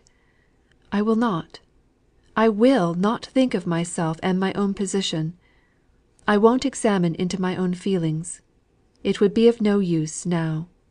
Some time, if I live to be an old woman, I may sit over the fire, and, looking into the embers, see the life that might have been." All this time she was hastily putting on her things to go out, only stopping from time to time to wipe her eyes, with an impatience of gesture at the tears that would come, in spite of all her bravery. I dare say, there's many a woman makes as sad a mistake as I have done, and only finds it out too late. And how proudly and impertinently I spoke to him that day! But I did not know then. It has come upon me little by little, and I don't know where it began. Now I won't give way. I shall find it difficult to behave in the same way to him, with this miserable consciousness upon me; but I will be very calm and very quiet, and say very little. But, to be sure, I may not see him. He keeps out of our way evidently. That would be worse than all. And yet no wonder that he avoids me, believing what he must about me." She went out, going rapidly towards the country, and trying to drown reflections by swiftness of motion. As she stood on the door step, at her return, her father came up. "Good girl," said he. "You've been to Mrs. Boucher's. I was just meaning to go there, if I had time, before dinner." "No, papa, I have not," said Margaret, reddening. "I never thought about her. But I will go directly after dinner. I will go while you are taking your nap." Accordingly Margaret went. Mrs. Boucher was very ill, really ill, not merely ailing. The kind and sensible neighbour, who had come in the other day, seemed to have taken charge of everything. Some of the children were gone to the neighbours'. Mary Higgins had come for the 3 youngest at dinner time, and since then Nicholas had gone for the doctor. He had not come as yet. Mrs. Boucher was dying, and there was nothing to do but to wait. Margaret thought that she should like to know his opinion, and that she could not do better than go and see the Higginses in the meantime. She might then possibly hear whether Nicholas had been able to make his application to Mr. Thornton. She found Nicholas busily engaged in making a penny spin on the dresser, for the amusement of the 3 children, who were clinging to him in a fearless manner. He, as well as they, were smiling at a good long spin, and Margaret thought that the happy look of interest in his occupation was a good sign. When the penny stopped spinning, Lile Johnny began to cry. "Come to me," said Margaret, taking him off the dresser, and holding him in her arms. She held her watch to his ear, while she asked Nicholas if he had seen Mr. Thornton. The look on his face changed instantly. "Ay," said he. "I've seen and heerd too much on him." "He refused you then?" said Margaret, sorrowfully. "To be sure. I knew he'd do it all along. It's no good expecting marcy at the hands o' them maisters. You're a stranger and a foreigner, and aren't like to know their ways; but I knowed it." "I am sorry I asked you. Was he angry? He did not speak to you as Hamper did he?" "He weren't o'er civil," said Nicholas, spinning the penny again, as much for his own amusement as for that of the children. "Never yo' fret. I'm only where I was. I'll go on tramp to morrow. I gave him as good as I got. I telled him that I'd not that good opinion on him that I'd ha' come a second time o' mysel'. But yo'd advised me for to come, and I were beholden to yo'." "You told him I sent you?" "I dunno if I ca'd yo' by your name. I dunnot think I did. I said, a woman who knew no better had advised me for to come, and see if there was a soft place in his heart." "And he?" asked Margaret. "Said I were to tell yo' to mind your own business. That's the longest spin yet, my lads. And them's civil words to what he used to me. But ne'er mind. We're but where we was, and I'll break stones o' the road afore I let these little uns clem." Margaret put the struggling Johnny out of her arms, back into his former place on the dresser. "I am sorry I asked you to go to Mr. Thornton's. I am disappointed in him." There was a slight noise behind her. Both she and Nicholas turned round at the same moment, and there stood Mr. Thornton, with a look of displeased surprise upon his face. Obeying her swift impulse, Margaret passed out before him, not saying a word, only bowing low to hide the sudden paleness that she felt had come over her face. He bent equally low in return, and then closed the door after her. As she hurried to Mrs. Boucher's, she heard the clang, and it seemed to fill up the measure of her mortification. He, too, was annoyed to find her there. He had tenderness in his heart, a soft place, as Nicholas Higgins called it, but he had some pride in concealing it. He kept it very sacred and safe, and was jealous of every circumstance that tried to gain admission. But if he dreaded exposure of his tenderness, he was equally desirous that all men should recognise his justice, and he felt that he had been unjust in giving so scornful a hearing to any one who had waited, with humble patience, for 5 hours to speak to him. That the man had spoken saucily to him when he had the opportunity, was nothing to Mr. Thornton. He rather liked him for it; and he was conscious of his own irritability of temper at the time, which probably made them both quits. It was the 5 hours of waiting that struck Mr. Thornton. He had not 5 hours to spare himself, but 1 hour, 2 hours, of his hard penetrating intellectual as well as bodily labour, did he give up to going about collecting evidence as to the truth of Higgins's story, the nature of his character, the tenor of his life. He tried not to be, but was convinced that all that Higgins had said was true; and then the conviction went in, as if by some spell, and touched the latent tenderness of his heart. The patience of the man, the simple generosity of the motive, for he had learnt about the quarrel between Boucher and Higgins, made him forget entirely the mere reasonings of justice, and overleap them by a diviner instinct. He came to tell Higgins he would give him work; and he was more annoyed to find Margaret there than by hearing her last words, for then he understood that she was the woman who had urged Higgins to come to him, and he dreaded the admission of any thought of her as a motive to what he was doing solely because it was right. "So that was the lady you spoke of as a woman?" he said indignantly to Higgins. "You might have told me who she was." "And then, maybe yo'd ha' spoken of her more civil than yo' did. Yo'd getten a mother who might ha' kept your tongue in check, when yo' were talking o' women being at the root o' all the plagues." "Of course you told that to Miss Hale?" "Of course I did. Leastways, I reckon I did.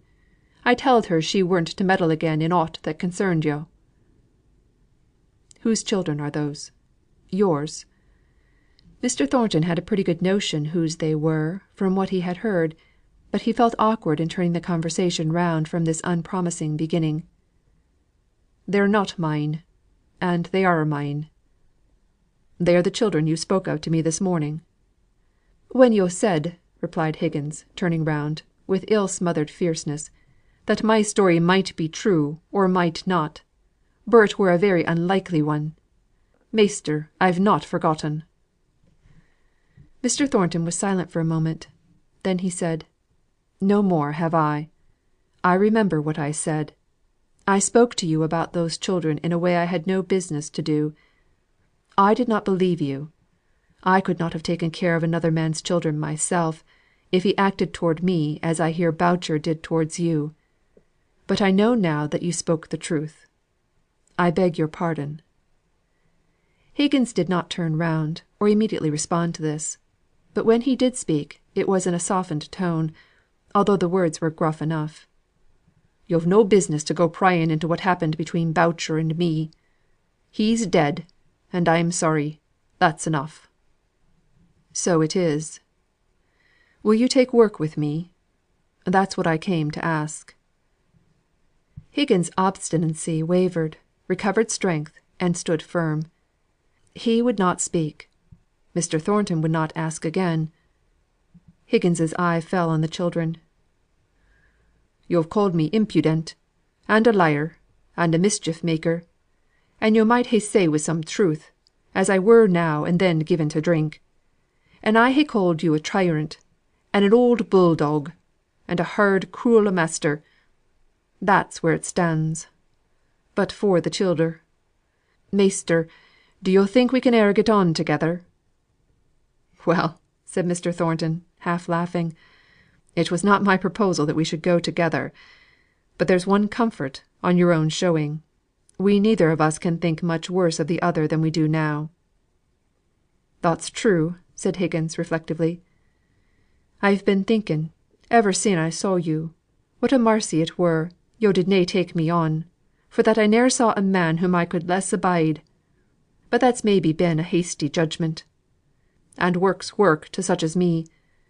So, measter, I'll come; and what's more, I thank yo'; and that's a deal fro' me.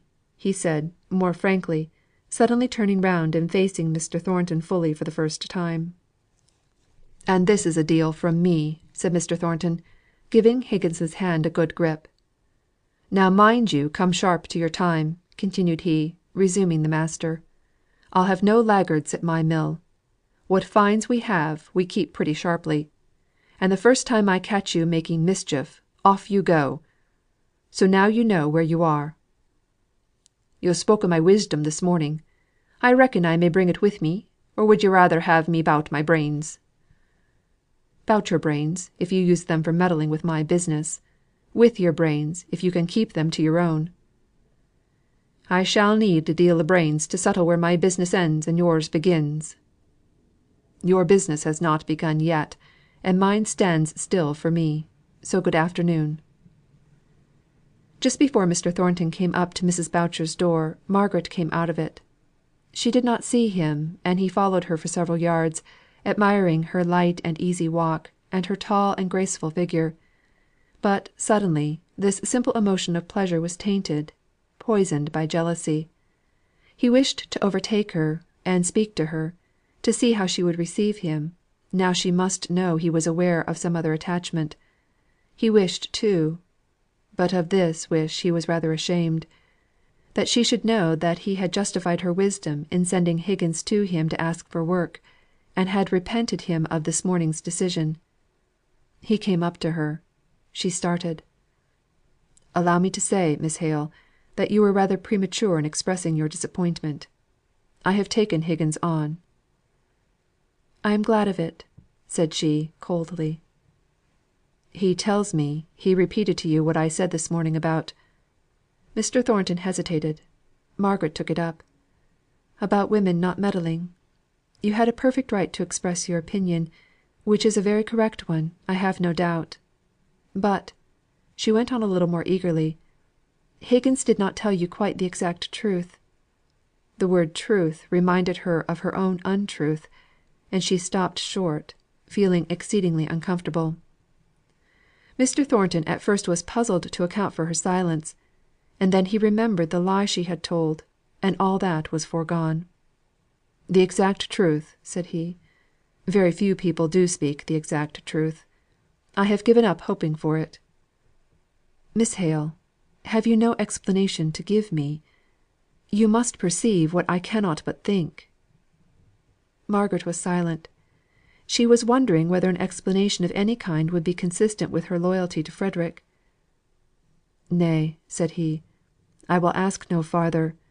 I may be putting temptation in your way. At present, believe me, your secret is safe with me. But you run great risks, allow me to say, in being so indiscreet. I am now only speaking as a friend of your father's. If I had any other thought or hope, of course that is at an end. I am quite disinterested." "I am aware of that," said Margaret, forcing herself to speak in an indifferent, careless way. "I am aware of what I must appear to you. But the secret is another person's, and I cannot explain it without doing him harm." "I have not the slightest wish to pry into the gentleman's secrets," he said, with growing anger. "My own interest in you is simply that of a friend. You may not believe me, Miss Hale, but it is, in spite of the persecution I am afraid I threatened you with at one time. But that is all given up all passed away. You believe me, Miss Hale?" "Yes," said Margaret, quietly and sadly. "Then, really, I don't see any occasion for us to go on walking together. I thought, perhaps you might have had something to say; but I see that we are nothing to each other. If you are quite convinced that any foolish passion on my part is entirely over, I will wish you a good afternoon." He walked off very hastily. "What can he mean?" thought Margaret. "What could he mean by speaking so, as if I were always thinking that he cared for me, when I know he does not he cannot. His mother will have said all those cruel things about me to him. But I won't care for him. I surely am mistress enough of my own to control this wild, strange, miserable feeling, which tempted me even to betray my own dear Frederick, so that I might regain his good opinion the good opinion of a man who takes such pains to tell me that I am nothing to him. Come, poor little heart, be cheery and brave. We'll be a good deal to one another, if we are thrown off and left desolate." Her father was almost startled by her merriment this afternoon. She talked incessantly, and forced her natural humour to an unusual pitch; and if there was a tinge of bitterness in much of what she said, if her accounts of the old Harley Street set were a little sarcastic, her father could not bear to check her, as he would have done at another time; for he was glad to see her shake off her cares. In the middle of the evening, she was called down to speak to Mary Higgins; and when she came back, Mr. Hale imagined that he saw traces of tears on her cheeks. But that could not be, for she brought good news that Higgins had got work at Mr. Thornton's mill. Her spirits were damped, at any rate, and she found it very difficult to go on talking at all, much more in the wild way that she had done. For some days her spirits varied strangely, and her father was beginning to be anxious about her, when news arrived from one or two quarters that promised some change and variety for her. Mr. Hale received a letter from Mr. Bell in which that gentleman volunteered a visit to them; and Mr. Hale imagined that the promised society of his old Oxford friend would give as agreeable a turn to Margaret's ideas as it did to his own. Margaret tried to take an interest in what pleased her father, but she was too languid to care about any Mr. Bell, even though he were 20 times her godfather. She was more roused by a letter from Edith, full of sympathy about her aunt's death, full of details about herself, her husband, and child; and at the end saying, that as the climate did not suit the baby, and as Mrs. Shaw was talking of returning to England, she thought it probable that Captain Lennox might sell out, and that they might all go and live again in the old Harley Street house, which, however, would seem very incomplete without Margaret. Margaret yearned after that old house, and the placid tranquillity of that old well ordered, monotonous life. She had found it occasionally tiresome while it lasted; but since then she had been buffeted about, and felt so exhausted by this recent struggle with herself, that she thought that even stagnation would be a rest and a refreshment. So she began to look towards a long visit to the Lennoxes, on their return to England, as to a point no, not of hope, but of leisure, in which she could regain her power and command over herself. At present it seemed to her as if all subjects tended towards Mr. Thornton, as if she could not forget him with all her endeavours. If she went to see the Higginses, she heard of him there. Her father had resumed their readings together, and quoted his opinions perpetually. Even Mr. Bell's visit brought his tenant's name upon the tapis, for he wrote word that he believed he must be occupied some great part of his time with Mr. Thornton, as a new lease was in preparation, and the terms of it must be agreed upon.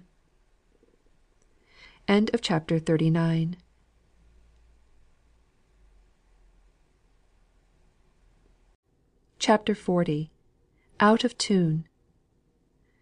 I have no wrong, where I can claim no right; Nought ta'en me fro, where I have nothing had; Yet of my woe I cannot be so quite; Namely, since that another may be glad with that thus in sorrow makes me sad.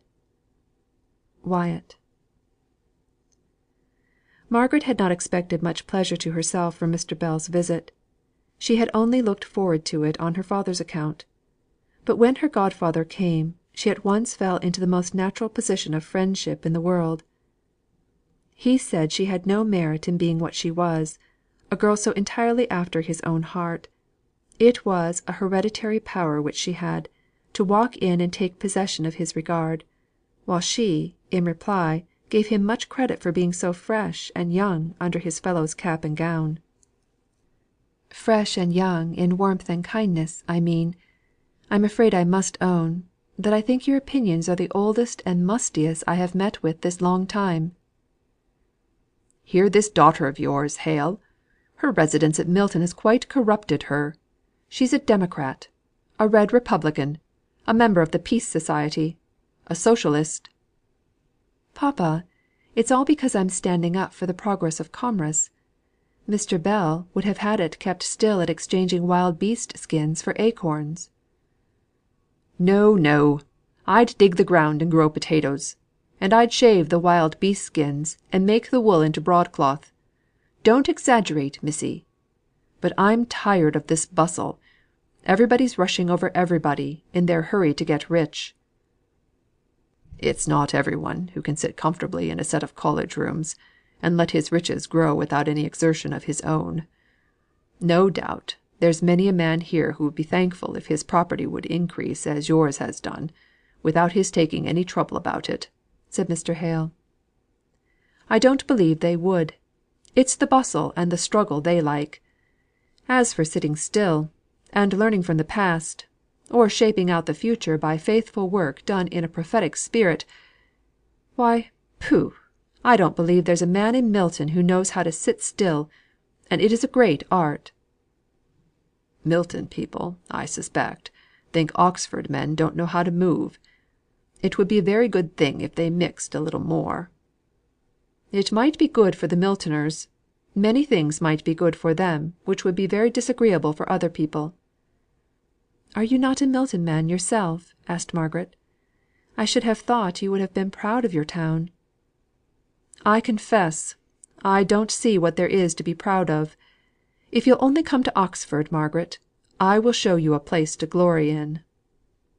"Well," said Mr. Hale, "Mr. Thornton is coming to drink tea with us to night, and he is as proud of Milton as you of Oxford. You two must try and make each other a little more liberal minded."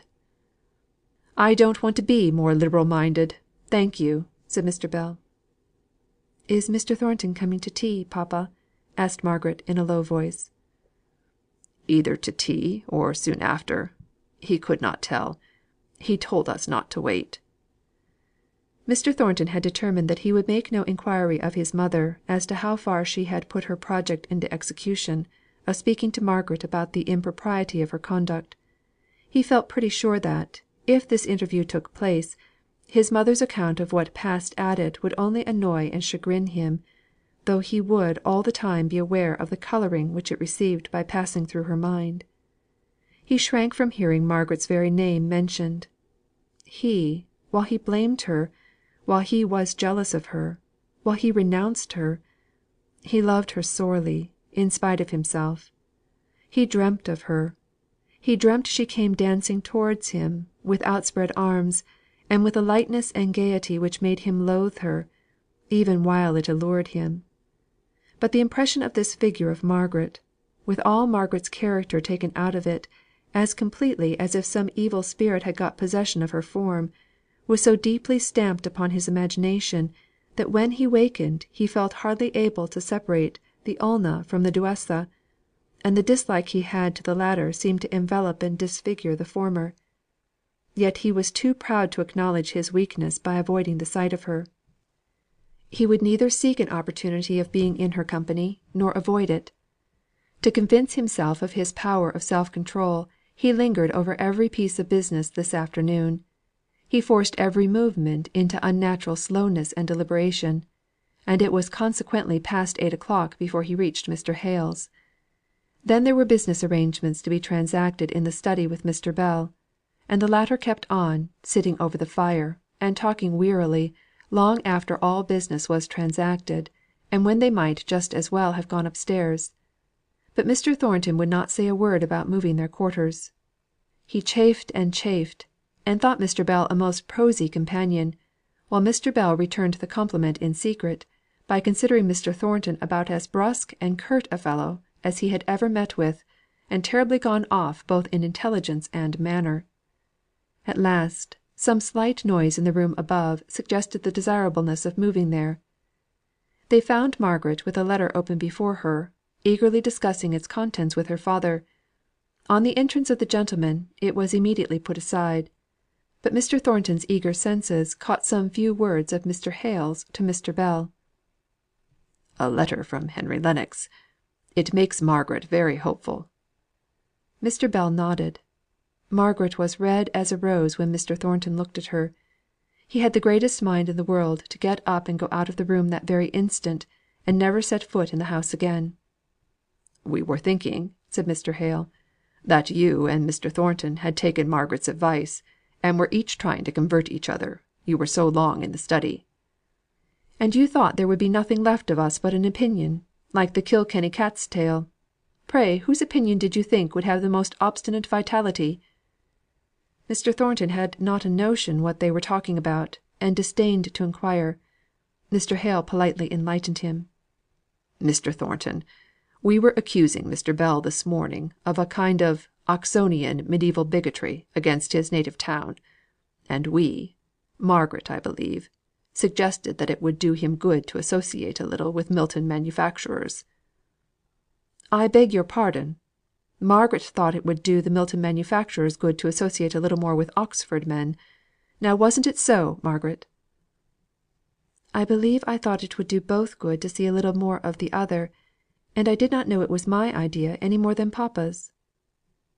"And so you see, Mr. Thornton, we ought to have been improving each other downstairs, instead of talking over vanished families of Smiths and Harrisons. However, I am willing to do my part now. I wonder when you Milton men intend to live? All your lives seem to be spent in gathering together the materials for life." "By living, I suppose you mean enjoyment?" "Yes, enjoyment. I don't specify of what, because I trust we should both consider mere pleasure as very poor enjoyment." "I would rather have the nature of enjoyment defined." "Well! Enjoyment of leisure; enjoyment of the power and influence which money gives. You are all striving for money. What do you want it for?" Mr. Thornton was silent. Then he said: "I really don't know. But money is not what I strive for." "It is a home question. I shall have to lay myself open to such a catechist, and I am not sure that I am prepared to do it." "No," said Mr. Hale. "Don't let us be personal in our catechism. You are neither of you representative men; you are each of you too individual for that." "I am not sure whether to consider that a compliment or not. I should like to be the representative of Oxford, with its beauty and its learning, and its proud old history. What do you say, Margaret? Ought I to be flattered?" "I don't know Oxford; but there is a difference between being the representative of a city, and the representative man of its inhabitants." "Very true, Miss Margaret. Now I remember, you were against me this morning, and were quite Miltonian and manufacturing in your preferences." Margaret saw the quick glance of surprise that Mr. Thornton gave her, and she was annoyed at the construction which he might put on this speech of Mr. Bell's. Mr. Bell went on: "Ah! I wish I could show you our High Street, our Radcliffe Square. I am leaving out our colleges, just as I give Mr. Thornton leave to omit his factories in speaking of the charms of Milton. I have a right to abuse my birthplace. Remember, I am a Milton man." Mr. Thornton was annoyed more than he ought to have been at all that Mr. Bell was saying. He was not in a mood for joking. At another time he could have enjoyed Mr. Bell's half testy condemnation of a town where the life was so at variance with every habit he had formed; but now he was galled enough to attempt to defend what was never meant to be seriously attacked. "I don't set up Milton as a model of a town." "Not in architecture?" slyly asked Mr. Bell. "No! We've been too busy to attend to mere outward appearances." "Don't say mere outward appearances," said Mr. Hale, gently. "They impress us all, from childhood upward, every day of our life." "Wait a little while," said Mr. Thornton. "Remember, we are of a different race from the Greeks, to whom beauty was everything, and to whom Mr. Bell might speak of a life of leisure and serene enjoyment, much of which entered in through their outward senses. I don't mean to despise them, any more than I would ape them; but I belong to Teutonic blood. It is a little mingled in this part of England to what it is in others. We retain much of their language; we retain more of their spirit. We do not look upon life as a time for enjoyment, but as a time for action and exertion. Our glory and our beauty arise out of our inward strength, which makes us victorious over material resistance, and over greater difficulties still. We are Teutonic up here in Darkshire in another way. We hate to have laws made for us at a distance. We wish people would allow us to right ourselves, instead of continually meddling with their imperfect legislation. We stand up for self government, and oppose centralisation." "In short, you would like the Heptarchy back again. Well, at any rate, I revoke what I said this morning, that you Milton people did not reverence the past.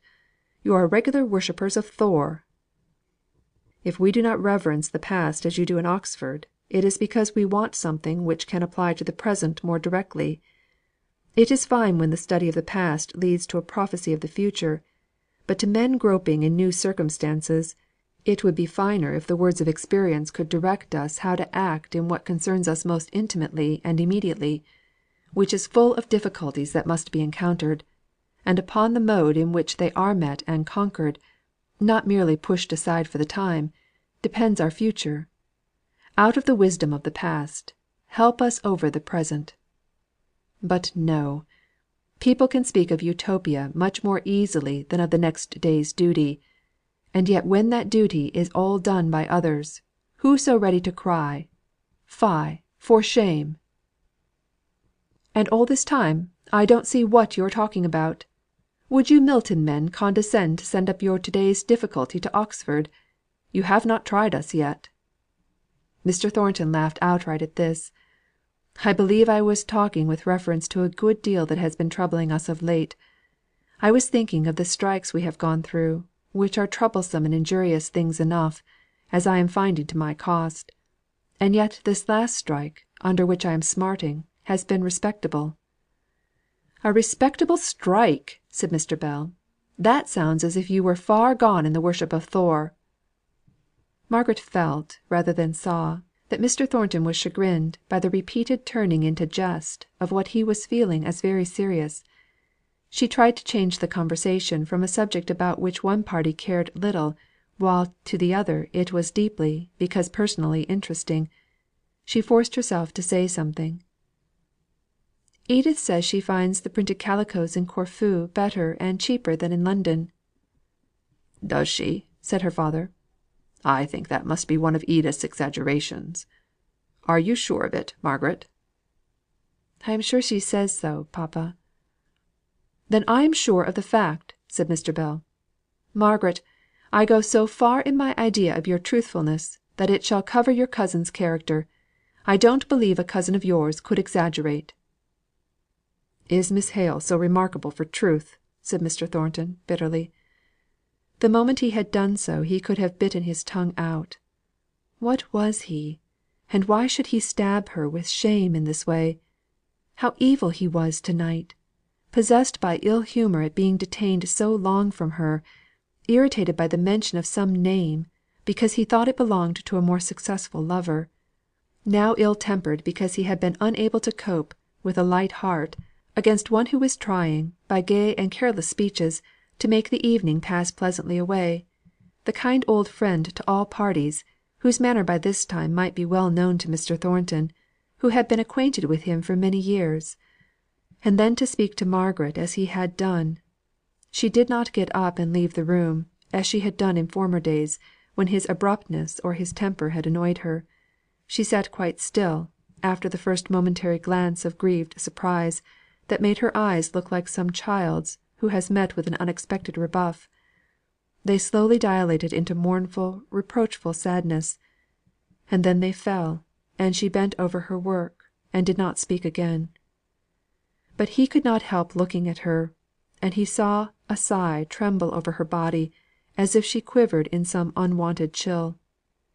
He felt as the mother would have done, in the midst of her rocking it and rating it, had she been called away before her slow confiding smile, implying perfect trust in mother's love, had proved the renewing of its love. He gave short sharp answers.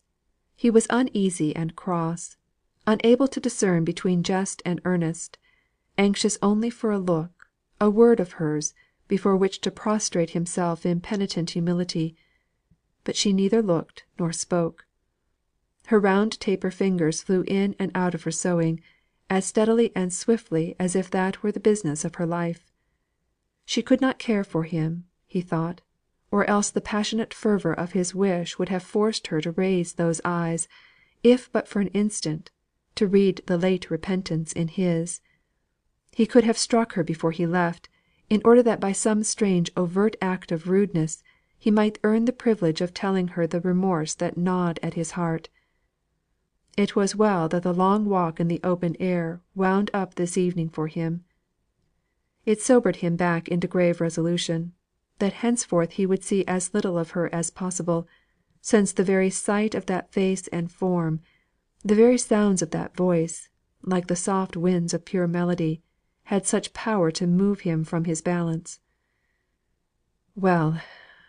he had known what love was; a sharp pang, a fierce experience, in the midst of whose flames he was struggling; but, through that furnace he would fight his way out into the serenity of middle age, all the richer and more human for having known this great passion. When he had somewhat abruptly left the room, Margaret rose from her seat, and began silently to fold up her work. The long seams were heavy, and had an unusual weight for her languid arms. The round lines in her face took a lengthened, straighter form, and her whole appearance was that of one who had gone through a day of great fatigue.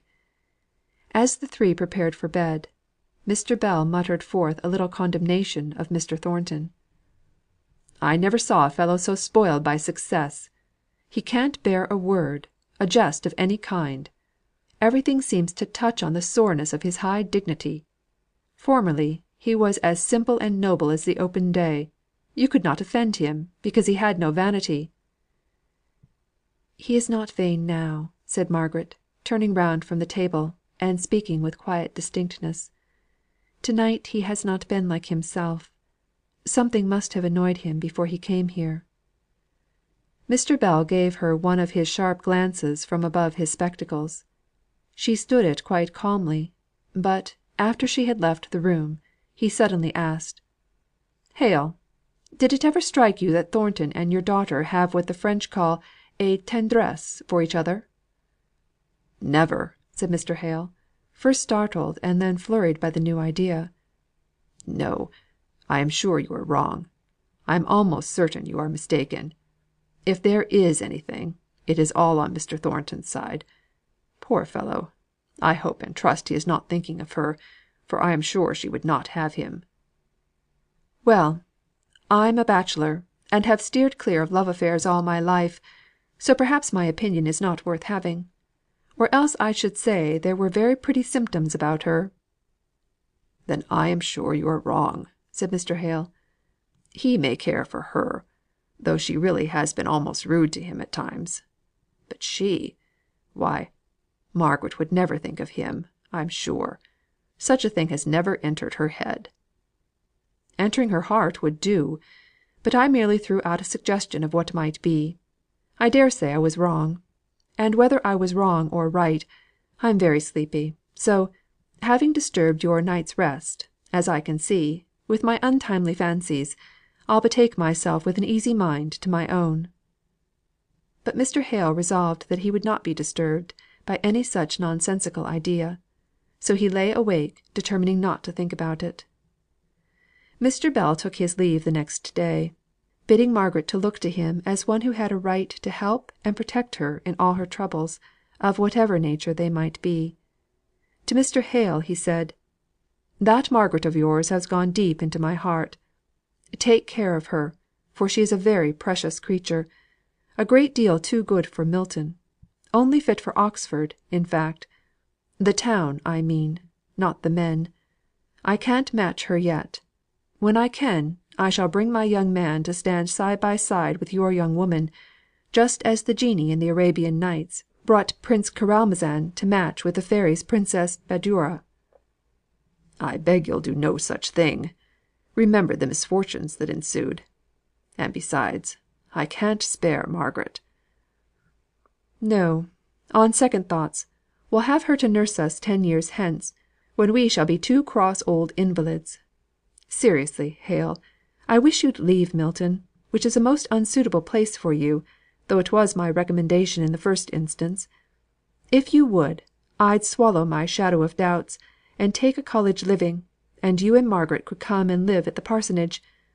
You'd be a sort of lay curate, and take the unwashed off my hands, and she to be our housekeeper, the village Lady Bountiful, by day, and read us to sleep in the evenings. I could be very happy in such a life. What do you think of it?" "Never!" said Mr. Hale, decidedly. "My one great change has been made, and my price of suffering paid. Here I stay out my life, and here I will be buried, and lost in the crowd." "I don't give up my plan yet, only I won't bait you with it any more just now. Where's the pearl? Come, Margaret, give me a farewell kiss; and remember, my dear, where you may find a true friend, as far as his capability goes. You are my child, Margaret. Remember that, and God bless you." So they fell back into the monotony of the quiet life they would henceforth lead. There was no invalid to hope and fear about. Even the Higginses, so long a vivid interest, seemed to have receded from any need of immediate thought.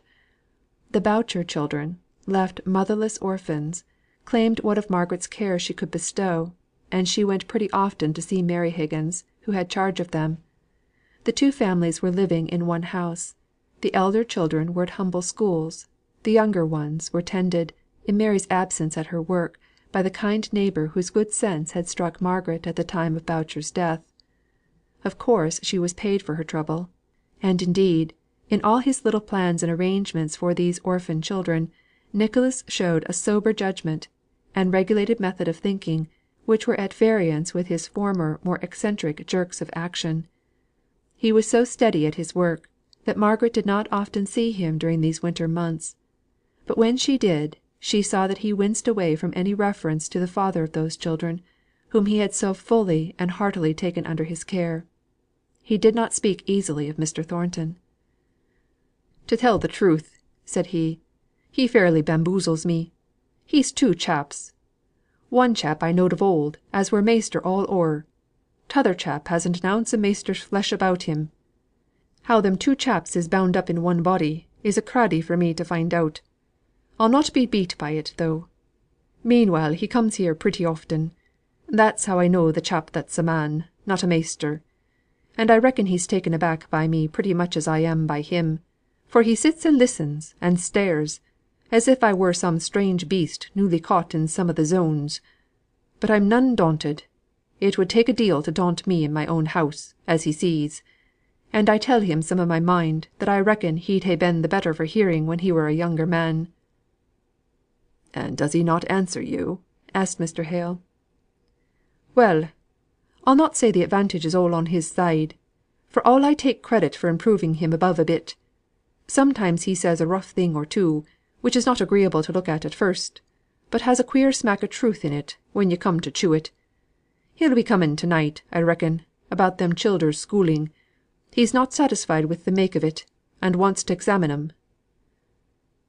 "What are they?" began Mr. Hale; but Margaret, touching his arm, showed him her watch. "It's nearly 7:00," she said. "The evenings are getting longer now. Come, papa." She did not breathe freely till they were some distance from the house. Then, as she became more calm, she wished that she had not been in so great a hurry; for, somehow, they saw Mr. Thornton but very seldom now, and he might have come to see Higgins, and for the old friendship's sake, she should like to have seen him to night. Yes, he came very seldom, even for the dull cold purpose of lessons. Mr. Hale was disappointed in his pupil's lukewarmness about Greek literature, which had but a short time ago so great an interest for him. And now it often happened that a hurried note from Mr. Thornton would arrive, just at the last moment, saying that he was so much engaged that he could not come to read with Mr. Hale that evening; and though other pupils had taken more than his place as to time, no one was like his first scholar in Mr. Hale's heart. He was depressed and sad at this partial cessation of an intercourse which had become dear to him; and he used to sit pondering over the reason that could have occasioned this change.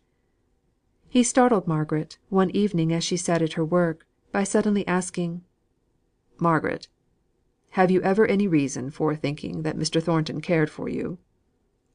He almost blushed as he put this question; but Mr. Bell's scouted idea recurred to him, and the words were out of his mouth before he well knew what he was about.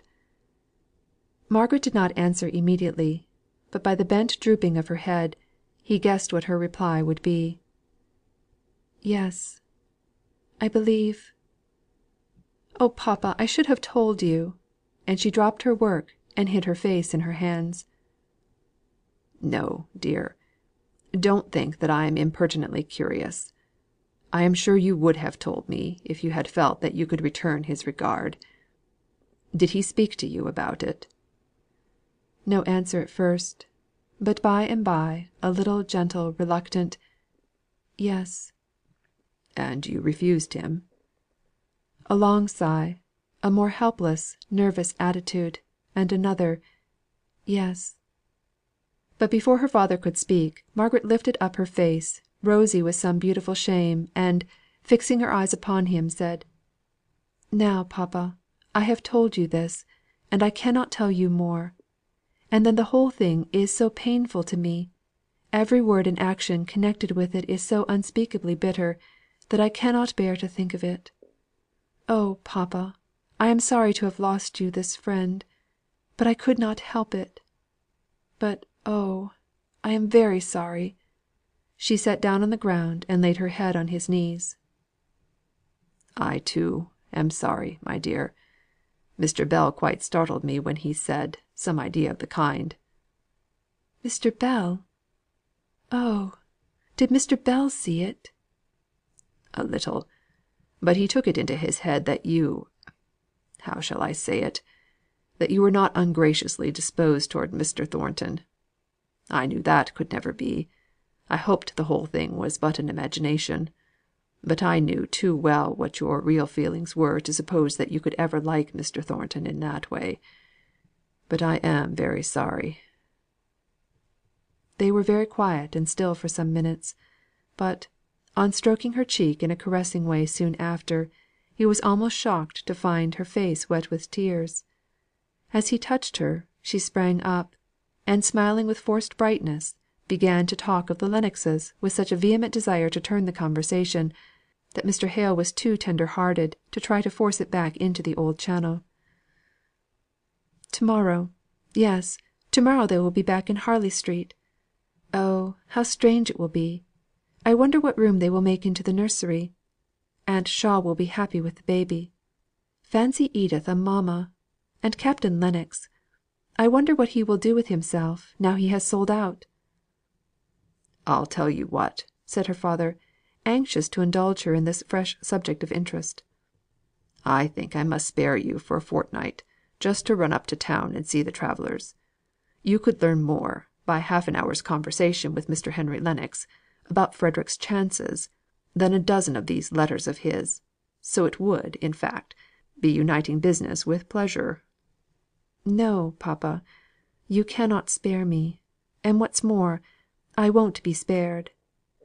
Then after a long pause, she added: "I am losing hope sadly about Frederick. He is letting us down gently; but I can see that Mr. Lennox himself has no hope of hunting up the witnesses under years and years of time. No," said she, "that bubble was very pretty, and very dear to our hearts; but it has burst like many another; and we must console ourselves with being glad that Frederick is so happy, and with being a great deal to each other. So don't offend me by talking of being able to spare me, papa, for I assure you, you can't." But the idea of a change took root and germinated in Margaret's heart, although not in the way in which her father proposed it at first. She began to consider how desirable something of the kind would be to her father, whose spirits, always feeble, now became too frequently depressed, and whose health, though he never complained, had been seriously affected by his wife's illness and death. There were the regular hours of reading with his pupils; but that all giving and no receiving could no longer be called companionship, as in the old days when Mr. Thornton came to study under him. Margaret was conscious of the want under which he was suffering, unknown to himself; the want of a man's intercourse with men. At Helstone there had been perpetual occasions for an interchange of visits with neighbouring clergymen, and the poor labourers in the fields, or leisurely tramping home at eve, or tending their cattle in the forest, were always at liberty to speak or be spoken to; but in Milton every one was too busy for quiet speech, or any ripened intercourse of thought. What they said was about business, very present and actual; and when the tension of mind relating to their daily affairs was over, they sunk into fallow rest until next morning. The workman was not to be found after the day's work was done; he had gone away to some lecture, or some club, or some beer shop, according to his degree of character. Mr. Hale thought of trying to deliver a course of lectures at some of the institutions; but he contemplated doing this so much as an effort of duty, and with so little of the genial impulse of love towards his work and its end, that Margaret was sure that it would not be well done until he could look upon it with some kind of zest.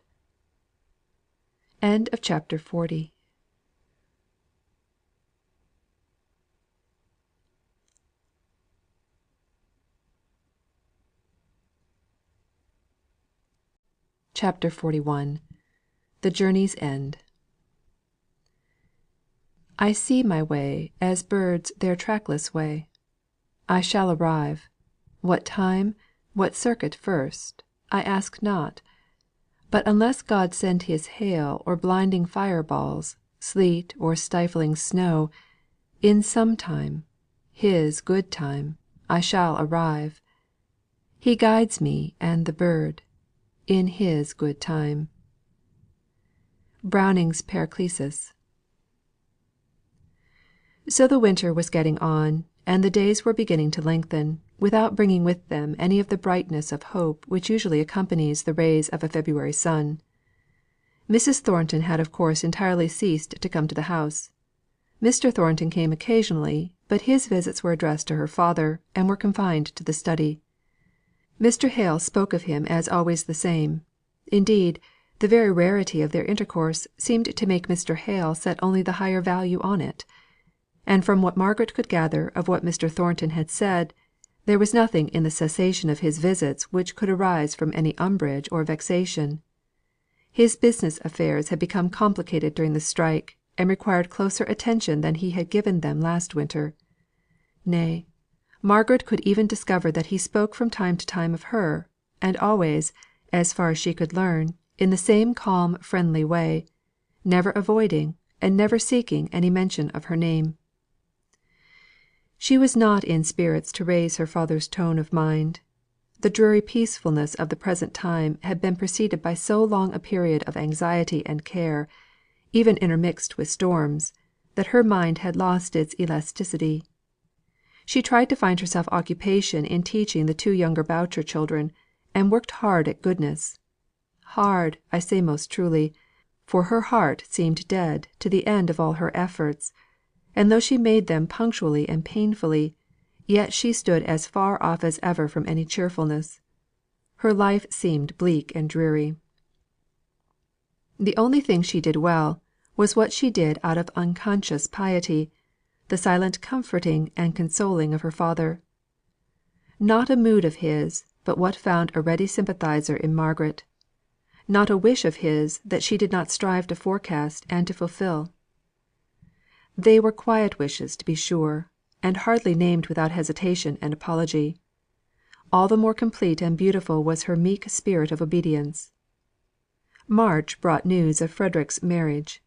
He and Dolores wrote; she in Spanish English, as was but natural, and he with little turns and inversions of words, which proved how far the idioms of his bride's country were infecting him.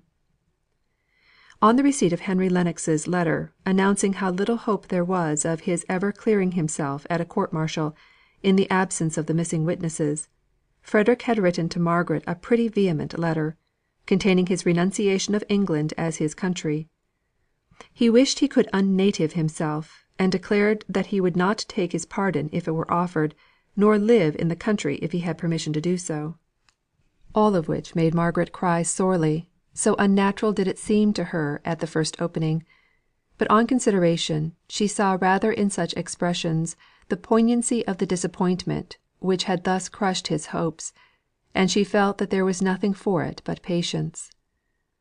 In the next letter, Frederick spoke so joyfully of the future that he had no thought for the past; and Margaret found a use in herself for the patience she had been craving for him.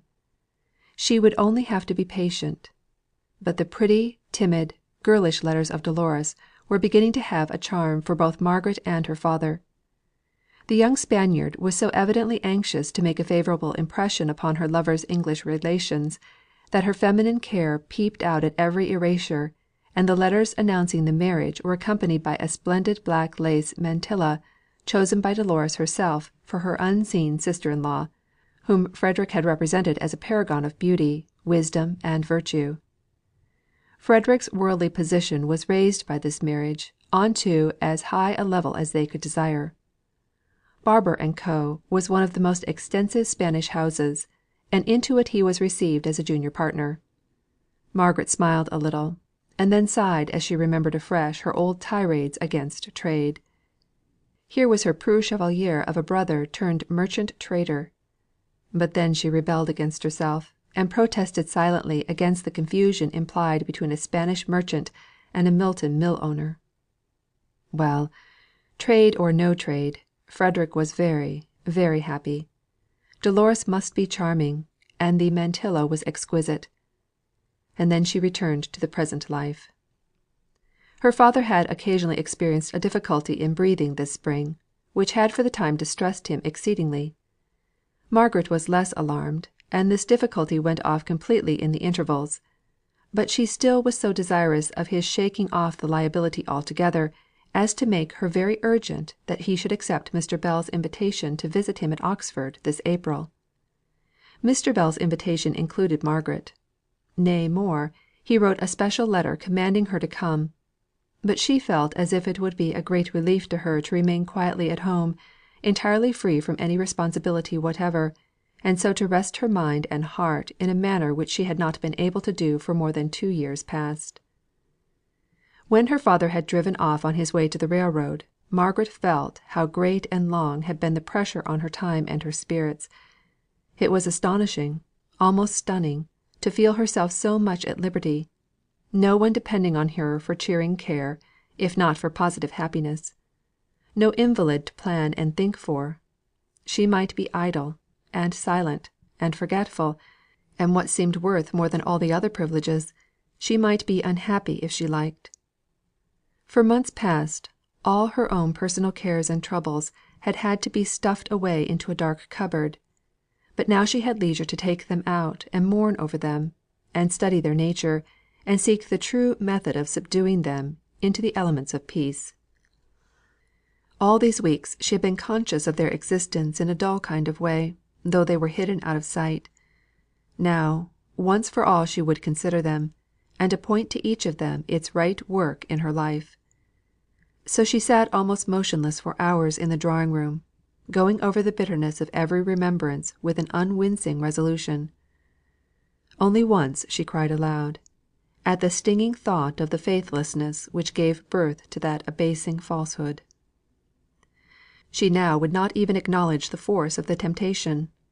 Her plans for Frederick had all failed, and the temptation lay there a dead mockery, a mockery which had never had life in it. The lie that had been so despicably foolish, seen by the light of the ensuing events, and faith in the power of truth so infinitely the greater wisdom.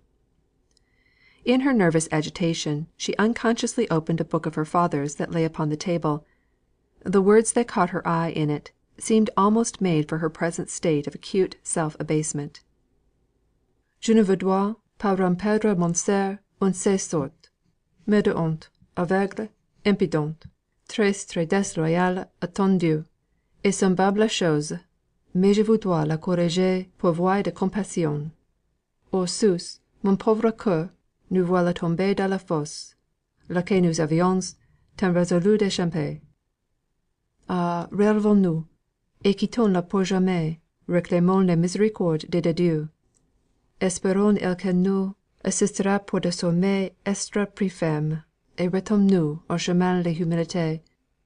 Courage, soyons sur nos gardes. Dieu nous aidera. The way of humility. Ah, thought Margaret, that is what I have missed. But courage, little heart! We will turn back, and by God's way we may find the lost path."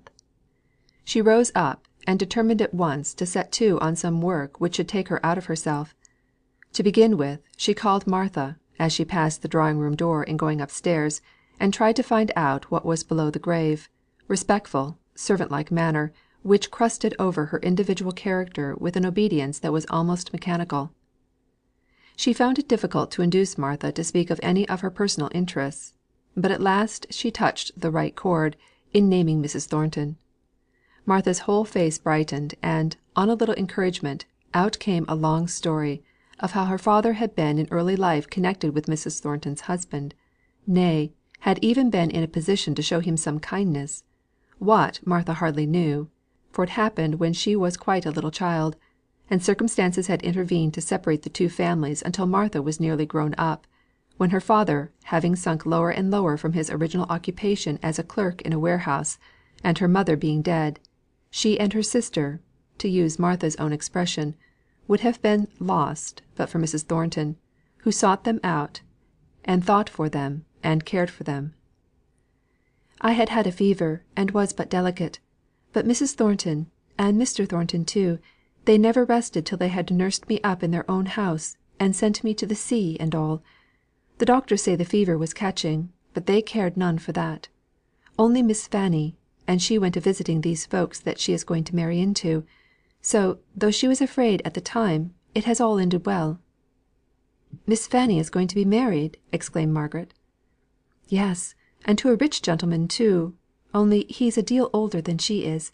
His name is Watson, and his mills are somewhere out beyond Hayley. It's a very good marriage, for all he's got such grey hair." At this piece of information Margaret was silent long enough for Martha to recover her propriety, and with it her habitual shortness of answer. She swept up the hearth, asked at what time she should prepare tea, and quitted the room with the same wooden face with which she had entered it. Margaret had to pull herself up from indulging in a bad trick, which she had lately fallen into, of trying to imagine how every event that she heard of in relation to Mr. Thornton would affect him, whether he would like it or dislike it. Next day she had the little Boucher children for their lessons, and took a long walk, and ended by a visit to Mary Higgins. Somewhat to Margaret's surprise, she found Nicholas already come home from his work; the lengthening light had deceived her as to the lateness of the evening. He too seemed, by his manners, to have entered a little more on the way of humility. He was quieter, and less self asserting. "So t' oud gentleman is away on his travels, is he?" said he. "Little uns telled me so. Eh, but they're sharp uns, they are. I a'most think they beat my own wenches for sharpness, though m'appen it's wrong to say so, and one on 'em in her grave. There's summat in the weather, I reckon, as sets folks a wondering. My measter, him at the shop yonder, is spinning about the world somewhere." "Is that the reason you're home so soon to night?" asked Margaret, innocently. "Thou know'st nought about it, that's all," said he, contemptuously. "I'm not wi' two faces, one for my measter, and t'other for his back. I counted a' the clocks in town striking, afore I'd leave my work. No! yon Thornton's good enough for to fight wi', but too good for to be cheated. It were you as getten me the place, and I thank you for it. Thornton's is not a bad mill, as times go. Stand down, lad, and say your pretty hymn to Miss Margaret. That's right; steady on thy legs, and right arm out as straight as a sure. 1 to stop, 2 to stay, 3 make ready, and 4 away." The little fellow repeated a Methodist hymn, far above his comprehension in point of language, but of which the swinging rhythm had caught his ear, and which he repeated with all the developed cadence of a member of Parliament. When Margaret had duly applauded, Nicholas called for another, and yet another, much to her surprise, as she found him thus oddly and unconsciously led to take an interest in the sacred things which he had formerly scouted. It was past the usual tea time when she reached home; but she had the comfort of feeling that no one had been kept waiting for her, and of thinking her own thoughts while she rested, instead of anxiously watching another person to learn whether to be grave or gay. After tea she resolved to examine a large packet of letters, and pick out those that were to be destroyed. Among them she came to 4 or 5 of Mr. Henry Lennox's, relating to Frederick's affairs, and she carefully read them over again, with the sole intention, when she began, to ascertain exactly on how fine a chance the justification of her brother hung. But when she had finished the last, and weighed the pros and cons, the little personal revelation of character contained in them forced itself on her notice. It was evident enough, from the stiffness of the wording, that Mr. Lennox had never forgotten his relation to her in any interest he might feel in the subject of the correspondence. They were clever letters, Margaret saw that in a twinkling; but she missed out of them all hearty and genial atmosphere. They were to be preserved, however, as valuable, so she laid them carefully on one side. When this little piece of business was ended, she fell into a reverie; and the thought of her absent father ran strangely in Margaret's head this night. She almost blamed herself for having felt her solitude, and consequently his absence, as a relief; but these 2 days had set her up afresh, with new strength and brighter hope. Plans which had lately appeared to her in the guise of tasks, now appeared like pleasures. The morbid scales had fallen from her eyes, and she saw her position and her work more truly. If only Mr. Thornton would restore her the lost friendship! Nay, if he would only come from time to time to cheer her father as in former days! Though she should never see him, she felt as if the course of her future life, though not brilliant in prospect, might lie clear and even before her. She sighed as she rose up to go to bed. In spite of the "one step's enough for me," in spite of the one plain duty of devotion to her father, there lay at her heart an anxiety and a pang of sorrow. And Mr. Hale thought of Margaret that April evening, just as strangely and persistently as she was thinking of him. He had been fatigued by going out among his old friends and old familiar places. He had had exaggerated ideas of the change which his altered opinions might make in his friends' reception of him; but although some of them might have felt shocked or grieved or indignant at his falling off in the abstract, as soon as they saw the face of the man whom they had once loved, they forgot his opinions in himself, or only remembered them enough to give an additional tender gravity to their manner. For Mr. Hale had not been known to many. He had belonged to one of the smaller colleges, and had always been shy and reserved; but those who in youth had cared to penetrate the delicacy of thought and feeling that lay below his silence and indecision, took him to their hearts, with something of the protecting kindness which they would have shown to a woman. And the renewal of this kindness, after the lapse of years, and an interval of so much change, overpowered him more than any roughness or expression of disapproval could have done. "I'm afraid we've done too much," said Mr. Bell. "You're suffering now from having lived so long in the Milton air." "I am tired," said Mr. Hale. "But it's not Milton air. I'm 55 years of age, and that little fact of itself accounts for any loss of strength." "Nonsense! I'm upwards of 60, and feel no loss of strength, either bodily or mental. Don't let me hear you talking so. 55! Why, you're quite a young man." Mr. Hale shook his head.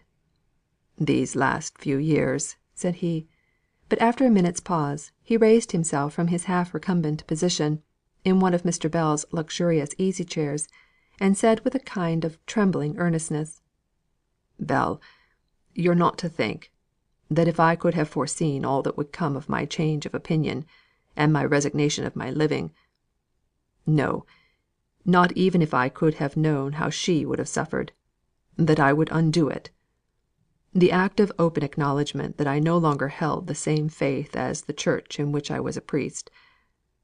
As I think now, even if I could have foreseen that cruellest martyrdom of suffering, through the sufferings of one whom I loved, I would have done just the same as far as that step of openly leaving the Church went. I might have done differently, and acted more wisely, in all that I subsequently did for my family; but I don't think God endued me with over much wisdom or strength," he added, falling back into his old position. Mr. Bell blew his nose ostentatiously before answering. Then he said: "He gave you strength to do what your conscience told you was right; and I don't see that we need any higher or holier strength than that, or wisdom either. I know I have not that much. And yet men set me down in their fools' books as a wise man, an independent character, strong minded, and all that cant. The veriest idiot who obeys his own simple laws of right, if it be but in wiping his shoes on a door mat, is wiser and stronger than I. But what gulls men are!" There was a pause. Mr. Hale spoke first, in continuation of his thought. "About Margaret." "Well, about Margaret. What then?" "If I die, "Nonsense!" what will become of her, I often think. I suppose the Lennoxes will ask her to live with them. I try to think they will. Her Aunt Shaw loved her well in her own quiet way, but she forgets to love the absent." "A very common fault. What sort of people are the Lennoxes?" "He, handsome, fluent, and agreeable. Edith, a little spoiled beauty. Margaret loves her with all her heart, and Edith with as much of her heart as she can spare." "Now, Hale, you know that girl of yours has got pretty nearly all my heart. I told you that before. Of course, as your daughter, as my god daughter, I took great interest in her before I saw her the last time. But this visit that I paid to you at Milton made me her slave. I went, a willing old victim, following the car of the conqueror. For, indeed, she looks as grand and serene as one who has struggled, and may be struggling, and yet has the victory secure in sight. Yes, in spite of all her present anxieties, that was the look on her face. And so, all I have is at her service, if she needs it, and will be hers, whether she will or no, when I die.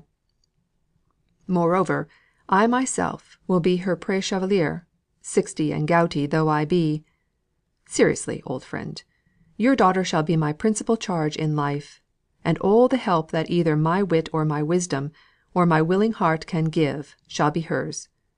I don't choose her out as a subject for fretting. Something, I know of old, you must have to worry yourself about, or you wouldn't be happy. But you're going to outlive me by many a long year. You spare thin men are always tempting and always cheating death. It's the stout, florid fellows like me that always go off first." If Mr. Bell had had a prophetic eye, he might have seen the torch all but inverted, and the angel with the grave and composed face standing very nigh, beckoning to his friend. That night Mr. Hale laid his head down on the pillow, on which it never more should stir with life. The servant who entered his room in the morning, received no answer to his speech, drew near the bed, and saw the calm, beautiful face lying white and cold under the ineffaceable seal of death. The attitude was exquisitely easy. There had been no pain, no struggle. The action of the heart must have ceased as he lay down. Mr. Bell was stunned by the shock, and only recovered when the time came for being angry at every suggestion of his man's. "A coroner's inquest! Pooh! You don't think I poisoned him? Dr. Forbes says it's just the natural end of a heart complaint. Poor old Hale! You wore out that tender heart of yours before its time. Poor old friend! How he talked of his Wallis, pack up a carpet bag for me in 5 minutes. Here I have been talking. Pack it up, I say. I must go to Milton by the next train." The bag was packed, the cab ordered, the railway reached, in 20 minutes from the moment of this decision. The London train whizzed by, drew back some yards, and in Mr. Bell was hurried by the impatient guard. He threw himself back in his seat, to try, with closed eyes, to understand how one in life yesterday could be dead to day; and shortly tears stole out between his grizzled eyelashes, at the feeling of which he opened his keen eyes, and looked as severely cheerful as his set determination could make him. He was not going to blubber before a set of strangers, not he. There was no set of strangers, only one sitting far from him on the same side. By and by Mr. Bell peered at him to discover what manner of man it was that might have been observing his emotion; and behind the great sheet of the outspread Times he recognised Mr. Thornton. "Why, Thornton, Is that you?" he said, removing hastily to a closer proximity. He shook Mr. Thornton vehemently by the hand, until the grip ended in a sudden relaxation, for the hand was wanted to wipe away tears. He had last seen Mr. Thornton in his friend Hale's company.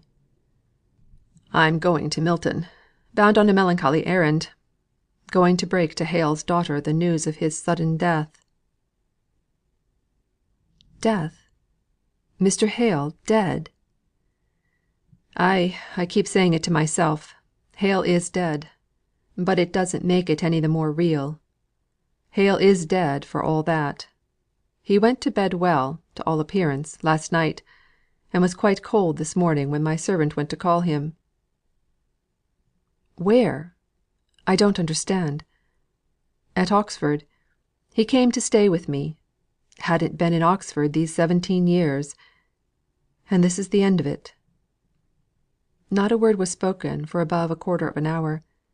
Then Mr. Thornton said, "And she," and stopped full short. "Margaret, you mean? Yes, I am going to tell her. Poor fellow! How full his thoughts were of her all last night. Good God! last night only. And how immeasurably distant he is now. But I take Margaret as my child for his sake. I said last night I would take her for her own sake. Well, I take her for both." Mr. Thornton made one or two fruitless attempts to speak, before he could get out the words. "What will become of her?" "I rather fancy there will be two people waiting for her. Myself for one. I would take a live dragon into my house to live, if, by hiring such a chaperon, and setting up an establishment of my own, I could make my old age happy with having Margaret for a daughter. But there are those Lennoxes." "Who are they?" asked Mr. Thornton with trembling interest. "Oh, smart London people, who very likely will think they've the best right to her. Captain Lennox married her cousin, a girl she was brought up with. Good enough people, I dare say. And there's her aunt, Mrs. Shaw. There might be a way open, perhaps, by my offering to marry that worthy lady; but that would be quite a pis aller. And then there's that brother." "What brother? A brother of her aunt's?" "No, no. A clever Lennox. The captain's a fool, you must understand. A young barrister, who will be setting his cap at Margaret. I know he has had her in mind this 5 years or more. One of his chums told me as much; and he was only kept back by her want of fortune. Now that will be done away with." "How?" asked Mr. Thornton, too earnestly curious to be aware of the impertinence of his question. "Why, she'll have my money at my death. And if this Henry Lennox is half good enough for her, and she likes him, well, I might find another way of getting a home through a marriage. I'm dreadfully afraid of being tempted, at an unguarded moment, by the aunt." Neither Mr. Bell nor Mr. Thornton was in a laughing humour, so the oddity of any of the speeches which the former made was unnoticed by them. Mr. Bell whistled, without emitting any sound beyond a long hissing breath, changed his seat without finding comfort or rest, while Mr. Thornton sat immovably still, his eyes fixed on one spot in the newspaper, which he had taken up in order to give himself leisure to think. "Where have you been?" asked Mr. Bell, at length. "To Havre, trying to detect the secret of the great rise in the price of cotton." "Ugh! Cotton, and speculations, and smoke, well cleansed and well cared for machinery, and unwashed and neglected hands. Poor old Hale! Poor old Hale! If you could have known the change which it was to him from Helstone. Do you know the New Forest at all?" "Yes, very shortly." "Then you can fancy the difference between it and Milton. What part were you in? Were you ever at Helstone? A little picturesque village, something like the Odenwald. You know Helstone?" "I have seen it. It was a great change to leave it and come to Milton." He took up his newspaper with a determined air, as if resolved to avoid further conversation; and Mr. Bell was fain to resort to his former occupation of trying to find out how he could best break the news to Margaret. She was at an upstairs window; she saw him alight. She guessed the truth with an instinctive flash. She stood in the middle of the drawing room, as if arrested in her first impulse to rush downstairs, and as if by the same restraining thought she had been turned to stone, so white and immovable was she. "Oh, don't tell me! I know it from your face. You would have sent you would not have left him, if he were alive. Oh, papa, papa!" Chapter 41.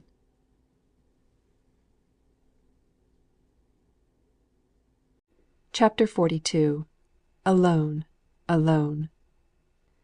When some beloved voice that was to you both sound and sweetness faileth suddenly, and silence, against which you dare not cry, aches round you like a strong disease and new, what hope, what help, what music will undo that silence to your sense? Mrs. Browning. The shock had been great. Margaret fell into a state of prostration which did not show itself in sobs and tears, or even find the relief of words. She lay on the sofa, with her eyes shut, never speaking but when spoken to, and then replying in whispers. Mr. Bell was perplexed. He dared not leave her; he dared not ask her to accompany him back to Oxford, which had been one of the plans he had formed on the journey to Milton. Her physical exhaustion was evidently too complete for her to undertake any such fatigue, putting the sight that she would have to encounter out of the question. Mr. Bell sat over the fire, considering what he had better do. Margaret lay motionless and almost breathless by him. He would not leave her, even for the dinner which Dixon had prepared for him downstairs, and, with sobbing hospitality, would fain have tempted him to eat. He had a plateful of something brought up to him. In general he was particular and dainty enough, and knew well each shade of flavour in his food; but now the devilled chicken tasted like sawdust. He minced up some of the fowl for Margaret, and peppered and salted it well; but when Dixon, following his directions, tried to feed her, the languid shake of head proved that in such a state as Margaret was in, food would only choke, not nourish her. Mr. Bell gave a great sigh, lifted up his stout old limbs, stiff with travelling, from their easy position, and followed Dixon out of the room. "I can't leave her. I must write to them at Oxford to see that the preparations are made. They can be getting on with these till I arrive. Can't Mrs. Lennox come to her? I'll write and tell her she must. The girl must have some woman friend about her, if only to talk her into a good fit of crying." Dixon was crying, enough for two; but, after wiping her eyes and steadying her voice, she managed to tell Mr. Bell that Mrs. Lennox was too near her confinement to be able to undertake any journey at present. "Well, I suppose we must have Mrs. Shaw. She's come back to England, isn't she?" "Yes, sir, she's come back; but I don't think she will like to leave Mrs. Lennox at such an interesting time," said Dixon, who did not much approve of a stranger entering the household, to share with her in her ruling care of Margaret. "Interesting time be Mr. Bell restricted himself to coughing over the end of his sentence. "She could be content to be at Venice or Naples, or some of those Popish places, at the last interesting time, which took place in Corfu, I think. And what does that little prosperous woman's interesting time signify, in comparison with that poor creature there, that helpless, homeless, friendless Margaret, lying as still on that sofa as if it were an altar tomb, and she the stone statue on it? I tell you, Mrs. Shaw shall come. See that a room, or whatever she wants, is got ready for her by to morrow night. I'll take care she comes." Accordingly Mr. Bell wrote a letter, which Mrs. Shaw declared with many tears to be so like one of the dear General's when he was going to have a fit of the gout, that she should always value and preserve it. If he had given her the option, by requesting or urging her, as if a refusal were possible, she might not have come. True and sincere as was her sympathy with Margaret, it needed the sharp, uncourteous command to make her conquer her vis inertiæ, and allow herself to be packed up by her maid, after the latter had completed the boxes. Edith, all cap, shawls, and tears, came out to the top of the stairs as Captain Lennox was taking her mother down to the carriage. "Don't forget, mamma, Margaret must come and live with us. Sholto will go to Oxford on Wednesday, and you must send word by Mr. Bell to him when we're to expect you. And if you want Sholto, he can go on from Oxford to Milton. Don't forget, mamma, you are to bring back Margaret." Edith re entered the drawing room. Mr. Henry Lennox was there, cutting open the pages of a new review. Without lifting his head, he said, "If you don't like Sholto to be so long absent from you, Edith, I hope you would let me go down to Milton and give what assistance I can." "Oh, thank you," said Edith. "I dare say old Mr. Bell will do everything he can, and more help may not be needed. Only one does not look for much savoir faire from a resident fellow. Dear, darling Margaret! Won't it be nice to have her here again? You were both great allies, years ago." "Were we?" asked he indifferently, with an appearance of being interested in a passage in the review. "Well, perhaps not. I forget. I was so full of Sholto. But doesn't it fall out well, that if my uncle was to die, it should be just now, when we are come home, and settled in the old house, and quite ready to receive Margaret? Poor thing! What a change it will be to her from Milton! I'll have new chintz for her bedroom, and make it look new and bright, and cheer her up a little." In the same spirit of kindness Mrs. Shaw journeyed to Milton, occasionally dreading the first meeting, and wondering how it would be got over, but more frequently planning how soon she could get Margaret away from "that horrid place," and back into the pleasant comforts of Harley Street. "Oh dear!" she said to her maid, "look at those chimneys! My poor sister Hale! I don't think I could have rested at Naples, if I had known what it was. I must have come and fetched her and Margaret away." And to herself she acknowledged that she had always thought her brother in law rather a weak man, but never so weak as now, when she saw for what a place he had exchanged the lovely Helstone home. Margaret had remained in the same state, white, motionless, speechless, tearless. They had told her that her Aunt Shaw was coming, but she had not expressed either surprise or pleasure, or dislike to the idea. Mr. Bell, whose appetite had returned, and who appreciated Dixon's endeavours to gratify it, in vain urged upon her to taste some sweetbreads stewed with oysters. She shook her head with the same quiet obstinacy as on the previous day, and he was obliged to console himself for her rejection by eating them all himself. But Margaret was the first to hear the stopping of the cab that brought her aunt from the railway station. Her eyelids quivered, her lips coloured and trembled. Mr. Bell went down to meet Mrs. Shaw, and when they came up, Margaret was standing, trying to steady her dizzy self; and when she saw her aunt, she went forward to the arms open to receive her, and first found the passionate relief of tears on her aunt's shoulder. All thoughts of quiet habitual love, of tenderness for years, of relationship to the dead, all that inexplicable likeness in look, tone, and gesture that seemed to belong to one family, and which reminded Margaret so forcibly at this moment of her mother, came in to melt and soften her numbed heart into the overflow of warm tears. Mr. Bell stole out of the room, and went down into the study, where he ordered a fire, and tried to divert his thoughts by taking down and examining the different books. Each volume brought a remembrance or a suggestion of his dead friend. It might be a change of employment from his 2 days' work of watching Margaret, but it was no change of thought. He was glad to catch the sound of Mr. Thornton's voice, making inquiry at the door. Dixon was rather cavalierly dismissing him, for with the appearance of Mrs. Shaw's maid came visions of former grandeur, of the Beresford blood, of the "station" so she was pleased to term it, from which her young lady had been ousted, and to which she was now, please God, to be restored. These visions, which she had been dwelling on with complacency in her conversation with Mrs. Shaw's maid, skilfully eliciting meanwhile all the circumstances of state and consequence connected with the Harley Street establishment, for the edification of the listening Martha, made Dixon rather inclined to be supercilious in her treatment of any inhabitant of Milton. So, though she always stood rather in awe of Mr. Thornton, she was as curt as she durst be in telling him that he could see none of the inmates of the house that night. It was rather uncomfortable to be contradicted in her statement by Mr. Bell's opening the study door, and calling out, "Thornton, is that you? Come in for a minute or two. I want to speak to you."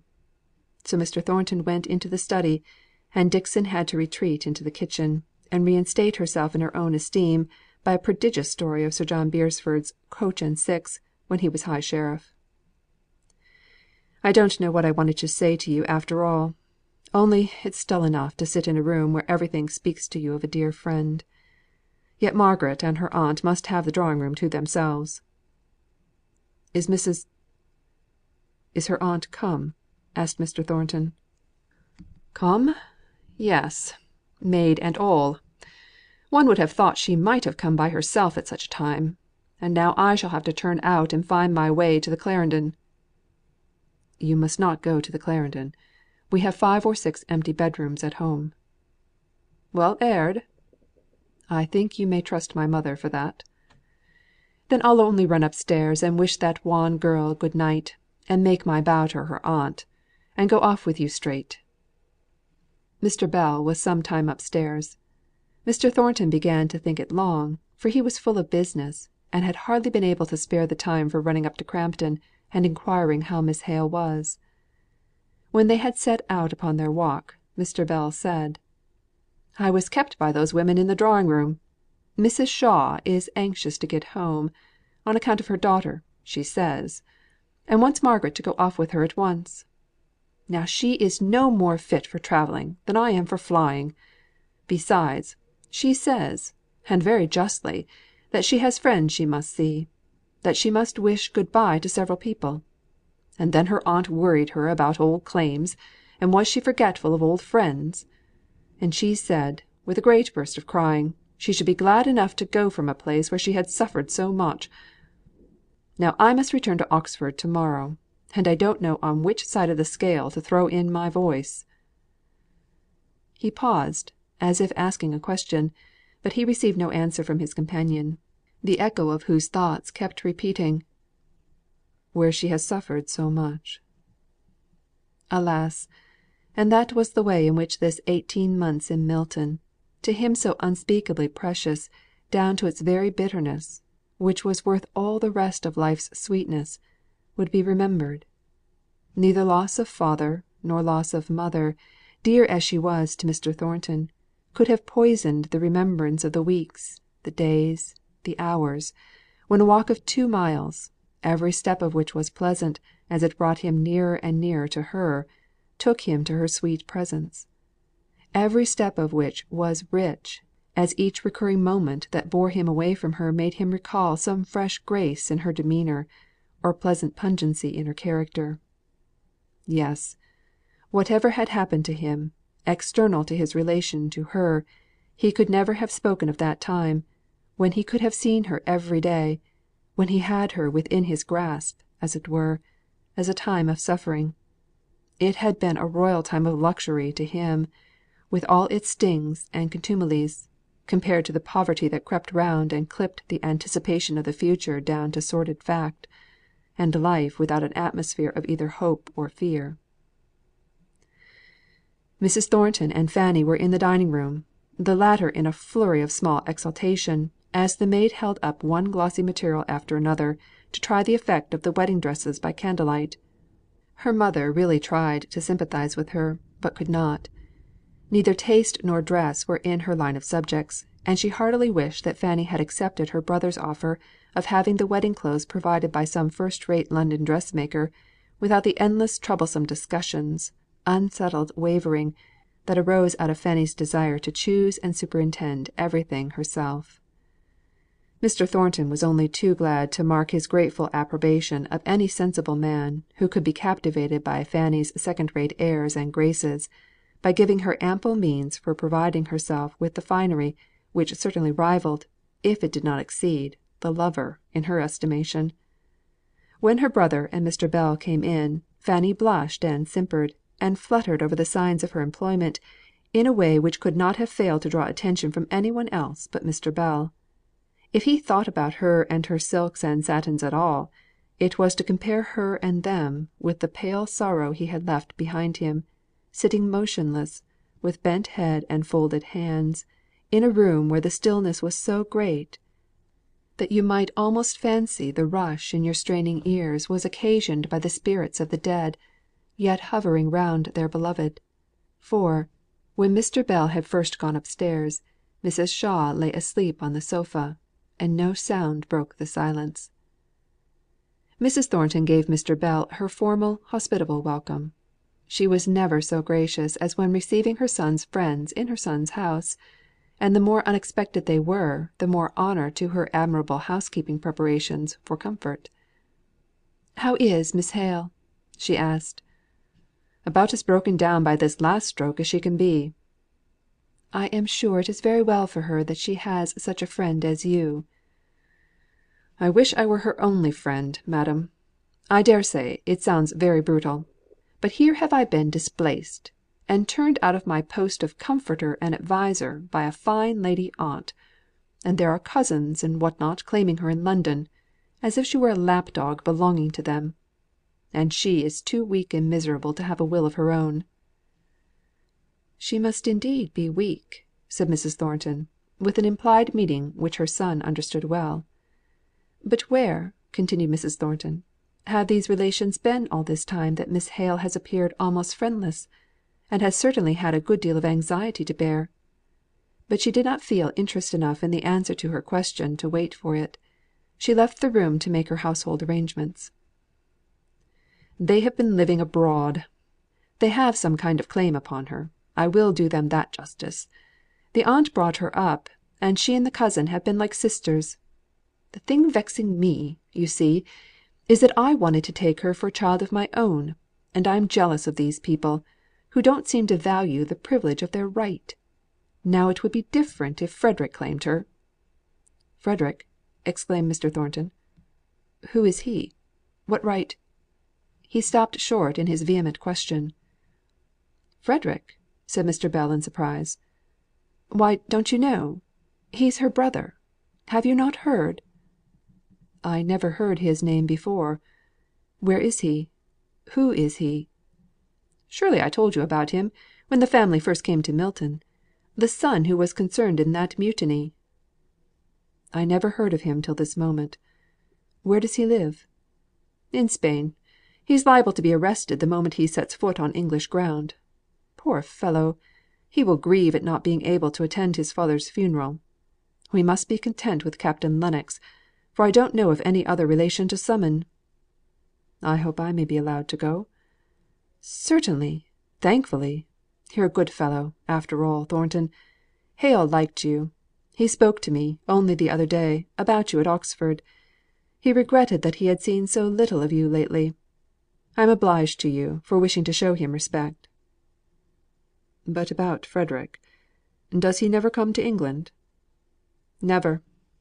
"He was not over here about the time of Mrs. Hale's death?" "No. Why, I was here then. I hadn't seen Hale for years and years, and, if you remember, I came no, it was some time after that I came. But poor Frederick Hale was not here then. What made you think he was?" "I saw a young man walking with Miss Hale one day," replied Mr. Thornton, "and I think it was about that time." "Oh, that would be this young Lennox, the Captain's brother. He's a lawyer, and they were in pretty constant correspondence with him. And I remember Mr. Hale told me he thought he would come down. Do you know," said Mr. Bell, wheeling round, and shutting one eye, the better to bring the forces of the other to bear with keen scrutiny on Mr. Thornton's face, "that I once fancied you had a little tenderness for Margaret?" No answer; no change of countenance. "And so did poor Hale. Not at first, and not till I had put it into his head." "I admired Miss Hale. Every one must do so. She is a beautiful creature," said Mr. Thornton, driven to bay by Mr. Bell's pertinacious questioning. "Is that all? You can speak of her in that measured way, as simply a beautiful creature only something to catch the eye? I did hope you had had nobleness enough in you to make you pay her the homage of the heart; though I believe in fact I know she would have rejected you. Still to have loved her without return would have lifted you higher than all those, be they who they may, that have never known her to love. Beautiful creature, indeed!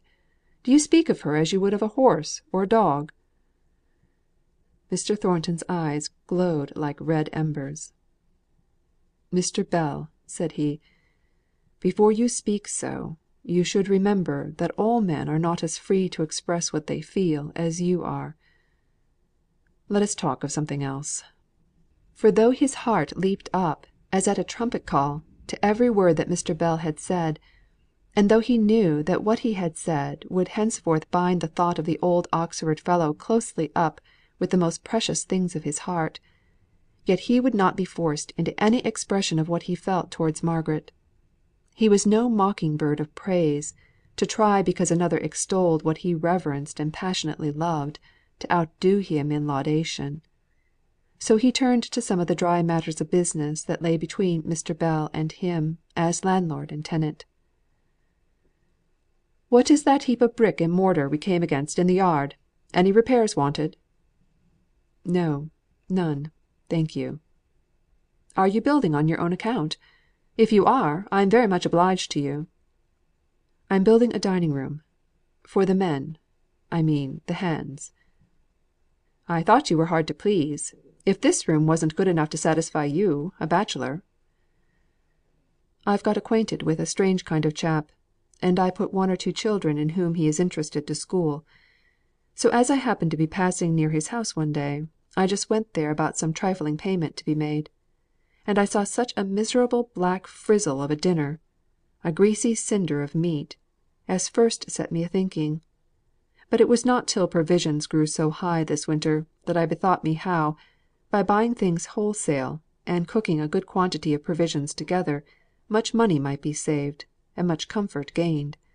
So I spoke to my friend or my enemy the man I told you of, and he found fault with every detail of my plan; and in consequence I laid it aside, both as impracticable, and also because if I forced it into operation I should be interfering with the independence of my men.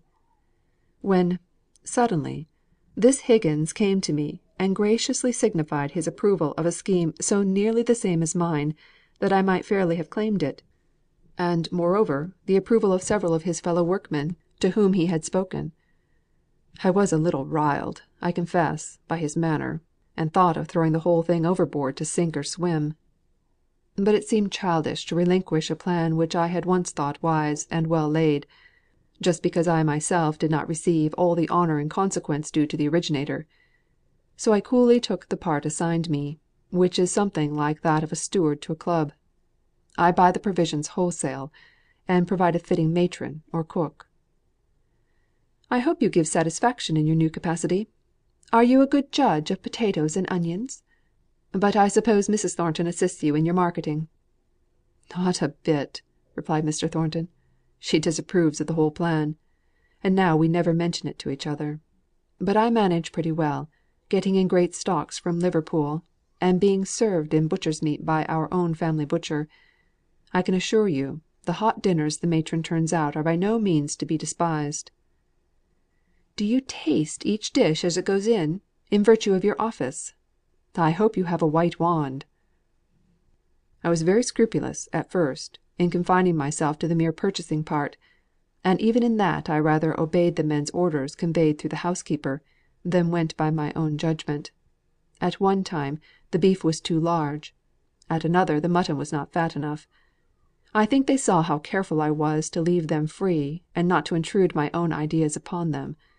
So, one day, 2 or 3 of the men, my friend Higgins among them, asked me if I would not come in and take a snack. It was a very busy day, but I saw that the men would be hurt if, after making the advance, I didn't meet them half way; so I went in, and I never made a better dinner in my life. I told them my next neighbours, I mean, for I'm no speech maker how much I'd enjoyed it; and for some time, whenever that especial dinner recurred in their dietary, I was sure to be met by these men with a "Master, there's hot pot for dinner to day; win yo' come?" If they had not asked me, I would no more have intruded on them than I would have gone to the mess at the barracks without invitation. "I should think you were rather a restraint on your host's conversation. They can't abuse the masters while you're there. I suspect they take it out on non hot pot days." "Well, hitherto we've steered clear of all vexed questions. But if any of the old disputes came up again, I would certainly speak out my mind next hot pot day. But you are hardly acquainted with our Darkshire fellows, for all you're a Darkshire man yourself. They have such a sense of humour, and such a racy mode of expression. I am getting really to know some of them now, and they talk pretty freely before me. Nothing like the act of eating for equalising men. Dying is nothing to it. The philosopher dies sententiously; the Pharisee ostentatiously; the simple hearted humbly; the poor idiot blindly, as the sparrow falls to the ground. The philosopher and idiot, publican and Pharisee all eat after the same fashion, given an equally good digestion. There's theory for you!" "Indeed, I have no theory. I hate theories." "I beg your pardon. To show my penitence, will you accept a £10 note towards your marketing, and give the poor fellows a feast?" "Thank you, but I'd rather not. They pay me rent for the oven and cooking places at the back of the mill, and will have to pay more for the new dining room. I don't want it to fall into a charity. I don't want donations. Once let in the principal, and I should have people going and talking, and spoiling the simplicity of the whole thing." "People will talk about any new plan. You can't help that." "My enemies, if I have any, may make a philanthropic fuss about this dinner scheme. But you are a friend, and I expect you will pay my experiment the respect of silence. It is but a new broom at present, and sweeps clean enough. But, by and by, we shall meet with plenty of stumbling blocks, no doubt."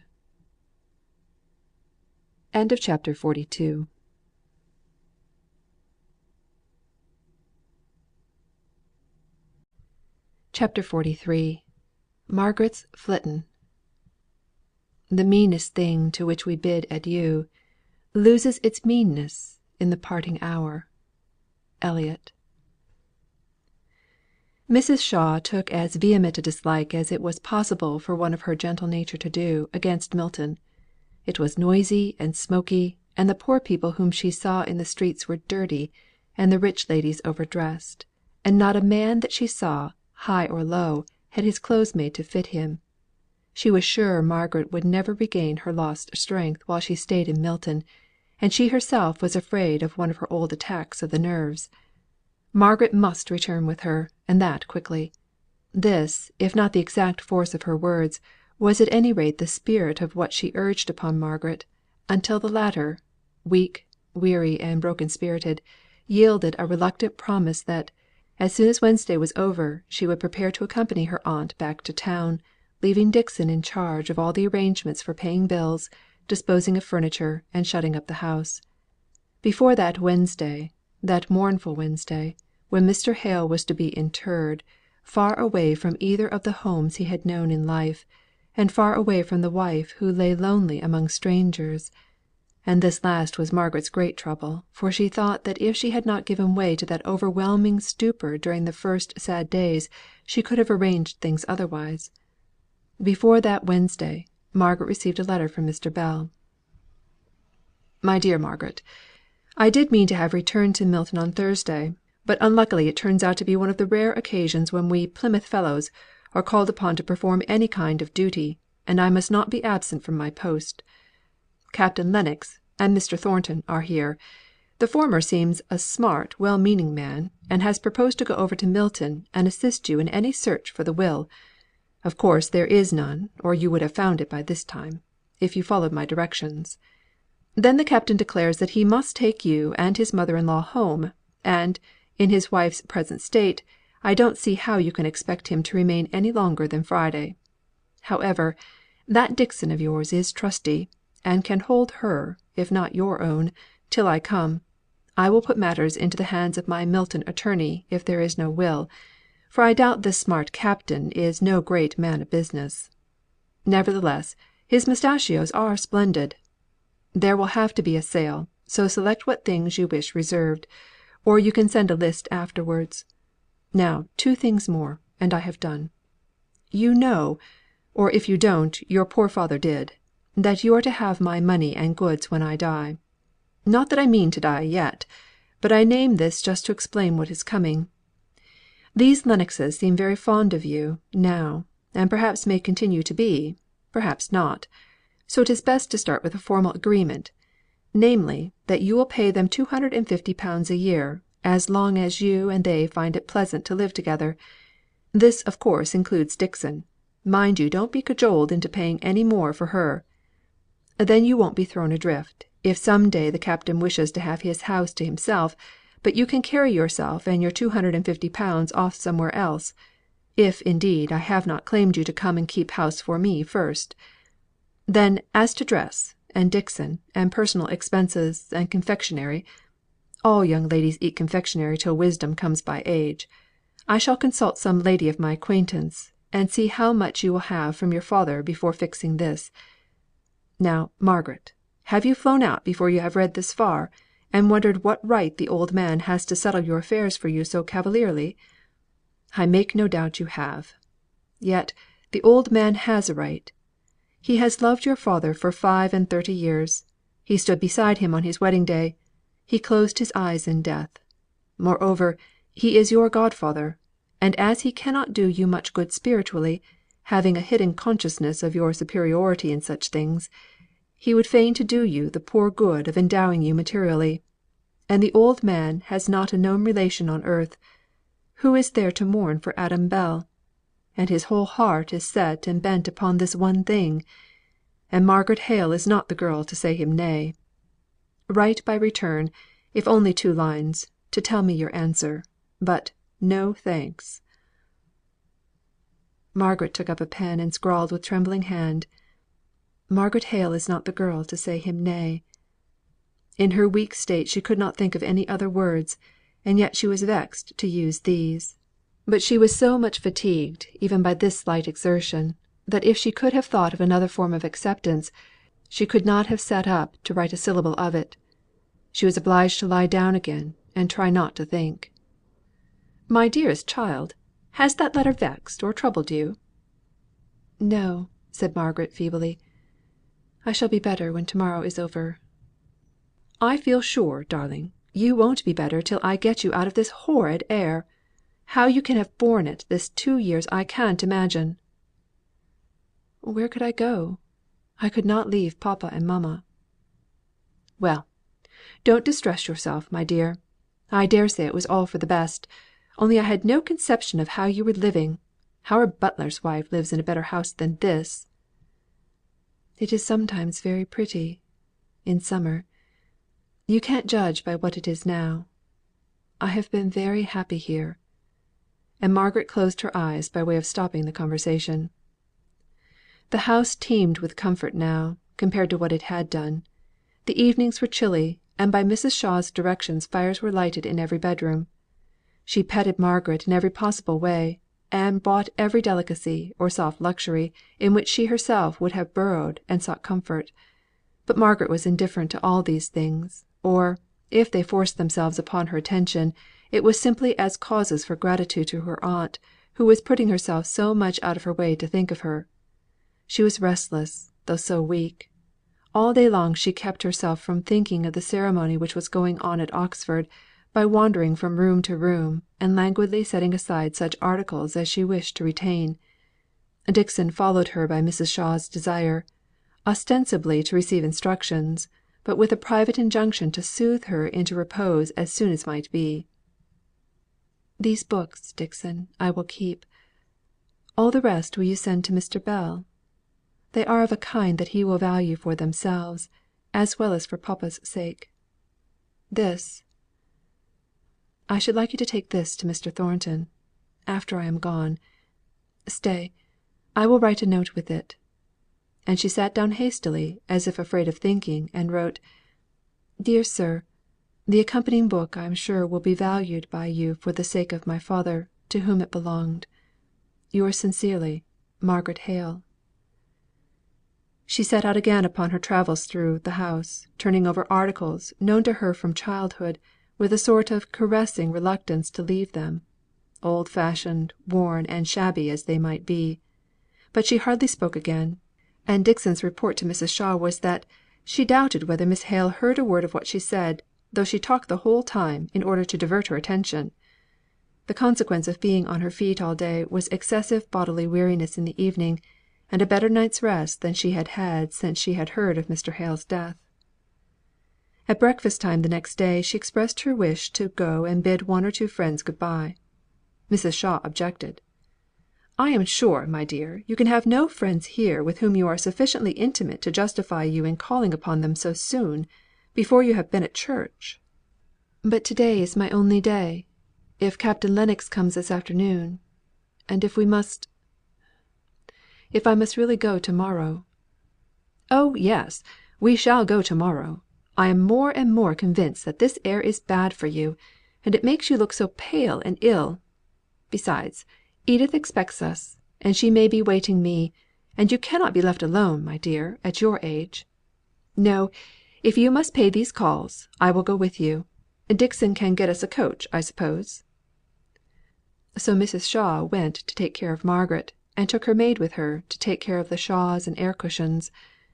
Margaret's face was too sad to lighten up into a smile at all this preparation for paying 2 visits, that she had often made by herself at all hours of the day. She was half afraid of owning that one place to which she was going was Nicholas Higgins. All she could do was to hope her aunt would be indisposed to get out of the coach and walk up the court, and at every breath of wind have her face slapped by wet clothes, hanging out on dry ropes stretched from house to house. There was a little battle in Mrs. Shaw's mind between ease and a sense of matronly propriety; but the former gained the day, and with many an injunction to Margaret to be careful of herself, and not to catch any fever, such as was always lurking in such places, her aunt permitted her to go where she had often been before without taking any precaution, or requiring any permission. Nicholas was out; only Mary and one or two of the Boucher children at home. Margaret was vexed with herself for not having timed her visit better. Mary had a very blunt intellect, although her feelings were warm and kind; and the instant she understood what Margaret's purpose was in coming to see them, she began to cry and sob with so little restraint, that Margaret found it useless to say any of the thousand little things which had suggested themselves to her as she was coming along in the coach. She could only try to comfort her a little by suggesting the vague chance of their meeting again, at some possible time, in some possible place, and bid her tell her father how much she wished, if he could manage it, that he should come to see her when he had done his work in the evening. As she was leaving the place she stopped and looked round, then hesitated a little before she said: "I should like to have some little thing to remind me of Bessy." Instantly Mary's generosity was keenly alive. What could they give? And on Margaret's singling out a little common drinking cup, which she remembered as the one always standing by Bessy's side, with drink for her feverish lips, Mary said: "Oh, take summat better. That only cost 4d." "That will do, thank you," said Margaret; and she went quickly away, while the light caused by the pleasure of having something to give yet lingered on Mary's face. "Now to Mrs. Thornton's," she thought to herself. "It must be done." But she looked rather rigid and pale at the thought of it, and had hard work to find the exact words in which to explain to her aunt who Mrs. Thornton was, and why she should go to bid her farewell. They, for Mrs. Shaw alighted here, were shown into the drawing room, in which a fire had only just been kindled. Mrs. Shaw huddled herself up in her shawl, and shivered. "What an icy room!" she said. They had to wait for some time before Mrs. Thornton entered. There was some softening in her heart towards Margaret, now that she was going away out of her sight. She remembered her spirit, as shown at various times and places, even more than the patience with which she had endured long and wearing cares. Her countenance was blander than usual, as she greeted her. There was even a shade of tenderness in her manner, as she noticed the white, tear swollen face, and the quiver in the voice which Margaret tried to make so steady. "Allow me to introduce my aunt, Mrs. Shaw. I am going away from Milton to morrow. I do not know if you are aware of it. But I wanted to see you once again, Mrs. Thornton, to apologise for my manner the last time I saw you, and to say that I am sure you meant kindly, however much we may have misunderstood each other." Mrs. Shaw looked extremely perplexed by what Margaret had said. Thanks for kindness, and apologies for failure in good manners! But Mrs. Thornton replied: "Miss Hale, I am glad you do me justice. I did no more than I believed to be my duty in remonstrating with you as I did. I have always desired to act the part of a friend to you. I am glad you do me justice." "And," said Margaret, blushing excessively as she spoke, "will you do me justice, and believe that though I cannot, I do not choose, to give explanations of my conduct, I have not acted in the unbecoming way you apprehended?" Margaret's voice was so soft, and her eyes so pleading, that Mrs. Thornton was for once affected by the charm of manner to which she had hitherto proved herself invulnerable. "Yes, I do believe you. Let us say no more about it. Where are you going to reside, Miss Hale? I understood from Mr. Bell that you were going to leave Milton. You never liked Milton, you know," said Mrs. Thornton, with a sort of grim smile. "But for all that, you must not expect me to congratulate you on quitting it. Where shall you live?" "With my aunt," replied Margaret, turning towards Mrs. Shaw. "My niece will reside with me in Harley Street. She is almost like a daughter to me," said Mrs. Shaw, looking fondly at Margaret. "And I am glad to acknowledge my own obligation for any kindness that has been shown to her. If you and your husband ever come to town, my son and daughter, Captain and Mrs. Lennox, will, I am sure, join with me in wishing to do anything in our power to show you attention." Mrs. Thornton thought in her own mind that Margaret had not taken much care to enlighten her aunt as to the relationship between the Mr. and Mrs. Thornton, towards whom the fine lady was extending her soft patronage; so she answered shortly: "My husband is dead. Mr. Thornton is my son. I never go to London, so I am not likely to be able to avail myself of your polite offers." At this instant Mr. Thornton entered the room. He had only just returned from Oxford. His morning suit spoke of the reason that had called him there. "John," said his mother, "this lady is Mrs. Shaw, Miss Hale's aunt. I am sorry to say, that Miss Hale's call is to wish us good bye." "You are going then?" said he, in a low voice. "Yes," said Margaret. "We leave to morrow." "My son in law comes this evening to escort us," said Mrs. Shaw. Mr. Thornton turned away. He had not sat down, and now he seemed to be examining something on the table, almost as if he had discovered an unopened letter, which had made him forget the present company. He did not even seem to be aware when they got up to take leave. He started forwards, however, to hand Mrs. Shaw down to the carriage. As it drove up, he and Margaret stood close together on the door step, and it was impossible but that the recollection of the day of the riot should force itself into both their minds. Into his it came associated with the speeches of the following day; her passionate declaration that there was not a man in all that violent and desperate crowd for whom she did not care as much as for him; and at the remembrance of her taunting words his brow grew stern, though his heart beat thick with longing love. "No," said he. "I put it to the touch once, and I lost it all. Let her go, with her stony heart, and her beauty. How set and terrible her look is now, for all her loveliness of feature. She is afraid I shall speak what will require some stern repression. Let her go. Beauty and heiress as she may be, she will find it hard to meet with a truer heart than mine. Let her go." And there was no tone of regret or emotion of any kind in the voice with which he said good bye, and the offered hand was taken with a resolute calmness, and dropped as carelessly as if it had been a dead and withered flower. But none in his household saw Mr. Thornton again that day. He was busily engaged, or so he said.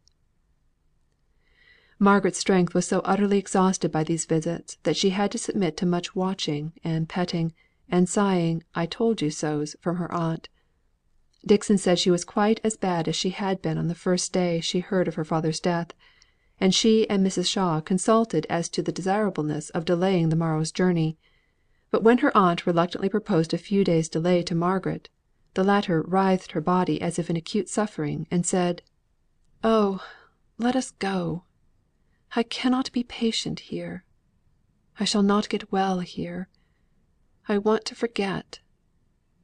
So the arrangements went on, and Captain Lennox came, and with him news of Edith and the little boy; and Margaret found that the indifferent, careless conversation of one who, however kind, was not too warm and anxious a sympathizer, did her good.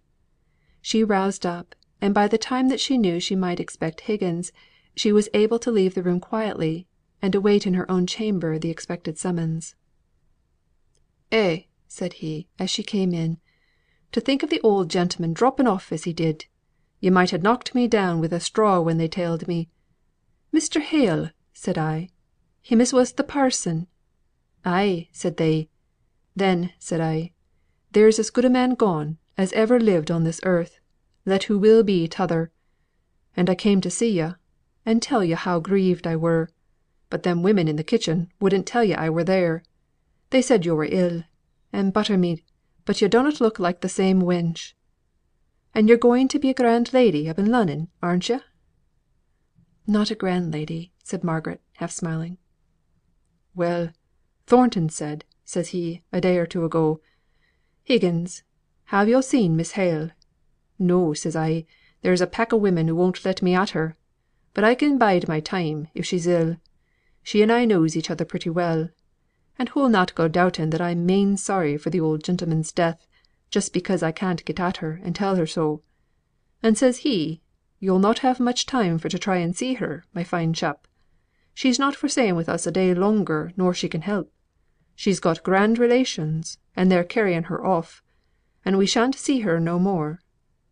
'Measter,' said I, 'if I dunnot see her afore hoo goes, I'll strive to get up to Lunnon next Whitsuntide, that I will. I'll not be balked of saying her good bye by any relations whatsomdever. But bless yo', I knowed yo'd come. It were only for to humour the measter I let on as if I thought yo' m'appen leave Milton without seeing me." "You're quite right," said Margaret. "You only do me justice. And you'll not forget me, I'm sure. If no one else in Milton remembers me, I'm certain you will, and papa too. You know how good and tender he was. Look, Higgins, here is his Bible. I have kept it for you. I can ill spare it, but I know he would have liked you to have it. I'm sure you'll care for it, and study what's in it, for his sake." "Yo' may say that. If it were the deuce's own scribble, and yo' axed me to read in it for your sake, and the old gentleman's, I'd do it. Whatten's this, wench? I'm not going for to take your brass, so dunnot think it. We've been great friends, 'bout the sound o' money passing between us." "For the children for Boucher's children," said Margaret, hurriedly. "They may need it. You've no right to refuse it for them. I would not give you a penny," she said, smiling. "Don't think there's any of it for you." "Well, wench, I can nobbut say, bless yo', and bless yo', and amen."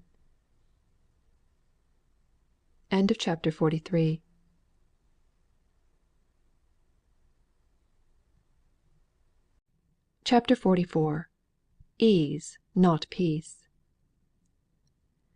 A dull rotation, never at a stay, Yesterday's face twin image of to day.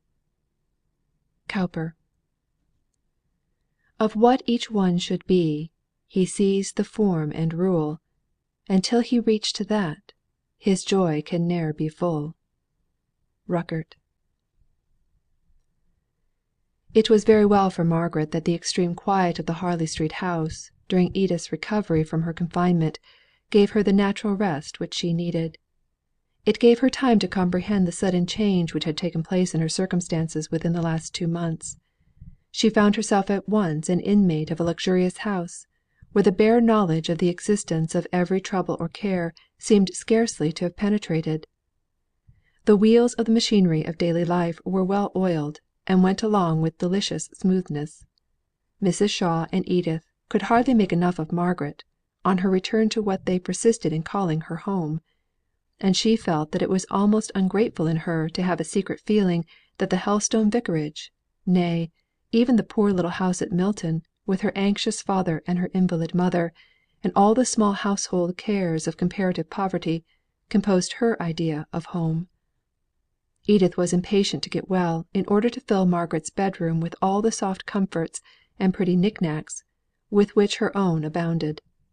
Mrs. Shaw and her maid found plenty of occupation in restoring Margaret's wardrobe to a state of elegant variety. Captain Lennox was easy, kind, and gentlemanly; sat with his wife in her dressing room an hour or two every day; played with his little boy for another hour; and lounged away the rest of his time at his club, when he was not engaged out to dinner.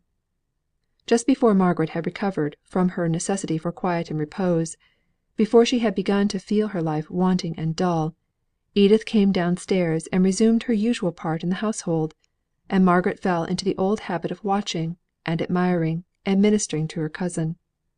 She gladly took all charge of the semblances of duties off Edith's hands; answered notes; reminded her of engagements; tended her when no gaiety was in prospect; and she was consequently rather inclined to fancy herself ill.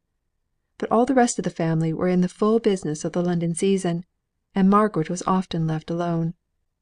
Then her thoughts went back to Milton, with a strange sense of the contrast between the life there and here. She was getting surfeited of the eventless ease in which no struggle or endeavour was required. She was afraid lest she should even become sleepily deadened into forgetfulness of anything beyond the life which was lapping her round with luxury. There might be toilers and moilers there in London, but she never saw them. The very servants lived in an underground world of their own, of which she knew neither the hopes nor the fears. They only seemed to start into existence when some want or whim of their master and mistress needed them. There was a strange unsatisfied vacuum in Margaret's heart and mode of life; and once, when she had dimly hinted this to Edith, the latter, wearied with dancing the night before, languidly stroked Margaret's cheek as she sat by her in the old attitude, she on a footstool by the sofa where Edith lay. "Poor child!" said Edith. "It is a little sad for you to be left, night after night, just at this time when all the world is so gay. But we shall be having our dinner parties soon as Henry comes back from circuit; and then there will be a little pleasant variety for you. No wonder it is moped, poor darling!" Margaret did not feel as if the dinner parties would be a panacea; but Edith piqued herself on her dinner parties, so different, as she said, from the old dowager dinners under mamma's regime; and Mrs. Shaw herself seemed to take exactly the same kind of pleasure in the very different arrangements and circle of acquaintances which were to Captain and Mrs. Lennox's taste, as she did from the more formal and ponderous entertainments which she herself used to give. Captain Lennox was always extremely kind and brotherly to Margaret. She was really fond of him, excepting when he was anxiously attentive to Edith's dress and appearance, with a view to her beauty making a sufficient impression upon the world. Then all the latent Vashti in Margaret was roused, and she could hardly keep herself from expressing her feelings. The course of Margaret's day was this: a quiet hour or two before a late breakfast; an unpunctual meal, lazily eaten by weary and half awake people, but yet at which, in all its dragged out length, she was expected to be present, because, directly afterwards, came a discussion of plans, at which, although none of them concerned her, she was expected to give her sympathy, if she could not assist with her advice; an endless number of notes to write, which Edith invariably left to her, with many caressing compliments as to her eloquence du billet; a little play with Sholto, as he returned from his morning's walk, besides the care of the children during the servants' dinner; a drive or callers, and some dinner or morning engagements for her aunt and cousins, which left Margaret free, it is true, but rather wearied with the inactivity of the day, coming upon depressed spirits and delicate health. She looked forward with longing, though unspoken interest, to the homely object of Dixon's return from Milton, where, until now, the old servant had been busily engaged in winding up all the affairs of the Hale family. It had appeared a sudden famine to her heart, this entire cessation of any news respecting the people amongst whom she had lived so long. It was true, that Dixon, in her business letters, quoted, every now and then, an opinion of Mr. Thornton's as to what she had better do about the furniture, or how to act in regard to the landlord of the Crampton Terrace house; but it was only here and there that the name came in, or any Milton name, indeed; and Margaret was sitting one evening, all alone in the Lennoxes' drawing room, not reading Dixon's letters, which she yet held in her hand, but thinking over them, and recalling the days which had been, and picturing the busy life out of which her own had been taken and never missed; wondering if all went on in that whirl just as if she and her father had never been; questioning within herself, if no one in all the crowd missed her not Higgins, she was not thinking of him when, suddenly, Mr. Bell was announced, and Margaret hurried the letters into her work basket, and started up, blushing as if she had been doing some guilty thing. "Oh, Mr. Bell! I never thought of seeing you." "But you give me a welcome, I hope, as well as that very pretty start of surprise." "Have you dined? How did you come? Let me order you some dinner." "If you are going to have any. Otherwise, you know, there is no one who cares less for eating than I do. But where are the others? Gone out to dinner? Left you alone?" "Oh, yes; and it is such a rest. I was just thinking. But will you run the risk of dinner? I don't know if there is anything in the house." "Why, to tell you the truth, I dined at my club. Only they don't cook as well as they did. So I thought, if you were going to dine, I might try and make out my dinner. But never mind, never mind.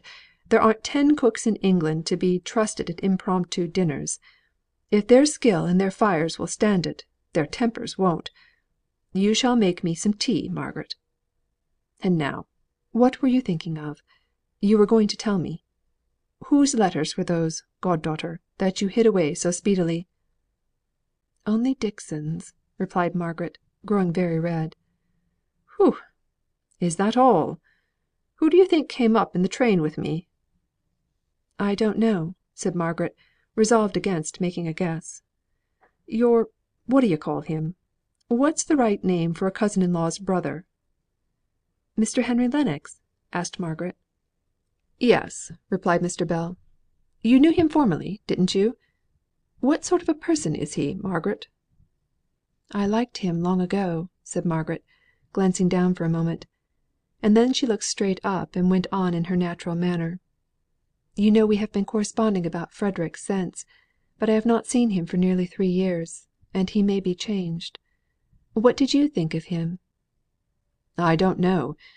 He was so busy trying to find out who I was, in the first instance, and what I was in the second, that he never let out who he was; unless indeed that veiled curiosity of his as to what manner of man he had to talk to was not a good piece, and a fair indication of his character.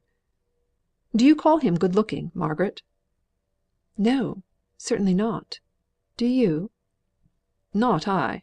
But I thought, perhaps, you might. Is he a great deal here?"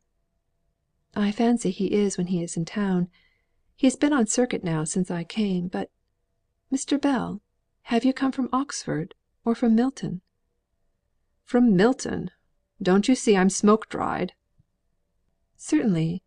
But I thought that it might be the effect of the antiquities of Oxford." "Come now, be a sensible woman.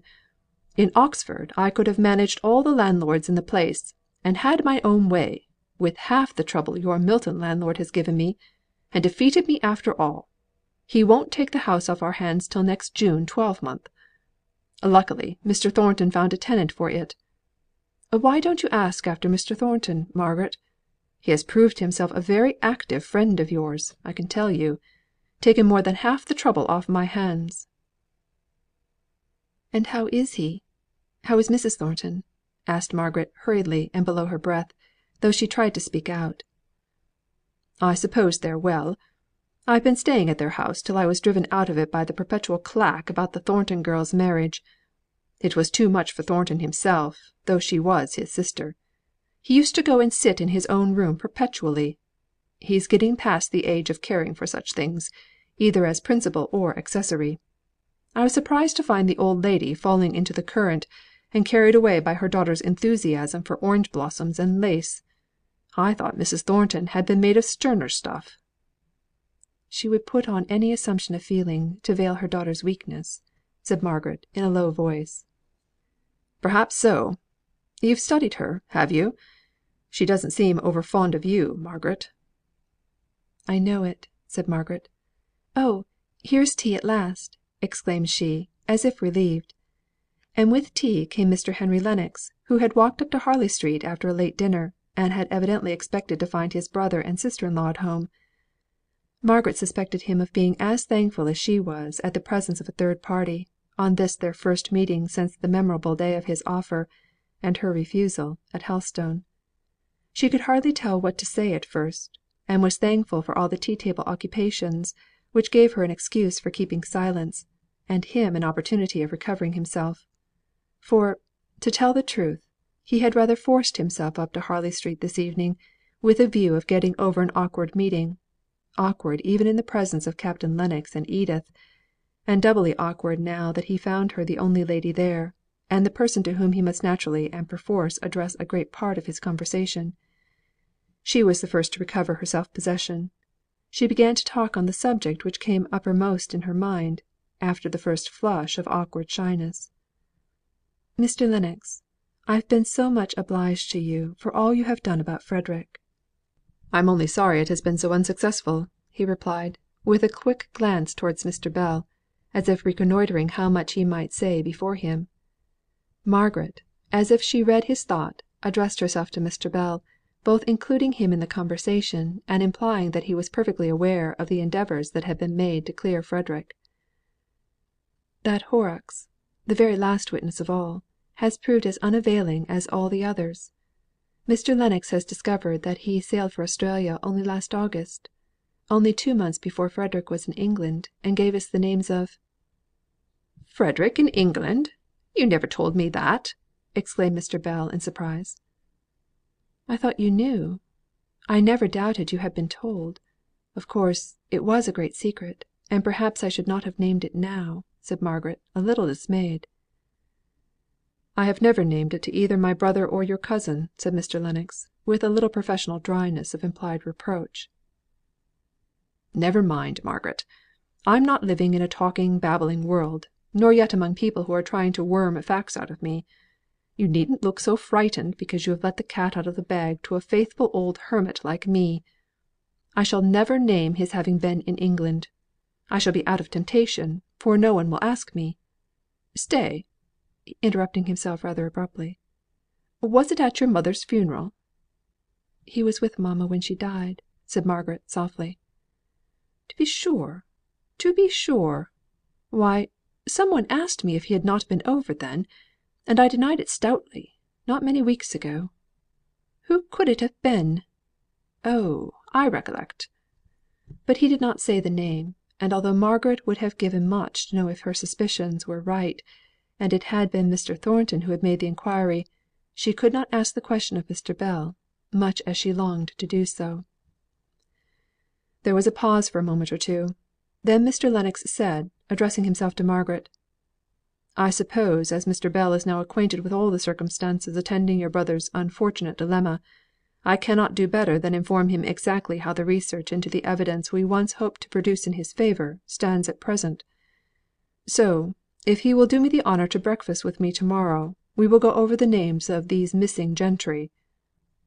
"I should like to hear all the particulars, if I may. Cannot you come here? I dare not ask you both to breakfast, though I am sure you would be welcome. But let me know all I can about Frederick, even though there may be no hope at present." "I have an engagement at 11:30, but I will certainly come if you wish it," replied Mr. Lennox, with a little afterthought of extreme willingness, which made Margaret shrink into herself, and almost wish that she had not proposed her natural request. Mr. Bell got up, and looked around him for his hat, which had been removed to make room for tea. "Well," said he, "I don't know what Mr. Lennox is inclined to do, but I'm disposed to be moving off homewards. I've been a journey to day, and journeys begin to tell upon my 60 and odd years." "I believe I shall stay to see my brother and sister," said Mr. Lennox, making no movement of departure. Margaret was seized with a shy awkward dread of being left alone with him. The scene on the little terrace in the Helstone garden was so present to her, that she could hardly help believing it was so with him. "Don't go yet, please, Mr. Bell," she said, hastily. "I want you to see Edith, and I want Edith to know you. Please," said she, laying a light but determined hand on his arm. He looked at her, and saw the confusion stirring in her countenance. He sat down again, as if her little touch had been possessed of resistless strength. "You see how she overpowers me, Mr. Lennox," said he. "And I hope you noticed the happy choice of her expressions. She wants me to see this cousin Edith, who, I am told, is a great beauty. But she has the honesty to change her word when she comes to me. Mrs. Lennox is to know me. I suppose I am not much to see, eh, Margaret?" He joked, to give her time to recover from the slight flutter which he had detected in her manner on his proposal to leave, and she caught the tone and threw the ball back. Mr. Lennox wondered how his brother, the captain, could have reported her as having lost all her good looks. To be sure, in her quiet black dress, she was a contrast to Edith, dancing in her white crape mourning, and long floating golden hair, all softness and glitter. She dimpled and blushed most becomingly when introduced to Mr. Bell, conscious that she had her reputation as a beauty to keep up, and that it would not do to have a Mordecai refusing to worship and admire, even in the shape of an old fellow of a college, which nobody had ever heard of. Mrs. Shaw and Captain Lennox, each in their separate way, gave Mr. Bell a kind and sincere welcome, winning him over to them, almost in spite of himself, especially when he saw how naturally Margaret took her place as sister and daughter of the house. "What a shame that we were not at home to receive you!" said Edith. "You too, Henry, though I don't know that we should have stayed home for you. And for Mr. Bell, for Margaret's Mr. Bell." "There is no knowing what sacrifices you would not have made," said her brother in law. "Even a dinner party, and the delight of wearing this very becoming dress." Edith did not know whether to frown or to smile; but it did not suit Mr. Lennox to drive her to the first of these alternatives, so he went on: "Will you show your readiness to make sacrifices to morrow morning, first by asking me to breakfast, to meet Mr. Bell, and secondly by being so kind as to order it at 9:30 instead of 10 o'clock? I have some letters and papers that I want to show to Miss Hale and Mr. Bell." "I hope Mr. Bell will make our house his own during his stay in London," said Captain Lennox. "I am only so sorry that we cannot offer him a bedroom." "Thank you. I am very much obliged to you.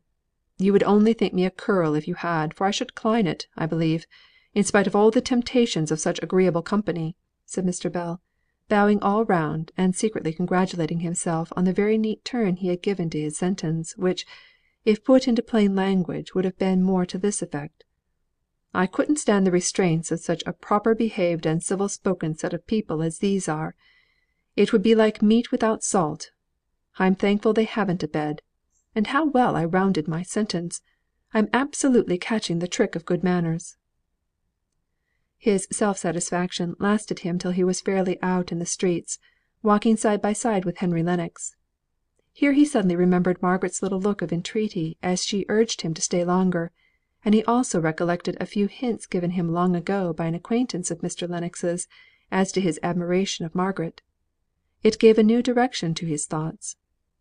"You have known Miss Hale for a long time, I believe. How do you think her looking? She strikes me as pale and ill."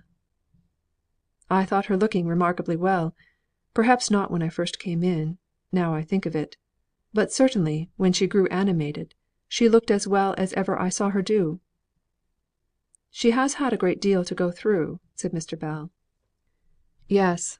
I have been very sorry to hear of all she has had to bear; not merely the common and universal sorrow arising from death, but all the annoyance which her father's conduct must have caused her; and then" "Her father's conduct!" said Mr. Bell, in an accent of surprise. "You must have heard some wrong statement. He behaved in the most conscientious manner. He showed more resolute strength than I should ever have given him credit for formerly." "Perhaps I have been wrongly informed; but I have been told by his successor in the living, a clever, sensible man, and a thoroughly active clergyman, that there was no call upon Mr. Hale to do what he did relinquish the living, and throw himself and his family on the tender mercies of private teaching in a manufacturing town. The bishop had offered him another living, it is true; but if he had come to entertain certain doubts, he could have remained where he was, and so had no occasion to resign. But the truth is, these country clergymen live such isolated lives isolated, I mean, from all intercourse with men of equal cultivation with themselves, by whose minds they might regulate their own, and discover when they were going either too fast or too slow, that they are very apt to disturb themselves with imaginary doubts as to the articles of faith, and throw up certain opportunities of doing good for very uncertain fancies of their own." "I differ from you. I do not think they are very apt to do as my poor friend Hale did." Mr. Bell was inwardly chafing. "Perhaps I use too general an expression in saying 'very apt'; but certainly, their lives are such as very often to produce either inordinate self sufficiency, or a morbid state of conscience," replied Mr. Lennox, with perfect coolness. "You don't meet with any self sufficiency among the lawyers, for instance?" asked Mr. Bell. "And seldom, I imagine, any cases of morbid conscience." He was becoming more and more vexed, and forgetting his lately caught trick of good manners. Mr. Lennox saw now that he had annoyed his companion; and as he had talked pretty much for the sake of saying something, and so passing the time while their road lay together, he was very indifferent as to the exact side he took upon the question, and quietly came round by saying: "To be sure, there is something fine in a man of Mr. Hale's age leaving his home of 20 years, and giving up all settled habits, for an idea which was probably erroneous; but that does not matter an intangible thought. One cannot help admiring him, with a mixture of pity in one's admiration, something like what one feels for Don Quixote. Such a gentleman as he was, too! I shall never forget the refined and simple hospitality he showed me that last day at Helstone." Only half mollified, and yet anxious, in order to lull certain qualms of his own conscience, to believe that Mr. Hale's conduct had a tinge of Quixotism in it, Mr. Bell growled out: "Ay, and you don't know Milton. Such a change from Helstone! It is years since I have been at Helstone; but I'll answer for it, it is standing there yet, every stick and stone, as it has done for the last century; while Milton I go there every 4 or 5 years, and I was born there, yet I do assure you I often lose my way ay, among the very piles of warehouses that are built upon my father's orchards. Do we part here? Well, good night, sir. I suppose we shall meet in Harley Street to morrow morning." CHAPTER XLV.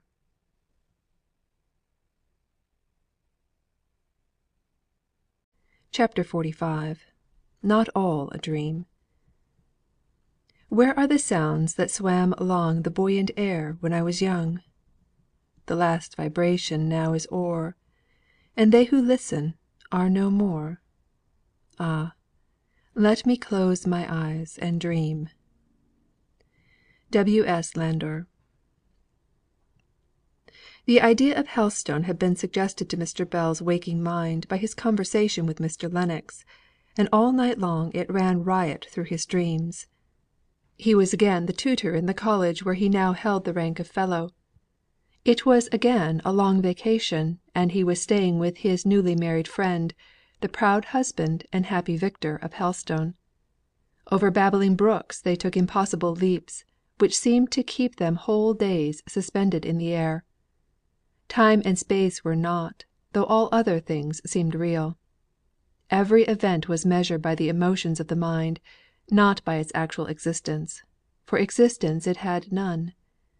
But the trees were gorgeous in their autumnal leafiness; the warm odours of flower and herb came sweet upon the senses; The young wife moved about her house with just that mixture of annoyance at her position as regarded wealth, with pride in her handsome and devoted husband, which Mr. Bell had noticed in real life a quarter of a century ago. The dream was so like life that, when he awoke, his present life seemed like a dream. Where was he? In the close, handsomely furnished room of a London hotel. Where were those who spoke to him, moved around him, touched him, not an instant ago? Dead, buried, lost for evermore, as far as earth's for evermore would extend. He was an old man, so lately exultant in the full strength of manhood. The utter loneliness of his life was insupportable to think about. He got up hastily, and tried to forget what never more might be, in a hurried dressing for the breakfast in Harley Street. He could not attend to all the lawyer's details, which, as he saw, made Margaret's eyes dilate, and her lips grow pale, as one by one fate decreed, or so it seemed, every morsel of evidence which would exonerate Frederick, should fall from beneath her feet and disappear. Even Mr. Lennox's well regulated professional voice took a softer, tenderer tone, as he drew near to the extinction of the last hope. It was not that Margaret had not been perfectly aware of the result before; it was only that the details of each successive disappointment came with such relentless minuteness to quench all hope, that she at last fairly gave way to tears. Mr. Lennox stopped reading. "I had better not go on," said he, in a concerned voice. "It was a foolish proposal of mine. Lieutenant Hale" and even this giving him the title of service from which he had so harshly been expelled was soothing to Margaret. "Lieutenant Hale is happy now, more secure in fortune and future prospects than he could ever have been in the navy, and has, doubtless, adopted his wife's country as his own." "That is it," said Margaret. "It seems so selfish in me to regret it," trying to smile. "And yet he is lost to me, and I am so lonely." Mr. Lennox turned over his papers, and wished that he were as rich and prosperous as he believed he should be some day. Mr. Bell blew his nose, but, otherwise, he also kept silence; and Margaret, in a minute or two, had apparently recovered her usual composure. She thanked Mr. Lennox very courteously for all his trouble, all the more courteously and graciously, because she was conscious that, by her behaviour, he might have probably been led to imagine that he had given her needless pain. Yet it was pain she would not have been without. Mr. Bell came up to wish her good bye. "Margaret," said he, as he fumbled with his gloves, "I'm going down to Helstone to morrow, to look at the old place. Would you like to come with me, or would it give you too much pain? Speak out; don't be afraid." "Oh, Mr. Bell!" said she, and could say no more; but she took his old gouty hand and kissed it. "Come, come, that's enough," said he, reddening with awkwardness. "I suppose your aunt Shaw will trust you with me. We'll go to morrow morning, and we shall get there about 2 o'clock, I fancy. We'll take a snack, and order dinner at the little inn the Lennard Arms, it used to be and go and get an appetite in the Forest. Can you stand it, Margaret? It will be a trial, I know, to both of us; but it will be a pleasure to me, at least. And there we'll dine. It will be but doe venison, if we can get it at all; and then I'll take my nap while you go out and see old friends. I'll give you back safe and sound, barring railway accidents, and I'll insure your life for £1,000 before starting, which may be some comfort to your relations. But otherwise, I'll bring you back to Mrs. Shaw by lunch time on Friday; so if you say yes, I'll just go upstairs and propose it." "It's no use my trying to say how much I shall like it," said Margaret, through her tears. "Well, then, prove your gratitude by keeping those fountains of yours dry for the next 2 days. If you don't, I shall feel queer myself about the lachrymal ducts, and I don't like that." "I won't cry a drop," said Margaret, winking her eyes to shake the tears off her eyelashes, and forcing a smile. "There's my good girl. Then we'll go upstairs and settle it all." Margaret was in a state of almost trembling eagerness, while Mr. Bell discussed his plan with her aunt Shaw, who was first startled, then doubtful and perplexed, and in the end, yielding rather to the rough force of Mr. Bell's words than to her own conviction; for to the last, whether it was right or wrong, proper or improper, she could not settle to her own satisfaction, till Margaret's safe return, the happy fulfilment of the project, gave her decision enough to say, she was sure it had been a very kind thought of Mr. Bell's, and just what she herself had been wishing for Margaret, as giving her the very change which she required, after all the anxious time she had had. CHAPTER XLVI.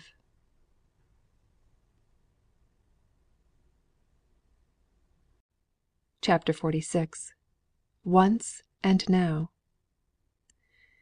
So on those happy days of yore Oft as I dare to dwell once more, Still must I miss the friend so tried, Whom death has severed from my side. But ever when true friendship binds, Spirit it is that spirit finds; In spirit then our bliss we found, In spirit yet to them I'm bound. Uhland. Margaret was ready long before the appointed time, and had leisure enough to cry a little, quietly, when unobserved, and to smile brightly when any one looked at her. Her last alarm was lest they should be too late and miss the train; but no, they were all in time, and she breathed freely and happily at length, seated in the carriage opposite to Mr. Bell, and whirling away past the well known stations, seeing the old south country towns and hamlets sleeping in the warm light of the pure sun, which gave a yet ruddier colour to their tiled roofs, so different to the cold slates of the north. Broods of pigeons hovered around these peaked and quaint gables, slowly settling here and there, and ruffling their soft, shiny feathers, as if exposing every fibre to the delicious warmth. There were few people around at the stations; it seemed almost as if they were too lazily content to wish to travel; none of the bustle and stir that Margaret had noticed in her two journeys on the London and North Western line. Later on in the year, this line of railway should be stirring and alive with rich pleasure seekers; but as to the constant going to and fro of busy tradespeople, it would always be widely different from the northern lines. Here a spectator or two stood lounging at nearly every station, with his hands in his pockets, so absorbed in the simple act of watching, that it made the travellers wonder what he could find to do when the train whirled away, and only the blank of a railway station, some sheds, and a distant field or two were left for him to gaze upon. The hot air danced over the golden stillness of the land; farm after farm was left behind, each reminding Margaret of German idyls, of Hermann and Dorothea, of Evangeline. From this waking dream she was roused. It was the place to leave the train and take the fly to Helstone. And now sharper feelings came shooting through her heart, whether pain or pleasure she could hardly tell. Every mile was redolent of associations, which she would not have missed for the world, but each of which made her cry upon the days that are no more, with ineffable longing. The last time she had passed along this road was when she had left it with her father and mother. The day, the season, had been gloomy, and she herself hopeless; but they were there with her. Now she was alone, an orphan, and they, strangely, had gone away from her, and vanished from the face of the earth. It hurt her to see the Helstone road so flooded in the sunlight, and every turn and every familiar tree so precisely the same in its summer glory as it had been in former years. Nature felt no change, and was ever young. Mr. Bell knew something of what would be passing through her mind, and wisely and kindly held his tongue. They drove up to the Lennard Arms, half farmhouse, half inn, standing a little apart from the road, as much as to say, that the host did not so depend on the custom of travellers as to have to court it by any obtrusiveness; they, rather, must seek him out. The house fronted the village green, and right before it stood an immemorial lime tree, benched all round, in some hidden recesses of whose leafy wealth hung the grim escutcheon of the Lennards. The door of the inn stood wide open, but there was no hospitable hurry to receive the travellers. When the landlady did appear, and they might have abstracted many an article first, she gave them a kind welcome, almost as if they had been invited guests, and apologised for her coming having been so delayed, by saying that it was hay time, and the provisions for the men had to be sent a field, and she had been too busy packing up the baskets to hear the noise of the wheels over the road, which, since they had left the highway, ran over short soft turf. "Why, bless me!" exclaimed she, as at the end of her apology a glint of sunlight showed her Margaret's face, hitherto unobserved in that shady parlour. "It's Miss Hale, Jenny!" said she, running to the door and calling to her daughter. "Come here! Come directly! It's Miss Hale!" And then she went up to Margaret and shook her hands with motherly fondness. "And how are you all? How's the Vicar and Miss Dixon? The Vicar above all. God bless him! We've never ceased to be sorry that he left." Margaret tried to speak and tell her of her father's death. Of her mother's it was evident that Mrs. Purkis was aware, from her omission of her name. But she choked in the effort, and could only touch her deep mourning, and say the one word, "Papa." "Surely, sir, it's never so!" said Mrs. Purkis, turning to Mr. Bell for confirmation of the sad suspicion that now entered her mind. "There was a gentleman here in the spring it might have been as long ago as last winter who told us a deal of Mr. Hale and Miss Margaret, and he said Mrs. Hale was gone, poor lady, but never a word of the Vicar's being ailing." "It is so, however," said Mr. Bell. "He died quite suddenly, when on a visit to me at Oxford. He was a good man, Mrs. Purkis, and there's many of us that might be thankful to have as calm an end as his. Come, Margaret, my dear. Her father was my oldest friend, and she's my god daughter, so I thought we would just come down together and see the old place. I know of old you can give us comfortable rooms and a capital dinner. You don't remember me, I see, but my name is Bell, and once or twice when the parsonage has been full, I've slept here, and tasted your good ale." "To be sure. I ask your pardon; but you see I was taken up with Miss Hale. Let me show you to a room, Miss Margaret, where you can take off your bonnet and wash your face. It's only this very morning I plunged some fresh gathered rose heads downward in the water jug, for, thought I, perhaps some one will be coming, and there's nothing so sweet as spring water scented by a musk rose or two. To think of the Vicar being dead! Well, to be sure, we must all die; only that gentleman said he was quite picking up after his trouble about Mrs. Hale's death." "Come down to me, Mrs. Purkis, after you have attended to Miss Hale. I want to have a consultation with you about dinner." The little casement window in Margaret's bedchamber was almost filled up with rose and vine branches; but pushing them aside, and stretching a little out, she could see the tops of the parsonage chimneys above the trees, and distinguish many a well known line through the leaves. "Ay," said Mrs. Purkis, smoothing down the bed, and despatching Jenny for an armful of lavender scented towels. "Times is changed, miss. Our new Vicar has 7 children, and is building a nursery ready for more, just out where the arbour and tool house used to be in old times; and he has had new grates put in, and a plate glass window in the drawing room. He and his wife are stirring people, and have done a deal of good. At least they say it's doing good. If it were not, I should call it turning things upside down for very little purpose. The new Vicar is a teetotaller, miss, and a magistrate; and his wife has a deal of receipts for economical cooking, and is for making bread without yeast; and they both talk so much, and both at a time, that they knock one down as it were; and it's not till they're gone, and one's a little at peace, that one can think that there were things one might have said on one's own side of the question. He'll be after the men's cans in the hay field, and peeping in; and then there'll be an ado because it's not ginger beer; but I can't help it. My mother and my grandmother before me sent good malt liquor to haymakers, and took salts and senna when anything ailed them; and I must e'en go on in their ways, though Mrs. Hepworth does want to give me comfits instead of medicine, which, as she says, is a deal pleasanter, only I've no faith in it. But I must go, miss, though I'm wanting to hear many a thing. I'll come back to you before long."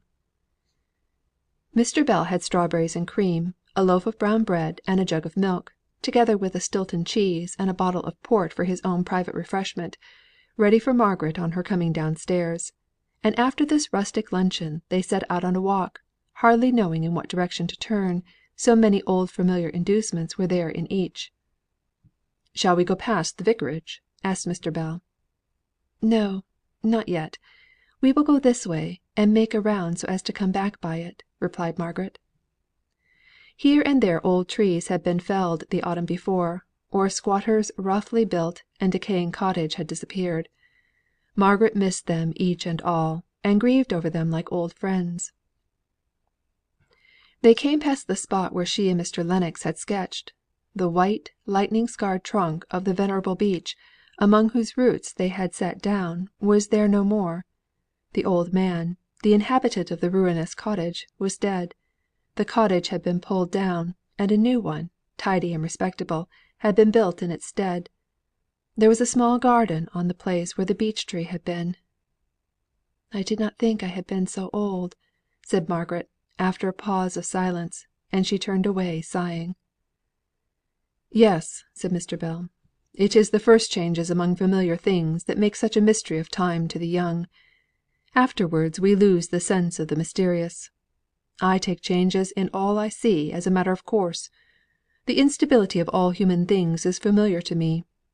To you it is new and oppressive." "Let us go and see little Susan," said Margaret, drawing her companion up a grassy roadway, leading under the shadow of a forest glade.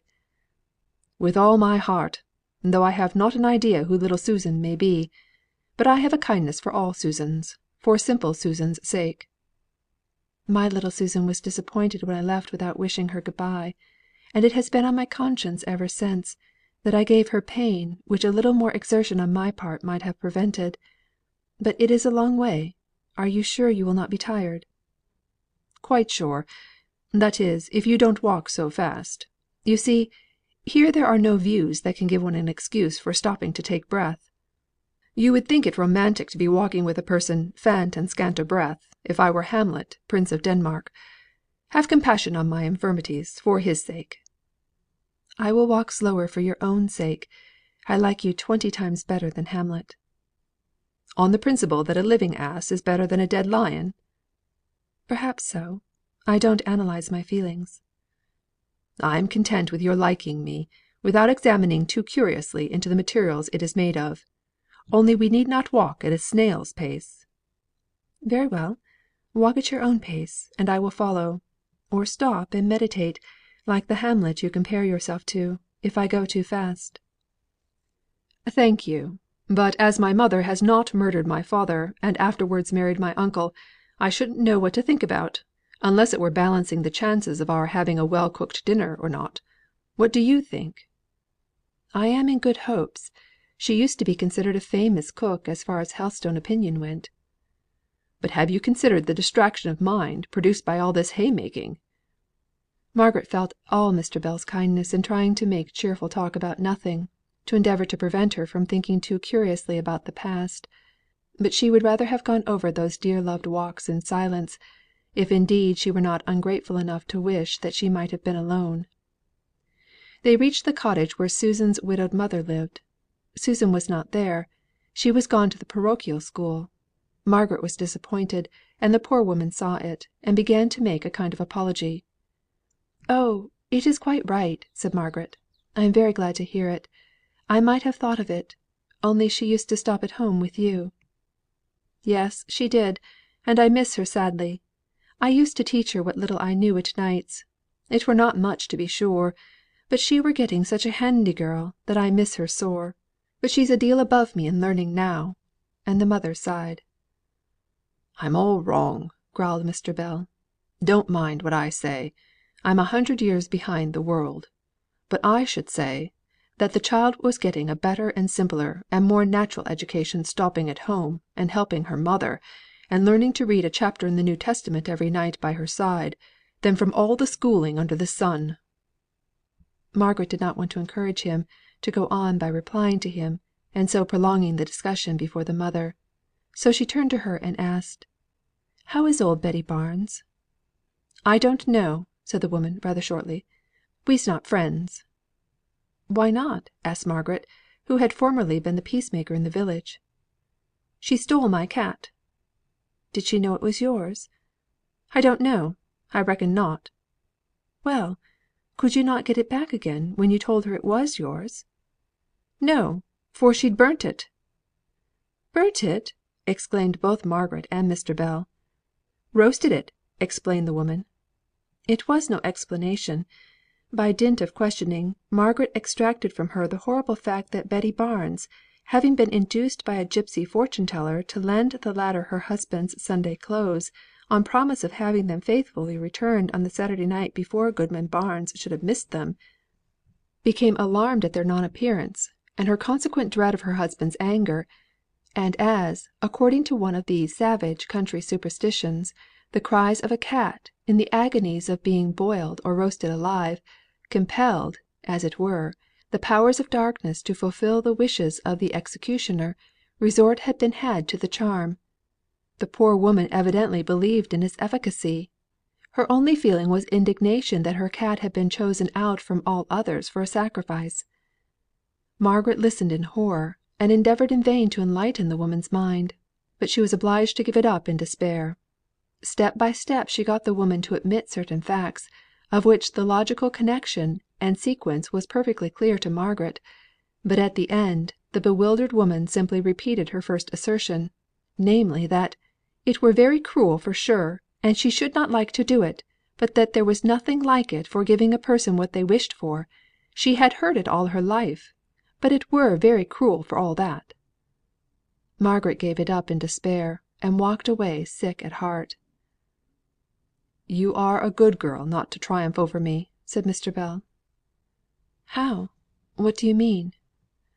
"I own, I am wrong about schooling. Anything rather than have that child brought up in such practical paganism." "Oh, I remember. Poor little Susan! I must go and see her. Would you mind calling at the school?" "Not a bit. I am curious to see something of the teaching she is to receive." They did not speak much more, but thridded their way through many a bosky dell, whose soft green influence could not charm away the shock and the pain in Margaret's heart, caused by the recital of such cruelty; a recital, too, the manner of which betrayed such utter want of imagination, and therefore of any sympathy with the suffering animal. The buzz of voices, like the murmur of a hive of busy human bees, made itself heard as soon as they emerged from the forest on the more open village green on which the school was situated. The door was wide open, and they entered. A brisk lady in black, here, there, and everywhere, perceived them, and bade them welcome with somewhat of the hostess air, which, Margaret remembered, her mother was wont to assume, only in a more soft and languid manner, when any rare visitors strayed in to inspect the school.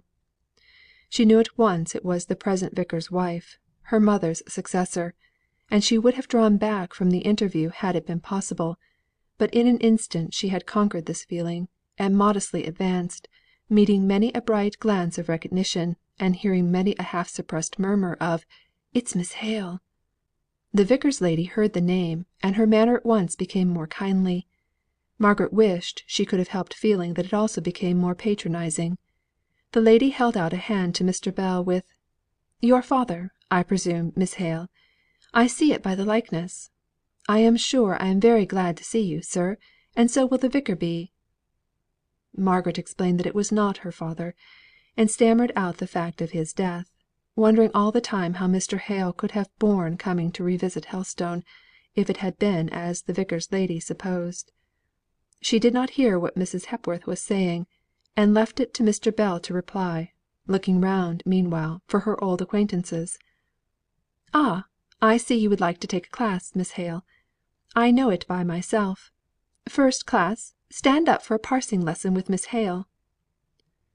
Poor Margaret, whose visit was sentimental, not in any degree inspective, felt herself taken in; but as in some way bringing her in contact with little eager faces, once well known, and who had received the solemn rite of baptism from her father, she sat down, half losing herself in tracing out the changing features of the girls, and holding Susan's hand for a minute or two, unobserved by all, while the first class sought for their books; and the Vicar's lady went as near as a lady could towards holding Mr. Bell by the button while she explained the phonetic system to him, and gave him a conversation she had had with the inspector about it. Margaret bent over her book, and seeing nothing but that, hearing the buzz of children's voices, old times rose up, and she thought of them, and her eyes filled with tears, till all at once there was a pause. One of the girls was stumbling over the apparently simple word A, uncertain what to call it.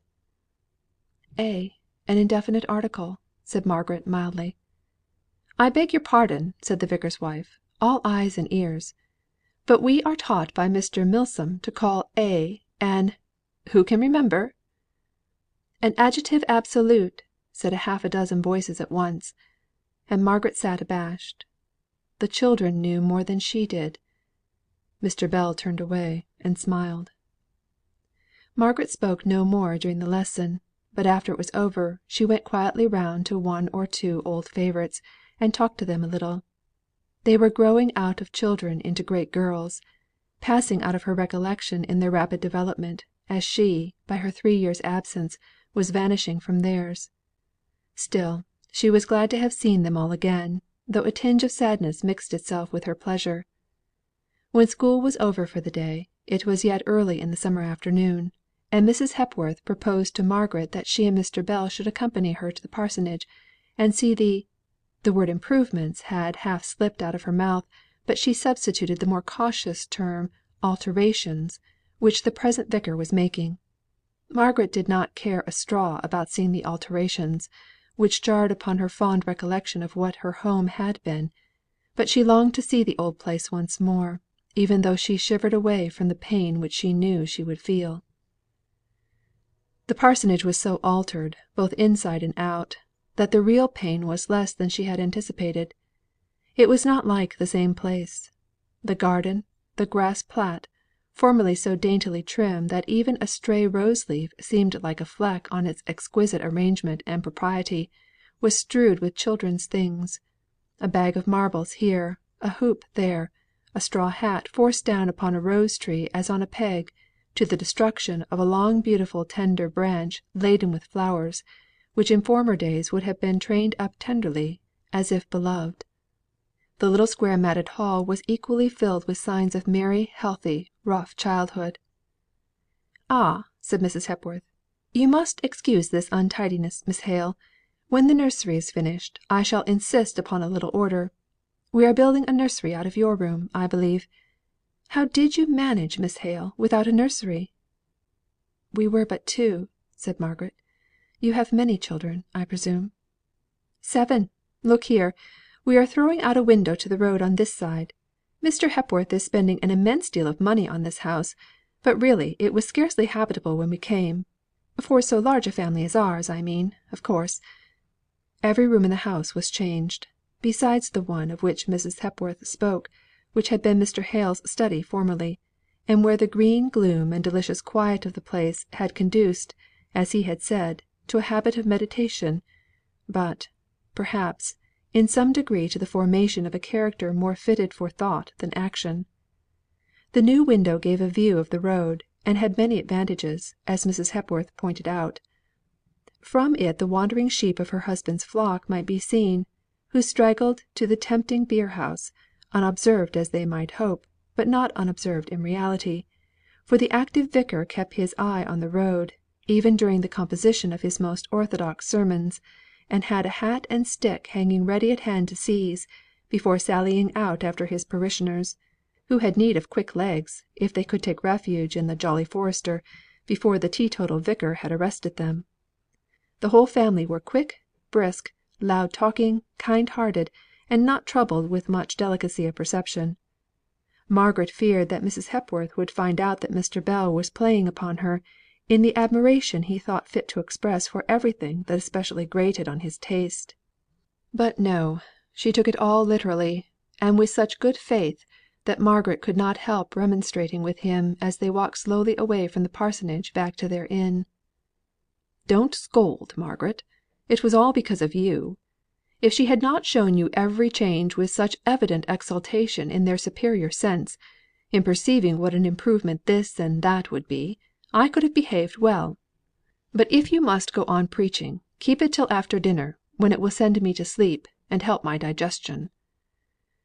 They were both of them tired, and Margaret herself so much so, that she was unwilling to go out as she had proposed to do, and have another ramble among the woods and fields so close to the home of her childhood; and, somehow, this visit to Helstone had not been all had not been exactly what she had expected. There was change everywhere, slight, yet pervading all. Households were changed by absence, or death, or marriage, or the natural mutations brought by days and months and years, which carry us on imperceptibly from childhood to youth, and thence through manhood to age, whence we drop like fruit, fully ripe, into the quiet mother earth. Places were changed, a tree gone here, a bough there, bringing in a long ray of light where no light was before. A road was trimmed and narrowed, and the green straggling pathway by its side enclosed and cultivated. A great improvement it was called; but Margaret sighed over the old picturesqueness, the old gloom, and the grassy way side of former days. She sat by the window on the little settle, sadly gazing out upon the gathering shades of night, which harmonised well with her pensive thought. Mr. Bell slept soundly, after his unusual exercise through the day. At last he was roused by the entrance of the tea tray, brought in by a flushed looking country girl, who had evidently been finding some variety from her usual occupation of waiter, in assisting this day in the hay field. "Hallo! who's there? Where are we? Who's that? Margaret? Oh! now I remember all. I could not imagine what woman was sitting there in such a doleful attitude, with her hands clasped straight out upon her knees, and her face looking so steadfastly before her. What were you looking at?" asked Mr. Bell, coming to the window, and standing behind Margaret. "Nothing," she said, rising up quickly, and speaking as cheerfully as she could at a moment's notice. "Nothing indeed! A bleak background of trees, some white linen hung out on the sweet briar hedge, and a great waft of damp air.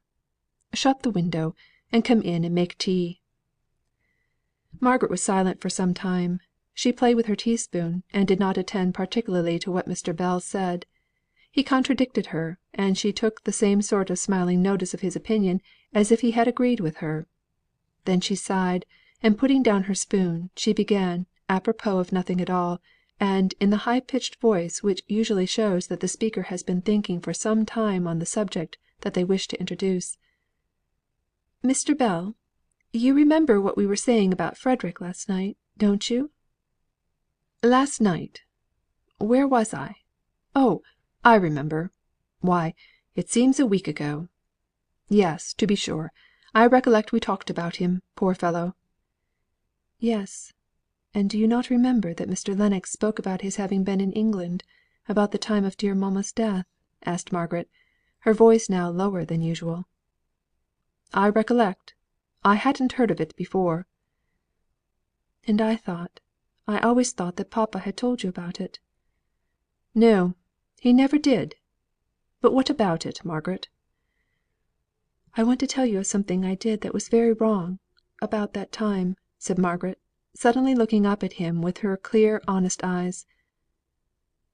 "I told a lie," and her face became scarlet. "True, that was bad, I own.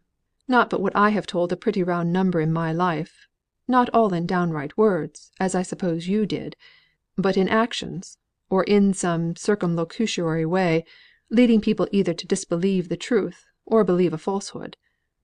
You know who is the father of lies, Margaret? Well, a great number of folk, thinking themselves very good, have odd sorts of connection with lies, left hand marriages, and second cousins once removed. The tainting blood of falsehood runs through us all. I should have guessed you as far from it as most people. What! Crying, child? Nay, now we'll not talk of it, if it ends in this way. I dare say you have been sorry for it, and that you won't do it again; and it's long ago now; and in short, I want you to be very cheerful, and not very sad, this evening." Margaret wiped her eyes, and tried to talk about something else. But suddenly she burst out afresh. "Please, Mr. Bell, let me tell you about it. You could perhaps help me a little. No, not help me; but if you knew the truth, perhaps you could put me to rights. That is not it, after all," said she, in despair at not being able to express herself more exactly as she wished. Mr. Bell's whole manner changed. "Tell me all about it, child," said he. "It's a long story; but when Fred came, mamma was very ill, and I was undone with anxiety, and afraid, too, that I might have drawn him into danger; and we had an alarm just after her death, for Dixon met some one in Milton, a man called Leonards, who had known Fred, and who seemed to owe him a grudge, or at any rate to be tempted by the recollection of the reward offered for his apprehension; and with this new fright, I thought I had better hurry off Fred to London, where, as you would understand from what we said the other night, he was to go to consult Mr. Lennox as to his chances if he stood the trial. So we, that is, he and I, went to the railway station. It was one evening, and it was just getting rather dusk, but still light enough to recognise and be recognised; and we were too early; and we went out to walk in a field just close by. I was always in a panic about this Leonards, who was, I knew, somewhere in the neighbourhood; and then, when we were in the field, the low red sunlight just in my face, some one came by on horseback in the road just below the field stile, by which we stood. I saw him look at me, but I did not know who it was at first; the sun was in my eyes; but in an instant the dazzle went off, and I saw it was Mr. Thornton, and we bowed." "And he saw Frederick, of course," said Mr. Bell, helping her on with her story, as he thought. "Yes; and then at the station a man came up, tipsy and reeling; and he tried to collar Fred, and overbalanced himself as Fred wrenched himself away, and fell over the edge of the platform, not far, not deep, not above 3 feet. But oh, Mr. Bell, somehow that fall killed him." "How awkward! It was this Leonards, I suppose. And how did Fred get off?" "Oh, he went off immediately after the fall, which we never thought could have done the poor fellow any harm, it seemed so slight an injury." "Then he did not die directly?" "No, not for 2 or 3 days; and then oh, Mr. Bell, now comes the bad part," said she, nervously twining her fingers together. "A police inspector came and taxed me with having been the companion of the young man whose push or blow had occasioned Leonards' death. That was a false accusation, you know. But we had not heard that Fred had sailed; he might still be in London, and liable to be arrested on this false charge, and his identity with the Lieutenant Hale, accused of causing that mutiny, discovered, he might be shot. All this flashed through my mind, and I said it was not me. I was not at the railway station that night. I knew nothing about it. I had no conscience or thought but to save Frederick." "I say it was right. I should have done the same thing. You forgot yourself in thought for another. I hope I should have done the same." "No, you would not. It was wrong, disobedient, faithless. At that very time Fred was safely out of England, and in my blindness I forgot that there was another witness who could testify to my being there." "Who?" "Mr. Thornton. You know he had seen me close to the station. We had bowed to each other." "Well, he would know nothing of this riot about the drunken fellow's death. I suppose the inquiry never came to anything?" "No. The proceedings they had begun to talk about on the inquest were stopped. Mr. Thornton did know all about it. He was a magistrate, and he found out that it was not the fall that caused the death, but not before he knew what I had said. Oh, Mr. Bell!" She suddenly covered her face with her hands, as if wishing to hide herself from the presence of the recollection. "Did you have any explanation with him? Did you ever tell him the strong, instinctive motive?" "The instinctive want of faith, and clutching at a sin to keep myself from sinking," she said bitterly. No. How could I? He knew nothing of Frederick. To put myself to rights in his good opinion, was I to tell him of the secrets of our family, involving, as they seemed to do, the chances of poor Frederick's entire exculpation? Fred's last words had been to enjoin me to keep his visit a secret from all. You see, papa never told, even you. No, I could bear the shame. I thought I could at least. I did bear it. Mr. Thornton has never respected me since." "He respects you, I am sure," said Mr. Bell. "To be sure, it accounts a little for but he always speaks of you with regard and esteem, though now I understand certain reservations in his manner." Margaret did not speak, did not attend to what Mr. Bell went on to say, lost all sense of it. By and by she said: "Will you tell me what you refer to about reservations in his manner of speaking of me?" "Oh! simply, he has annoyed me by not joining in my praises of you. Like an old fool, I thought that every one would have the same opinions as I had, and he evidently could not agree with me. I was puzzled at the time, but he must be perplexed, if the affair has never been in the least explained. There was first your walking out with the young man in the dark." "But it was my brother!" said Margaret, surprised. "True; but how was he to know that?" "I don't know. I never thought of anything of that kind," said Margaret, reddening, and looking hurt and offended. "And perhaps he never would, but for the lie, which, under the circumstances, I maintain was necessary." "It was not. I know it now. I bitterly repent it." There was a long pause of silence. Margaret was the first to speak. "I am not likely ever to see Mr. Thornton again." And there she stopped. "There are many things more unlikely, I should say," replied Mr. Bell. "But I believe I never shall. Still, somehow one does not like to have sunk so low in a friend's opinion, as I have done in his." Her eyes were full of tears, but her voice was steady, and Mr. Bell was not looking at her. "And now that Frederick has given up all hope, and almost all wish of ever clearing himself, and returning to England, it would only be doing myself justice to have all this explained. If you please, and if you can, if there is a good opportunity, don't force an explanation upon him, pray; but if you can, will you tell him the whole circumstances, and tell him also that I gave you leave to do so, because I felt that for papa's sake I should not like to lose his respect, though we may never be likely to meet again?" "Certainly. I think he ought to know.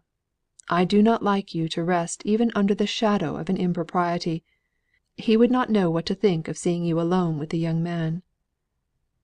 "As for that," said Margaret, rather haughtily, "I hold it is honi soit qui mal y pense; yet I should choose to have it explained, if any natural opportunity for easy explanation occurs.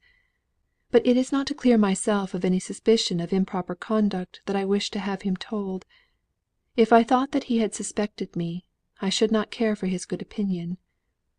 No; it is that he may learn how I was tempted, and how I fell into the snare; why I told that falsehood, in short." "Which I don't blame you for. It is no partiality of mine, I assure you." "What other people think of the rightness or wrongness is nothing in comparison to my own deep knowledge, my innate conviction that it was wrong.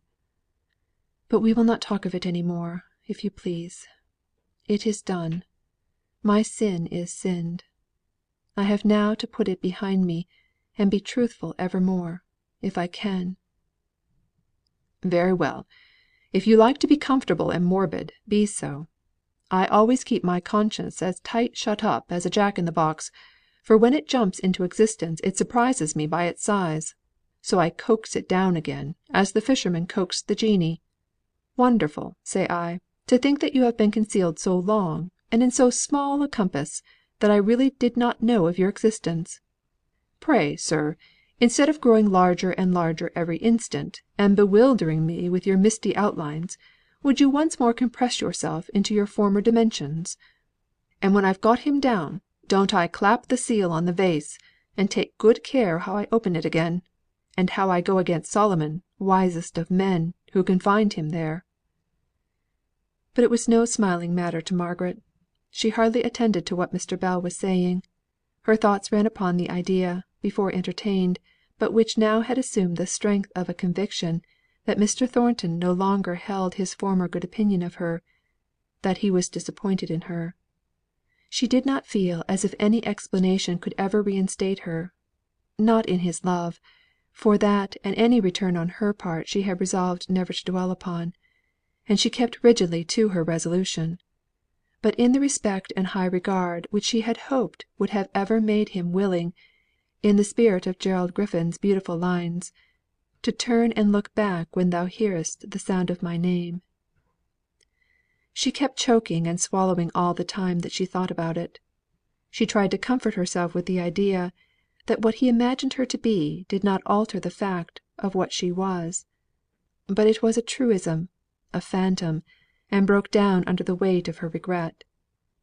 She had 20 questions on the tip of her tongue to ask Mr. Bell, but not one of them did she utter. Mr. Bell thought that she was tired, and sent her early to her room, where she sat long hours by the open window, gazing out on the purple dome above, where the stars arose, and twinkled and disappeared behind the great umbrageous trees, before she went to bed. All night long, too, there burnt a little light on earth, a candle in her old bedroom, which was the nursery with the present inhabitants of the parsonage, until the new one was built. A sense of change, of individual nothingness, of perplexity and disappointment, overpowered Margaret. Nothing had been the same, and this slight, all pervading instability had given her greater pain than if all had been too entirely changed for her to recognise it. "I begin to understand now what heaven must be; and oh! the grandeur and repose of the words, 'the same yesterday, to day, and for ever.' Everlasting! From everlasting to everlasting, thou art God.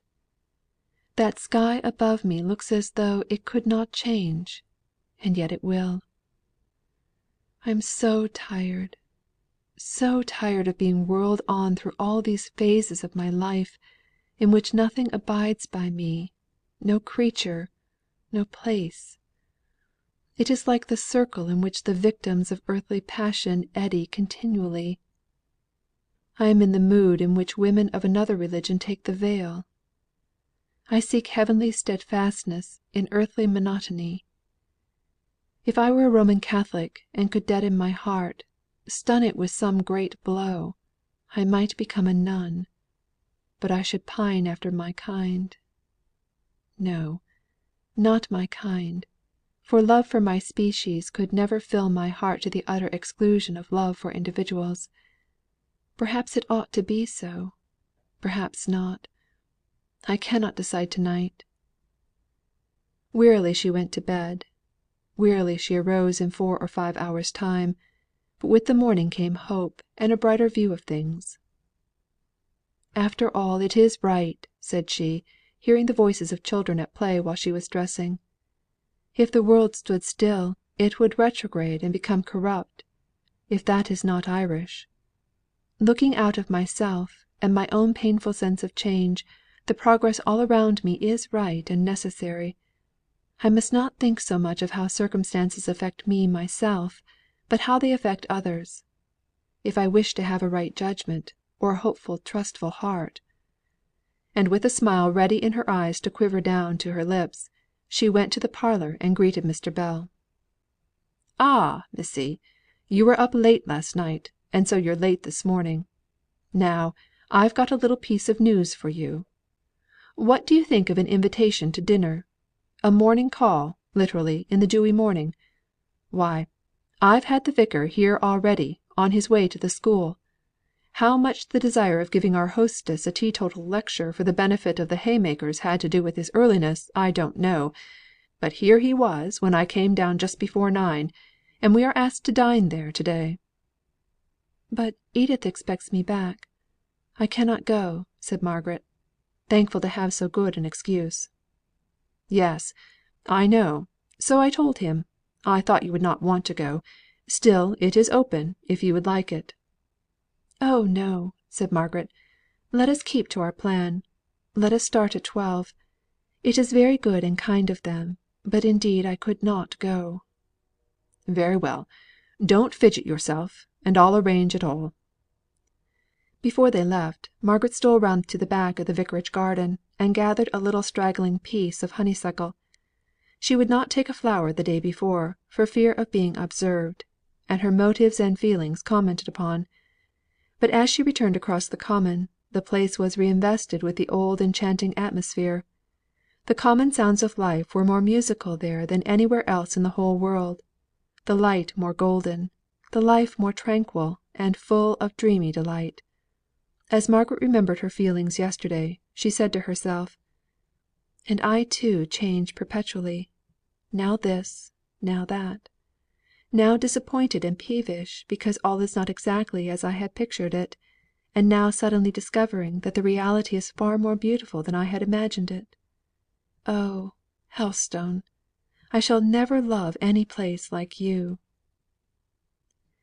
A few days afterwards she had found her level, and decided that she was glad to have been there, and that she had seen it again, and that to her it would always be the prettiest spot in the world; but that it was so full of associations with former days, and especially with her father and mother, that if it were all to come over again, she should shrink back from such another visit as that which she had paid with Mr. Bell.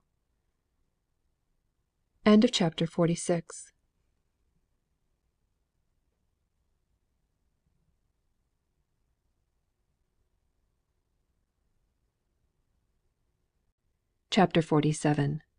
Something wanting. Experience, like a pale musician, holds a dulcimer of patience in his hand, whence harmonies we cannot understand. Of God's will in his worlds the strain unfolds in sad, perplexing minors. Mrs. Browning. About this time Dixon returned from Milton and assumed her post as Margaret's maid.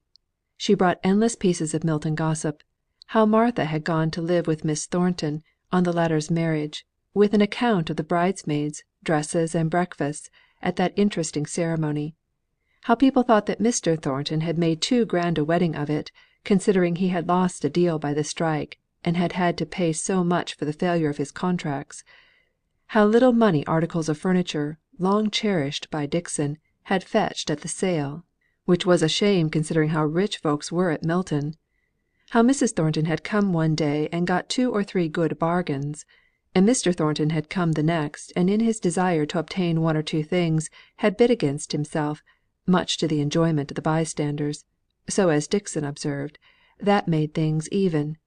If Mrs. Thornton paid too little, Mr. Thornton paid too much. Mr. Bell had sent all sorts of orders about the books; there was no understanding him; he was so particular; if he had come himself it would have been all right, but letters always were and always will be more puzzling than they are worth.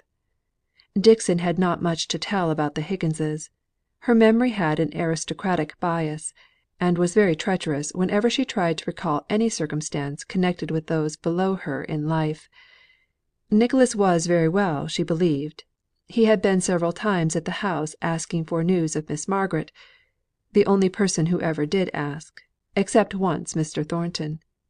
And Mary, oh, of course she was very well, a great, stout, slatternly thing. She did hear, or perhaps it was only a dream of hers, though it would be strange if she had dreamt of such people as the Higginses, that Mary had gone to work at Mr. Thornton's mill, because her father wished her to know how to cook; but what nonsense that could mean she didn't know. Margaret rather agreed with her that the story was incoherent enough to be like a dream. Still it was pleasant to have some one now with whom she could talk of Milton, and Milton people. Dixon was not over fond of the subject, rather wishing to leave that part of her life in shadow. She liked much more to dwell upon speeches of Mr. Bell's, which had suggested an idea to her of what was really his intention, making Margaret his heiress.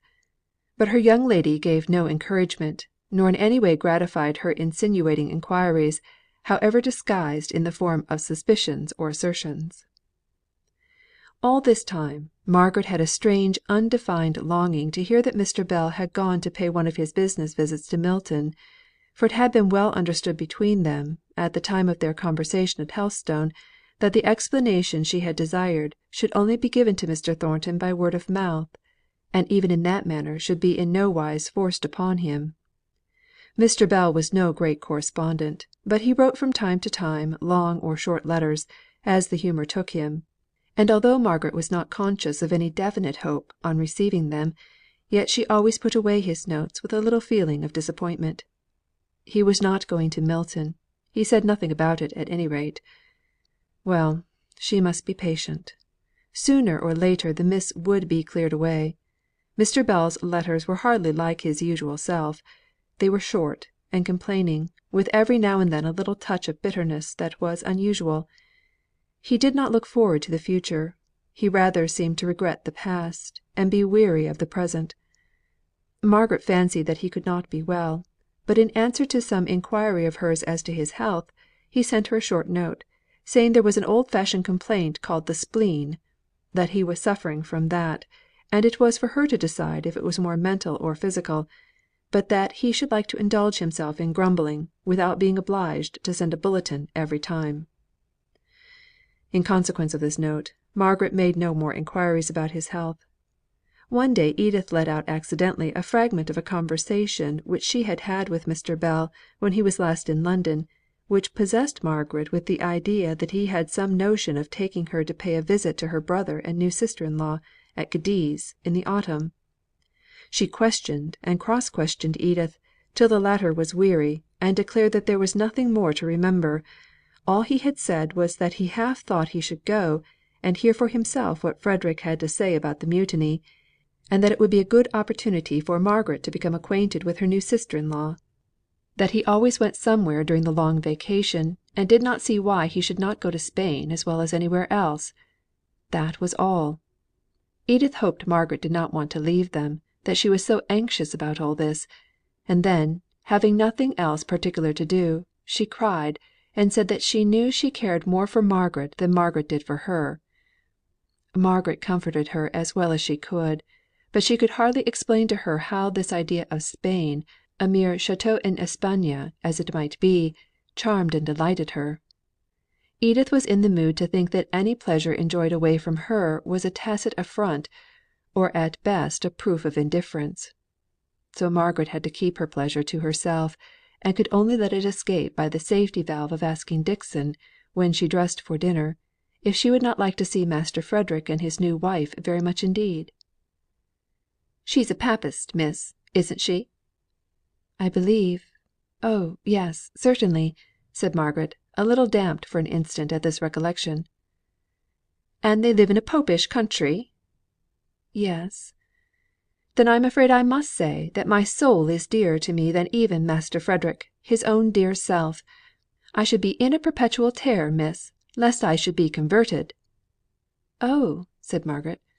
"I do not know that I am going; and if I go, I am not such a fine lady as to be unable to travel without you. No, dear old Dixon, you shall have a long holiday, if we go; but I am afraid it is a long if." Now Dixon did not like this speech. In the first place, she did not like Margaret's trick of calling her dear old Dixon, whenever she was particularly demonstrative.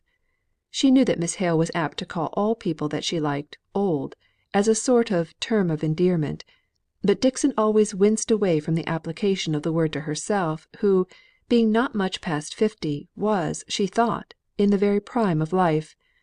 Secondly, she did not like being so easily taken at her word. She had, with all her terror, a lurking curiosity about Spain, the Inquisition, and Popish mysteries. So after clearing her throat, as if to show her willingness to do away with difficulties, she asked Miss Hale, whether she thought, If she took care never to see a priest, or enter into one of their churches, there would be so very much danger of her being converted. Master Frederick, to be sure, had gone over unaccountable. "I fancy that it was love that first predisposed him to conversion," said Margaret, sighing. "Indeed, miss!" said Dixon. "Well, I can preserve myself from priests, and from churches, but love steals in unawares. I think it's as well I should not go." Margaret was afraid of letting her mind run too much upon this Spanish plan, but it took off her thoughts from too impatiently dwelling upon her desire to have all explained to Mr. Thornton. Mr. Bell appeared for the present to be stationary at Oxford, and to have no immediate purpose of going to Milton, and some secret restraint seemed to hang over Margaret, and prevent her from even asking, or alluding again to any probability of such a visit on his part. Nor did she feel at liberty to name what Edith had told her of the idea he had entertained it might be but for 5 minutes of going to Spain. He had never named it at Helstone, during all that sunny day of leisure. It was very probably but the fancy of a moment.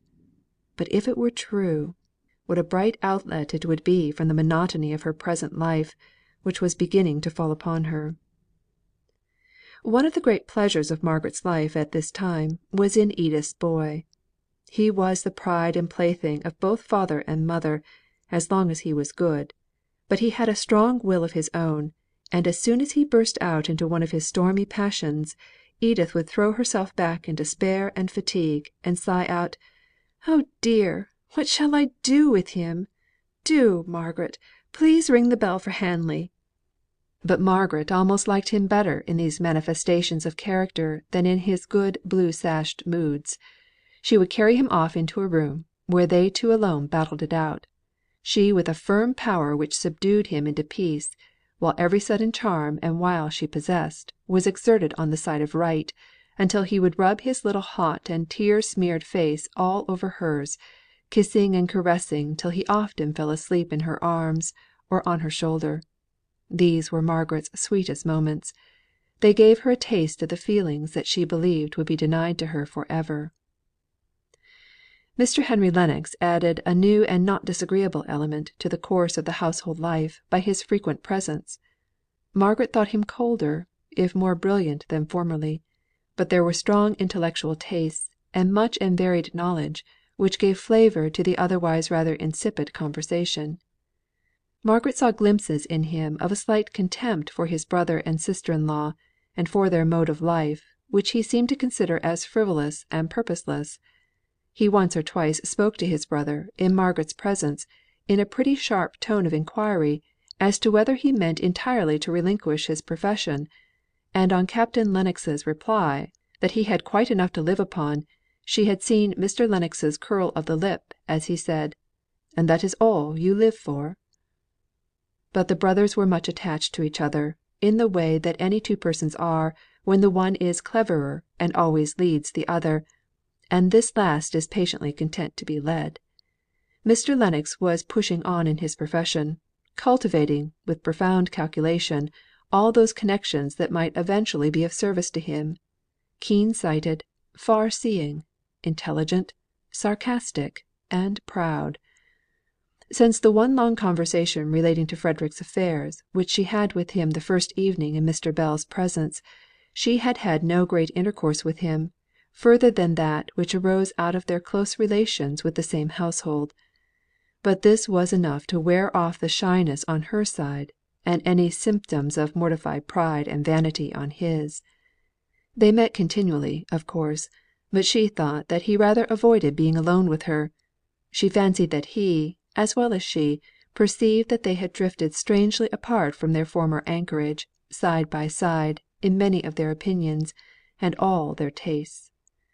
And yet, when he had spoken unusually well, or with remarkable epigrammatic point, she felt that his eye sought the expression of her countenance first of all, if but for an instant; and that, in the family intercourse which constantly threw them together, her opinion was the one to which he listened with a deference, the more complete because it was reluctantly paid, and concealed as much as possible.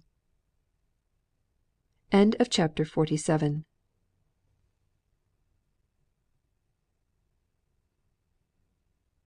CHAPTER XLVIII. Ne'er to be found again. My own, my father's friend! I cannot part with thee. I ne'er have shown, thou ne'er hast known, How dear thou art to me. Anonymous. The elements of the dinner parties which Mrs. Lennox gave were these: her friends contributed the beauty, Captain Lennox the easy knowledge of the subjects of the day, and Mr. Henry Lennox and the sprinkling of rising men who were received as his friends brought the wit, the cleverness, the keen and extensive knowledge of which they knew well enough how to avail themselves without seeming pedantic, or burdening the rapid flow of conversation. These dinners were delightful, but even here Margaret's dissatisfaction found her out.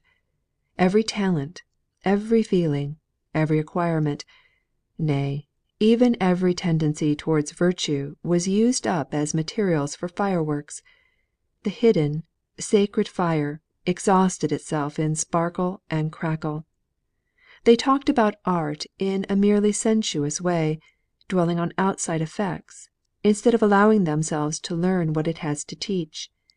They lashed themselves up into an enthusiasm about high subjects in company, and never thought about them when they were alone. They squandered their capabilities of appreciation into a mere flow of appropriate words. One day, after the gentlemen had come up into the drawing room, Mr. Lennox drew near to Margaret, and addressed her in almost the first voluntary words he had spoken to her since she had returned to live in Harley Street. "You did not look pleased at what Shirley was saying at dinner." "Didn't I? My face must be very expressive," replied Margaret. "It always was. It has not lost the trick of being eloquent." "I did not like," said Margaret, hastily, "his way of advocating what he knew to be wrong, so glaringly wrong, even in jest." "But it was very clever. How every word told! Do you remember the happy epithets?" "Yes." "And despise them, you would like to add. Pray don't scruple, though he is my friend." "There, that is the exact tone in you that " She stopped short. He listened for a moment to see if she would finish her sentence, but she only reddened and turned away. Before she did so, however, she heard him say, in a very low, clear voice: "If my tones, or modes of thought, are what you dislike, will you do me the justice to tell me so, and give me the chance of learning to please you?" All these weeks there was no intelligence of Mr. Bell's going to Milton. He had spoken of it at Helstone as of a journey, which he might have to take in a very short time from then; but he must have transacted his business by writing, Margaret thought, ere now; and she knew that if he could, he would avoid going to a place which he disliked, and moreover would little understand the secret importance which she affixed to the explanation that could only be given by word of mouth. She knew that he would feel that it was necessary that it should be done; but whether in summer, autumn, or winter, it would signify very little. It was now August, and there had been no mention of the Spanish journey to which he had alluded to Edith, and Margaret tried to reconcile herself to the fading away of this illusion. But one morning she received a letter, saying that next week he meant to come up to town; he wanted to see her about a plan which he had in his head, and, moreover, he intended to treat himself to a little doctoring, as he had begun to come round to her opinion, that it would be pleasanter to think that his health was more in fault than he, when he found himself irritable and cross. There was altogether a tone of forced cheerfulness in the letter, as Margaret noticed afterwards, but at the time her attention was taken up by Edith's exclamations: "Coming up to town! Oh dear! And I am so worn out by the heat, that I don't believe I have strength enough in me for another dinner. Besides, everybody has left but our dear stupid selves, who can't settle where to go. There would be nobody to meet him." "I'm sure he would much rather come and dine with us quite alone, than with the most agreeable strangers you could pick up. Besides, if he is not well, he won't wish for invitations. I am glad he has owned it at last. I was sure he was ill from the whole tone of his letters, and yet he would not answer me when I asked him, and I had no third person to whom I could apply for news." "Oh, He is not very ill, or he would not think of Spain." "He never mentions Spain." "No; but his plan that is to be proposed evidently relates to that. But would you really go in such weather as this?" "Oh, it will get cooler every day. Yes, think of it! I am only afraid I have thought and wished too much, in that absorbing, wilful way which is sure to be disappointed, or else gratified to the letter, while in the spirit it gives no pleasure." "But that's superstitious, I'm sure, Margaret." "No, I don't think it is. Only it ought to warn me, and check me from giving way to such passionate wishes. It is a sort of 'Give me children, or else I die.' I'm afraid my cry is, 'Let me go to Cadiz, or else I die.'"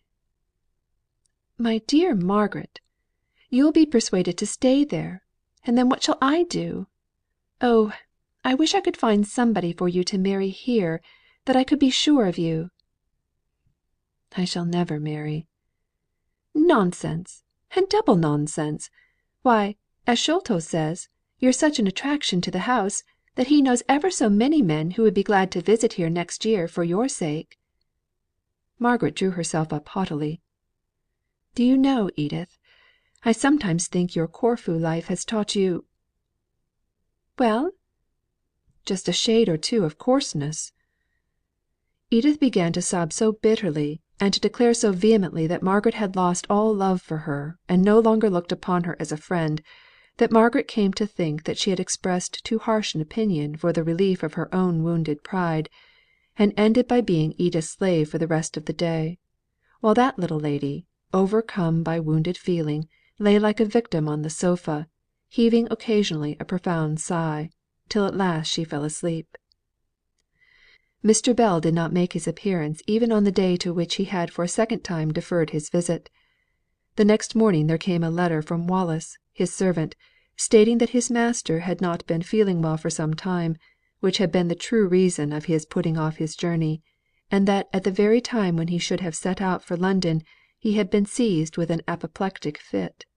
It was, indeed, Wallis added, the opinion of the medical men that he could not survive the night, and more than probable that by the time Miss Hale received this letter his poor master would be no more.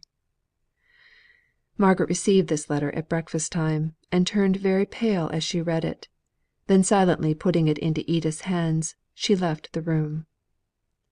Edith was terribly shocked as she read it, and cried in a sobbing, frightened, childish way, much to her husband's distress.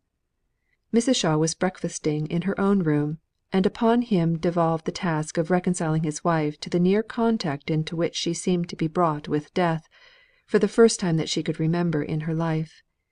Here was a man who was to have dined with them to day, lying dead, or dying instead. It was some time before she could think of Margaret. Then she started up, and followed her upstairs into her room. Dixon was packing up a few toilet articles, and Margaret was hastily putting on her bonnet, shedding tears all the time, and her hands trembling so that she could hardly tie the strings. "Oh, dear Margaret, how shocking! What are you doing? Are you going out? Sholto will telegraph, or do anything you like." "I am going to Oxford. There is a train in half an hour. Dixon has offered to go with me, but I could have gone by myself. I must see him again. Besides, he may be better, and want some care. He has been like a father to me. Don't stop me, Edith." "But I must. Mamma won't like it at all. Come and ask her about it, Margaret. You don't know where you're going. I should not mind if he had a house of his own, but in his fellows' rooms. Come to mamma, and do ask her before you go. It will not take a minute." Margaret yielded, and lost her train. In the suddenness of the event, Mrs. Shaw became bewildered and hysterical, and so the precious time slipped by. But there was another train in a couple of hours, and after various discussions on propriety and impropriety, it was decided that Captain Lennox should accompany Margaret, as the one thing to which she was constant was her resolution to go, alone or otherwise, by the next train, whatever might be said of the propriety or impropriety of the step. Her father's friend, her own friend, was lying at the point of death, and the thought of this came upon her with such vividness, that she was surprised herself at the firmness with which she asserted something of her right to independence of action; and 5 minutes before the time for starting, she found herself sitting in a railway carriage opposite to Captain Lennox. It was always a comfort to her to think that she had gone, though it was only to hear that he had died in the night. She saw the rooms that he had occupied, and associated them for ever after most fondly in her memory with the idea of her father, and his one cherished and faithful friend. They had promised Edith before starting, that if all ended as they feared, they would return to dinner; so that long, lingering look around the room in which her father died, had to be interrupted, and a quiet farewell taken of the kind old face that had so often come out with pleasant words, and merry quips and cranks. Captain Lennox fell asleep on their journey home, and Margaret could cry at leisure, and bethink her of this fatal year, and all the woes it had brought to her. No sooner was she fully aware of one loss than another came, not to supersede her grief for the one before, but to reopen wounds and feelings scarcely healed. But at the sound of the tender voices of her aunt and Edith, of merry little Sholto's glee at her arrival, and at the sight of the well lighted rooms, with their mistress pretty in her paleness and her eager sorrowful interest, Margaret roused herself from her heavy trance of almost superstitious hopelessness, and began to feel that even around her joy and gladness might gather. She had Edith's place on the sofa. Sholto was taught to carry Aunt Margaret's cup of tea very carefully to her, and by the time she went up to dress, she could thank God for having spared her dear old friend a long or a painful illness. But when night came, solemn night, and all the house was quiet, Margaret still sat watching the beauty of a London sky at such an hour, on such a summer evening. The faint pink reflection of earthly lights on the soft clouds that float tranquilly into the white moonlight, out of the warm glow which lies motionless around the horizon. Margaret's room had been the day nursery of her childhood, just when it merged into girlhood, and when the feelings and conscience had been first awakened into full activity. On some such night as this, she remembered promising to herself to live as brave and noble a life as any heroine she ever read or heard of in a romance; a life sans peur et sans reproche. It had seemed to her then that she had only to will, and such a life would be accomplished. And now she had learnt that not only to will, but also to pray, was a necessary condition in the truly heroic. Trusting to herself, she had fallen. It was a just consequence of her sin, that all excuses for it, all temptation to it, should remain for ever unknown to the person in whose opinion it had sunk her the lowest. She stood face to face at last with her sin. She knew it for what it was. Mr. Bell's kindly sophistry that nearly all men were guilty of equivocal actions, and that the motive ennobled the evil, had never had much real weight with her. Her own first thought of how, if she had known all, she might have fearlessly told the truth, seemed low and poor. Nay, even now, her anxiety to have her character for truth partially excused in Mr. Thornton's eyes, as Mr. Bell had promised to do, was a very small and petty consideration, now that she was afresh taught by death what life should be. If all the world spoke, acted, or kept silence with intent to deceive; if dearest interests were at stake, and dearest lives in peril; if no one should ever know of her truth or her falsehood to measure out their honour or contempt for her by; straight alone where she stood, in the presence of God, she prayed that she might have strength to speak and act the truth for evermore. Chapter 48.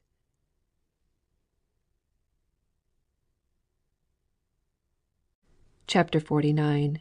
Breathing Tranquillity. And down the sunny beach she passes slowly, with many doubtful pauses by the way. Grief hath an influence so hushed and holy. Hood. "Is not Margaret the heiress?" whispered Edith to her husband, as they were in their room alone at night after the sad journey to Oxford. She had pulled his tall head down, and stood upon tiptoe, and implored him not to be shocked, before she had ventured to ask this question. Captain Lennox was, however, quite in the dark. If he had ever heard, he had forgotten. It could not be much that a fellow of a small college had to leave; but he had never wanted her to pay for her board, and £250 a year was something ridiculous, considering that she did not take wine. Edith came down upon her feet a little bit sadder, with a romance blown to pieces. A week afterwards, she came prancing towards her husband, and made him a low curtsy.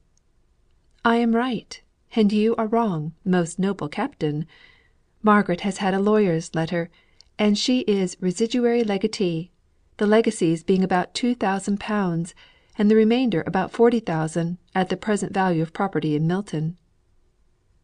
"Indeed! And how does she take her good fortune?" "Oh, it seems she knew she was to have it all along, only she had no idea it was so much. She looks very white and pale, and says she's afraid of it; but that's nonsense, you know, and will soon go off. I left mamma pouring congratulations down her throat, and stole away to tell you." It seemed to be supposed, by general consent, that the most natural thing was to consider Mr. Lennox henceforward as Margaret's legal adviser. She was so entirely ignorant of all forms of business, that in nearly everything she had to refer to him. He chose out her attorney. He came to her with papers to be signed. He was never so happy as when teaching her of what all these mysteries of the law were the signs and types. "Henry," said Edith one day, archly, "do you know what I hope and expect all these long conversations with Margaret will end in?" "No, I don't," said he, reddening. "And I desire you not to tell me." "Oh, very well. Then I need not tell Sholto not to ask Mr. Montague so often to the house." "Just as you choose," said he with forced coolness. "What you are thinking of may, or may not, happen; but this time, before I commit myself, I will see my ground clear. Ask whom you choose. It may not be very civil, Edith; but if you meddle in it, you will mar it. She has been very farouche with me for a long time, and is only just beginning to thaw a little from her Zenobia ways. She has the making of a Cleopatra in her, if only she were a little more pagan." "For my part," said Edith a little maliciously, "I am very glad she is a Christian. I know so very few." There was no Spain for Margaret that autumn, although to the last she hoped that some fortunate occasion would call Frederick to Paris, whither she could easily have met him with a convoy. Instead of Cadiz, she had to content herself with Cromer. To that place her aunt Shaw and the Lennoxes were bound. They had all along wished her to accompany them, and, consequently, with their characters, they made but lazy efforts to forward her own separate wish. Perhaps Cromer was, in one sense of the expression, the best for her. She needed bodily strengthening and bracing as well as rest. Among other hopes that had vanished was the hope, the trust she had had, that Mr. Bell would have given Mr. Thornton the simple facts of the family circumstances which had preceded the unfortunate accident that led to Leonards' death. Whatever opinion, however changed it might be from what Mr. Thornton had once entertained, she had wished it to be based upon a true understanding of what she had done, and why she had done it. It would have been a pleasure to her; it would have given her rest on a point on which she should now all her life be restless, unless she could resolve not to think upon it. It was now so long after the time of these occurrences, that there was no possible way of explaining them, save the one which she had lost by Mr. Bell's death. She must just submit, like many another, to be misunderstood. But, though reasoning herself into the belief that in this hers was no uncommon lot, her heart did not ache the less with longing that some time, years and years hence, before he died at any rate, he might know how much she had been tempted. She thought that she did not want to hear that all was explained to him, if only she could be sure that he would know. But this wish was vain, like so many others; and when she had schooled herself into this conviction, she turned with all her heart and strength to the life that lay immediately before her, and resolved to strive and make the best of that. She used to sit long hours upon the beach, gazing intently on the waves as they chafed with perpetual motion against the pebbly shore; or she looked out upon the more distant heave, and sparkle against the sky, and heard, without being conscious of hearing, the eternal psalm which went up continually. She was soothed without knowing how or why. Listlessly she sat there, on the ground, her hands clasped round her knees, while her Aunt Shaw did small shoppings, and Edith and Captain Lennox rode far and wide on shore and inland. The nurses, sauntering on with their charges, would pass and repass her, and wonder in whispers what she could find to look at so long, day after day. And when the family gathered at dinner time, Margaret was so silent and absorbed that Edith voted her moped, and hailed a proposal of her husband's with great satisfaction, that Mr. Henry Lennox should be asked to take Cromer for a week, on his return from Scotland in October. But all this time for thought enabled Margaret to put events in their right places, as to origin and significance, both as regarded her past life and her future. Those hours by the sea side were not lost, as any one might have seen who had the perception to read, or the care to understand, the look that Margaret's face was gradually acquiring. Mr. Henry Lennox was excessively struck by the change. "The sea has done Miss Hale an immense deal of good, I should fancy," said he, when she first left the room after his arrival in their family circle. "She looks 10 years younger than she did in Harley Street." "That's the bonnet I got her," said Edith, triumphantly. "I knew it would suit her the moment I saw it." "I beg your pardon," said Mr. Lennox, in the half contemptuous, half indulgent tone he generally used to Edith, "but I believe I know the difference between the charms of a dress and the charms of a woman. No mere bonnet would have made Miss Hale's eyes so lustrous and yet so soft, or her lips so ripe and red, and her face altogether so full of peace and light. She is like, and yet more," he dropped his voice, "like the Margaret Hale of Helstone."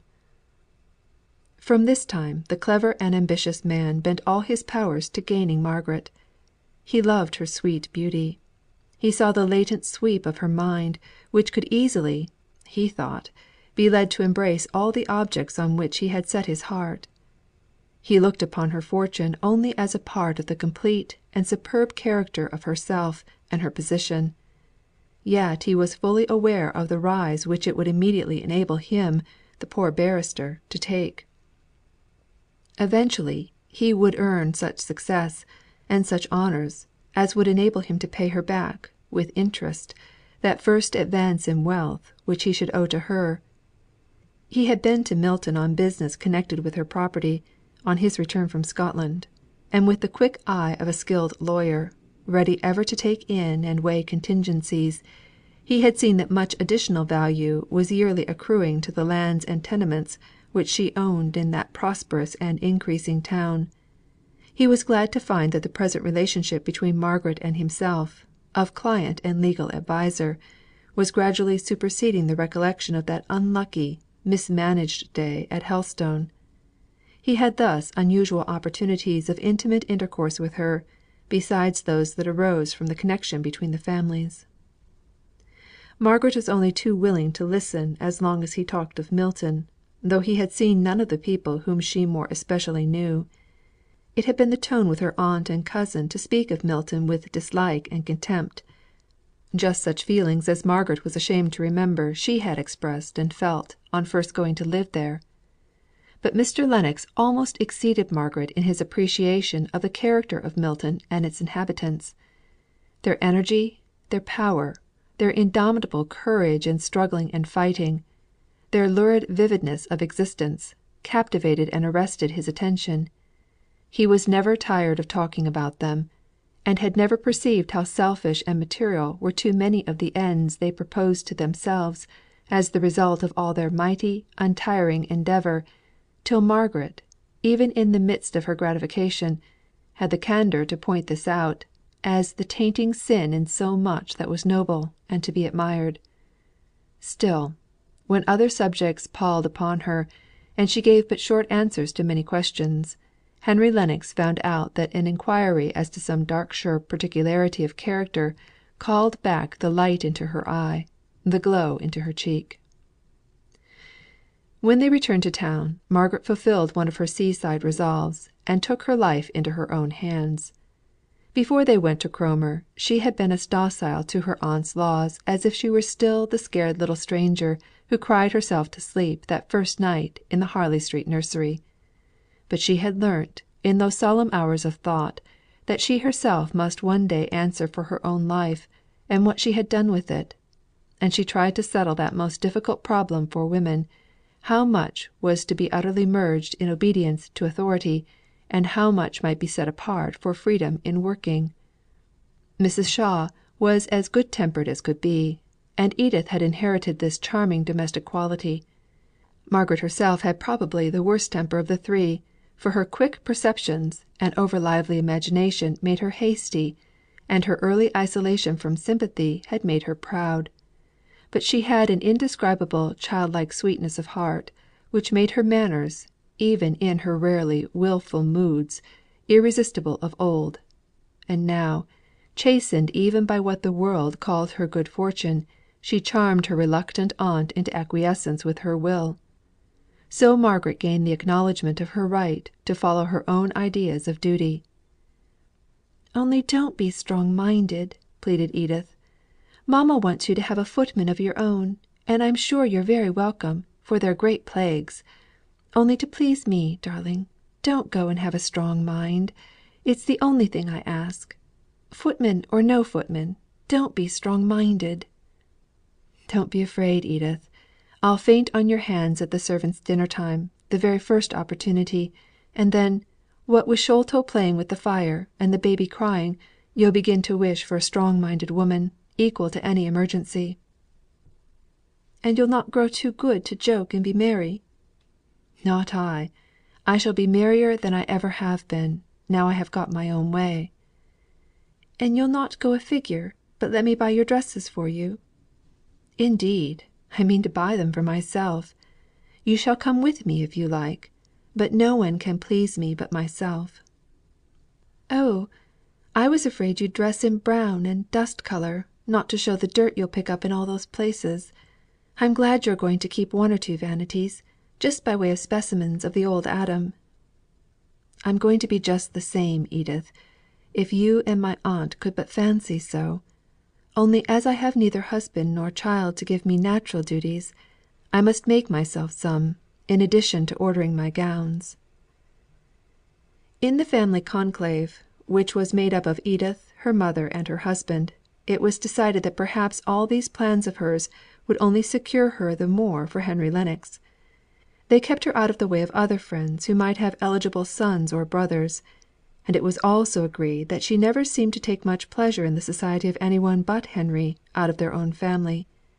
The other admirers, attracted by her appearance or the reputation of her fortune, were swept away, by her unconscious smiling disdain, into the paths frequented by other beauties less fastidious, or other heiresses with a larger amount of gold. Henry and she grew slowly into closer intimacy; but neither he nor she were people to brook the slightest notice of their proceedings. CHAPTER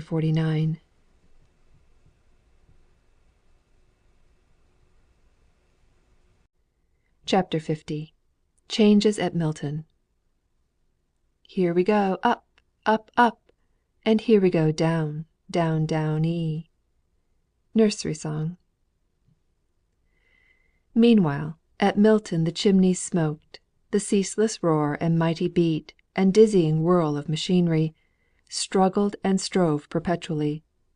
Senseless and purposeless were wood and iron and steam in their endless labours, but the persistence of their monotonous work was rivalled in tireless endurance by the strong crowds, who, with sense and with purpose, were busy and restless in seeking after what?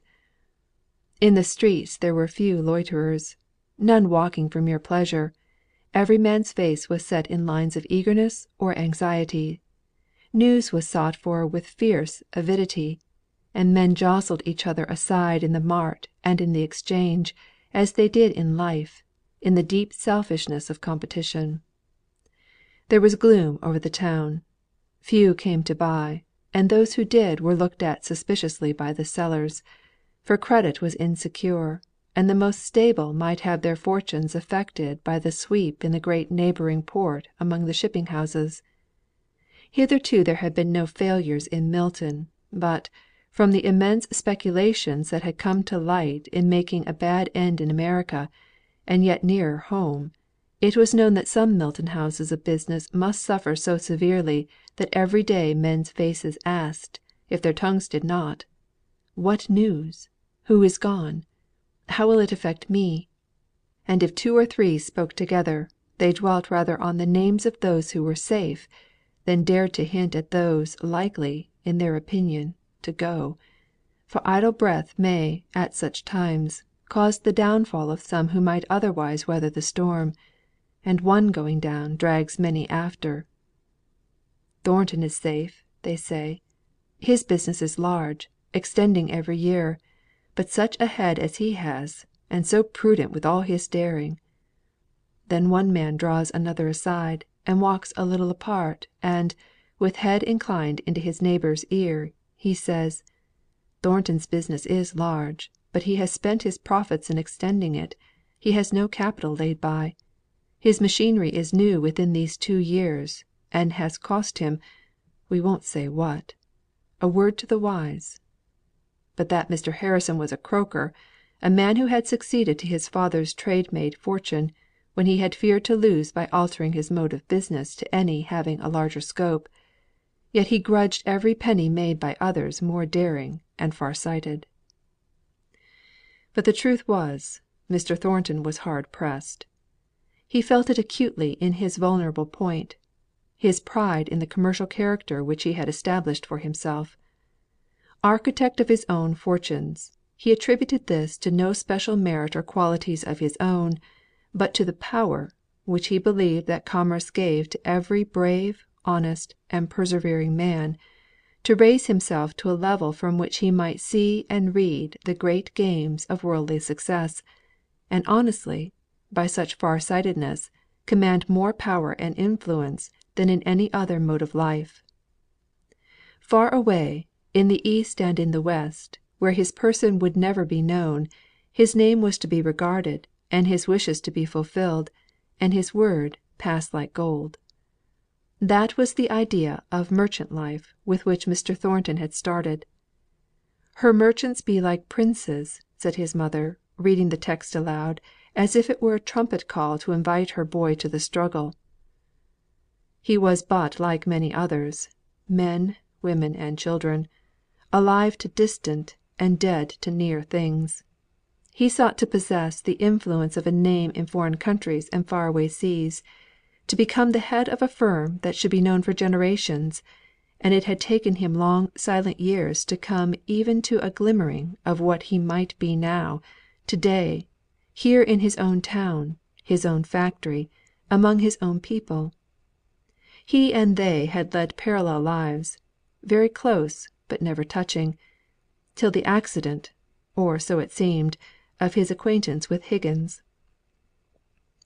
Once brought face to face, man to man, with an individual of the masses around him, and take notice out of the character of master and workman, in the first instance they had begun to recognise that "we have all of us one human heart." It was the fine point of the wedge; and until now, when the apprehension of losing his connection with 2 or 3 of the workmen whom he had so lately begun to know as men, of having a plan or two, which were experiments lying very close to his heart, roughly nipped off without trial, gave a new poignancy to the subtle fear that came over him from time to time. Until now, he had never recognised how much and how deep was the interest he had grown of late to feel in his position as manufacturer, simply because it led him into such close contact, and gave him the opportunity of so much power, among a race of people strange, shrewd, ignorant, but, above all, full of character and strong human feeling. He reviewed his position as a Milton manufacturer. The strike a year and a half ago, or more, for it was now untimely wintry weather in a late spring, that strike, when he was young, and he was now old, had prevented his completing some of the largest orders he had then on hand. He had locked up a good deal of his capital in new and expensive machinery, and he had also bought cotton largely for the fulfilment of these orders, taken under contract. That he had not been able to complete them, was owing in some degree to the utter want of skill on the part of the Irish hands whom he had imported. Much of their work was damaged and unfit to be sent forth by a house which prided itself on turning out nothing but first rate articles. For many months, the embarrassment caused by the strike had been an obstacle in Mr. Thornton's way, and often, when his eye fell on Higgins, he could have spoken angrily to him without any present cause, just from feeling how serious was the injury that had arisen from this affair in which he was implicated. But when he became conscious of this sudden, quick resentment, he resolved to curb it. It would not satisfy him to avoid Higgins. He must convince himself that he was master over his own anger, by being particularly careful to allow Higgins access to him, whenever the strict rules of business, or Mr. Thornton's leisure, permitted. And by, he lost all sense of resentment in wonder how it was, or could be, that two men like himself and Higgins, living by the same trade, working in their different ways at the same object, could look upon each other's position and duties in so strangely different a way. And thence arose that intercourse, which, though it might not have the effect of preventing all future clash of opinion and action, when the occasion arose, would, at any rate, enable both master and man to look upon each other with far more charity and sympathy, and bear with each other more patiently and kindly. Besides this improvement of feeling, both Mr. Thornton and his workmen found out their ignorance as to positive matters of fact, known heretofore to one side, but not to the other. But now had come one of those periods of bad trade, when the market falling brought down the value of all large stocks. Mr. Thornton's fell to nearly half. No orders were coming in, so he lost the interest of the capital he had locked up in machinery. Indeed, it was difficult to get payment for the orders completed, yet there was the constant drain of expenses for working the business. Then the bills became due for the cotton he had purchased, and money being scarce, he could only borrow at exorbitant interest, and yet could not realise any of his property. But he did not despair. He exerted himself day and night to foresee and to provide for all emergencies. He was as calm and gentle to the women in his home as ever. To the workmen in his mill he spoke not many words, but they knew him by this time, and many a curt, decided answer was received by them rather with sympathy for the care they saw pressing upon him, than with the suppressed antagonism which had formerly been smouldering and ready for hard words and hard judgments on all occasions. "The maister's a deal to potter him," said Higgins, one day, as he heard Mr. Thornton's short, sharp inquiry, why such a command had not been obeyed, and caught the sound of the suppressed sigh which he heaved in going past the room where some of the men were working. Higgins and another man stopped over hours that night, unknown to any one, to get the neglected piece of work done, and Mr. Thornton never knew but that the overlooker, to whom he had given the command in the first instance, had done it himself. I reckon I know who'd ha' been sorry for to see our master sitting so like a piece of grey calico. The old parson would ha' fretted his woman's heart out, if he'd seen the woeful looks I have seen on our maister's face," thought Higgins one day, as he was approaching Mr. Thornton in Marlborough Street. "Maister," said he, stopping his employer in his quick resolved walk, and causing that gentleman to look up with a sudden annoyed start, as if his thoughts had been far away. "Have you heerd aught o' Miss Margaret lately?" "Miss who?" replied Mr. Thornton. "Miss Margaret Miss Hale the oud parson's daughter. You know who I mean well enough, if you'll only think a bit." There was nothing disrespectful in the tone in which this was said. "Oh yes!" And suddenly the wintry frost bound look of care had left Mr. Thornton's face, as if some soft summer gale had blown all anxiety away from his mind; and though his mouth was much compressed as before, his eyes smiled out benignly on his questioner. "She's my landlord now, you know, Higgins. I hear of her through her agent here, every now and then. She's well and among friends. Thank you, Higgins." That "thank you" that lingered after the other words, and yet came with so much warmth of feeling, let in a new light to the acute Higgins. It might be but a will o' the wisp, but he thought he would follow it, and ascertain whither it would lead him. "And she's not getting married, measter?" "Not yet."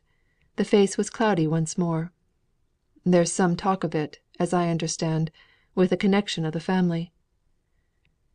"Then she'll not be for coming to Milton again, I reckon?" "No." "Stop a minute, measter." Then going up confidentially close, he said, "Is the young gentleman cleared?" He enforced the depth of his intelligence by a wink of the eye, which only made things more mysterious to Mr. Thornton. "The young gentleman I mean Measter Frederick they called him her brother as was over here, yo' known." "Over here?" "Ay, to be sure, at the missis's death. You'll no be feared o' my telling, for Mary and me, we knowed it all along, only we held our peace, for we got it through Mary working in the house." "And he was over it was her brother?" "Sure enough; and I reckon yo' knowed it, or I'd never ha' let on. Yo' knowed she had a brother?" "Yes, I know all about him. And he was over at Mrs. Hale's death?" "Nay, I'm not going for to tell more. I've maybe getten them into mischief already, for they kept it very close. I nobbut wanted to know if they'd getten him cleared." "Not that I know of. I know nothing. I only hear of Miss Hale, now, as my landlord, and through her lawyer." He broke off from Higgins to follow the business on which he had been bent when the latter first accosted him, leaving Higgins baffled in his endeavour. "It was her brother," said Mr. Thornton to himself. "I am glad. I may never see her again; but it is a comfort, a relief, to know that much. I knew she could not be unmaidenly, and yet I yearned for conviction. Now I am glad." It was a little golden thread running through the dark web of his present fortunes, which were growing ever gloomier and more gloomy. His agent had largely trusted a house in the American trade, which went down, along with several others, just at this time, like a pack of cards, the fall of one compelling other failures. What were Mr. Thornton's engagements? Could he stand? Night after night he took books and papers into his own private room, and sat up there long after the family were gone to bed.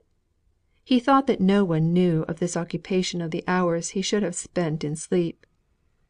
One morning, when daylight was stealing in through the crevices of his shutters, and he had never been to bed, and, in hopeless indifference of mind, was thinking that he could do without the hour or two of rest, which was all that he should be able to take before the stir of daily labour began again, the door of his room opened, and his mother stood there, dressed as she had been the day before. She had never laid herself down to slumber any more than he. Their eyes met. Their faces were cold and rigid, and wan from long watching. "Mother, why are you not in bed?" "Son John," said she, "do you think I can sleep with an easy mind, while you keep awake full of care? You have not told me what your trouble is, but sore trouble you have had these many days past." "Trade is bad." "And you dread?" I dread nothing," replied he, drawing up his head and holding it erect. "I know now that no man will suffer by me. That was my anxiety." "But how do you stand? Shall you will it be a failure?" her steady voice trembling in an unwonted manner. "Not a failure. I must give up business, but I pay all men. I might redeem myself. I am sorely tempted." "How? Oh, John! Keep up your name. Try at all risks for that. How redeem it?"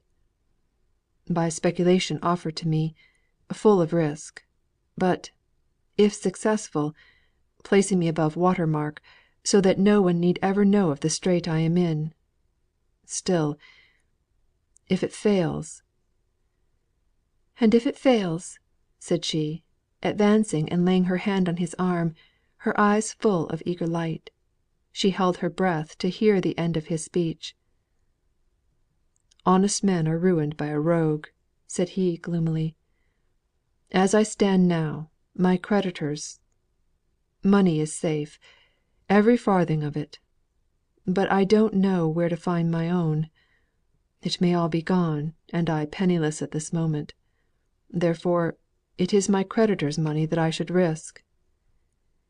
"But if it succeeded, they need never know. Is it so desperate a speculation? I am sure it is not, or you would never have thought of it. If it succeeded " "I should be a rich man, and my peace of conscience would be gone." "Why? You would have injured no one."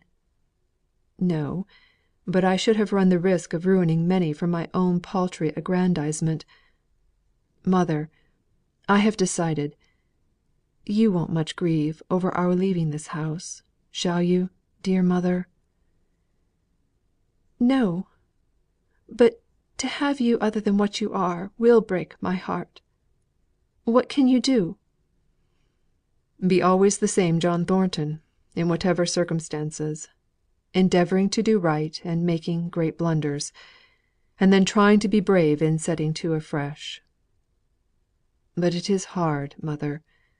I have so worked and planned. I have discovered new powers in my situation too late, and now all is over. I am too old to begin again with the same heart. It is hard, mother." He turned away from her, and covered his face with his hands. "I can't think," said she, with gloomy defiance in her tone, "how it comes about. Here is my boy, good son, just man, tender heart, and he fails in all he sets his mind upon. He finds a woman to love, and she cares no more for his affection than if he had been any common man. He labours, and his labour comes to nought.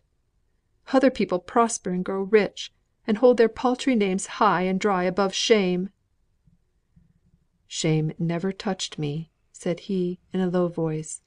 But she went on: "I sometimes have wondered where justice was gone to; and now I don't believe there is such a thing in the world.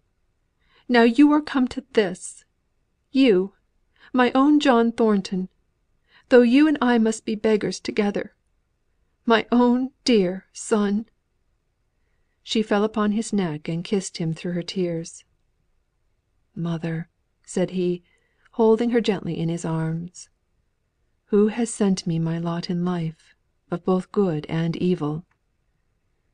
She shook her head.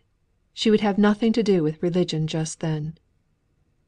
"Mother," he went on, seeing that she would not speak, "I, too, have been rebellious, but I am striving to be so no longer.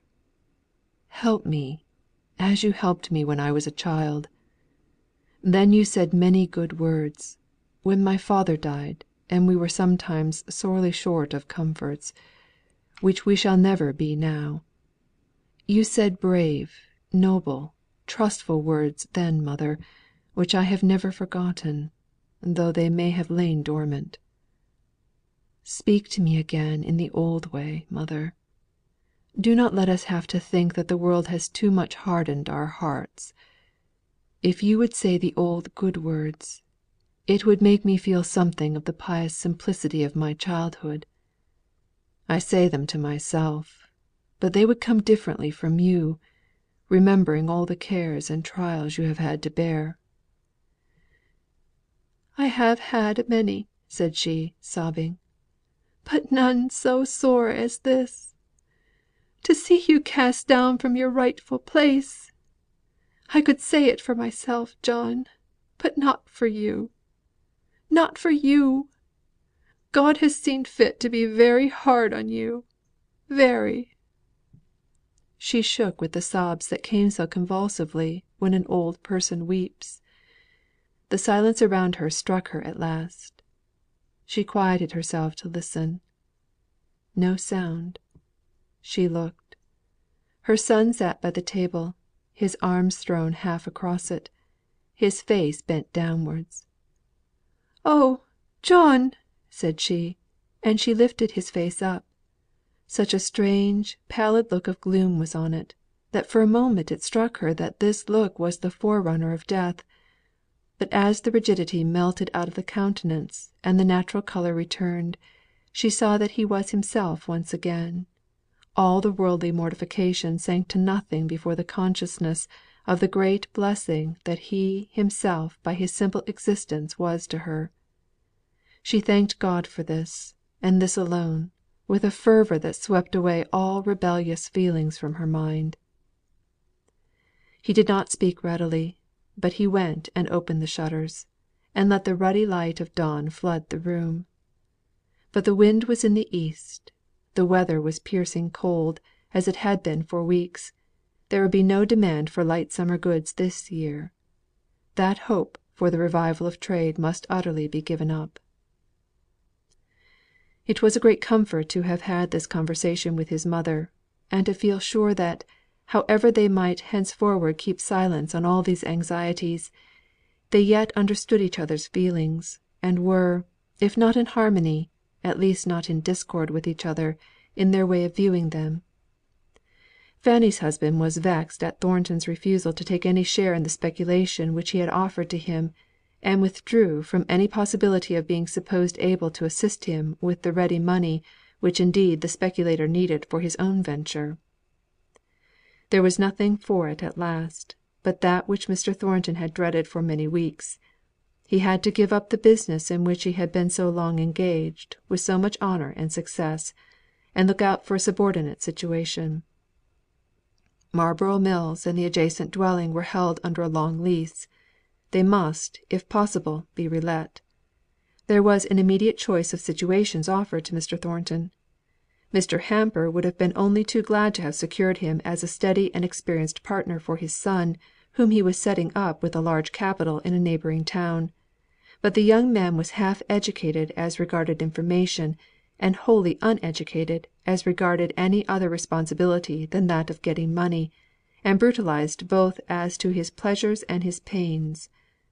Mr. Thornton declined having any share in a partnership which would frustrate what few plans he had that survived the wreck of his fortunes. He would sooner consent to be only a manager where he could have a certain degree of power beyond the mere money getting part, than to have to fall in with the tyrannical humours of a moneyed partner with whom he felt sure that he should quarrel in a few months. So he waited, and stood on one side with profound humility, as the news swept through the Exchange of the enormous fortune which his brother in law had made by his daring speculation. It was a 9 days' wonder. Success brought with it its worldly consequence of extreme admiration. No one was considered so wise and far-seeing as Mr. Watson.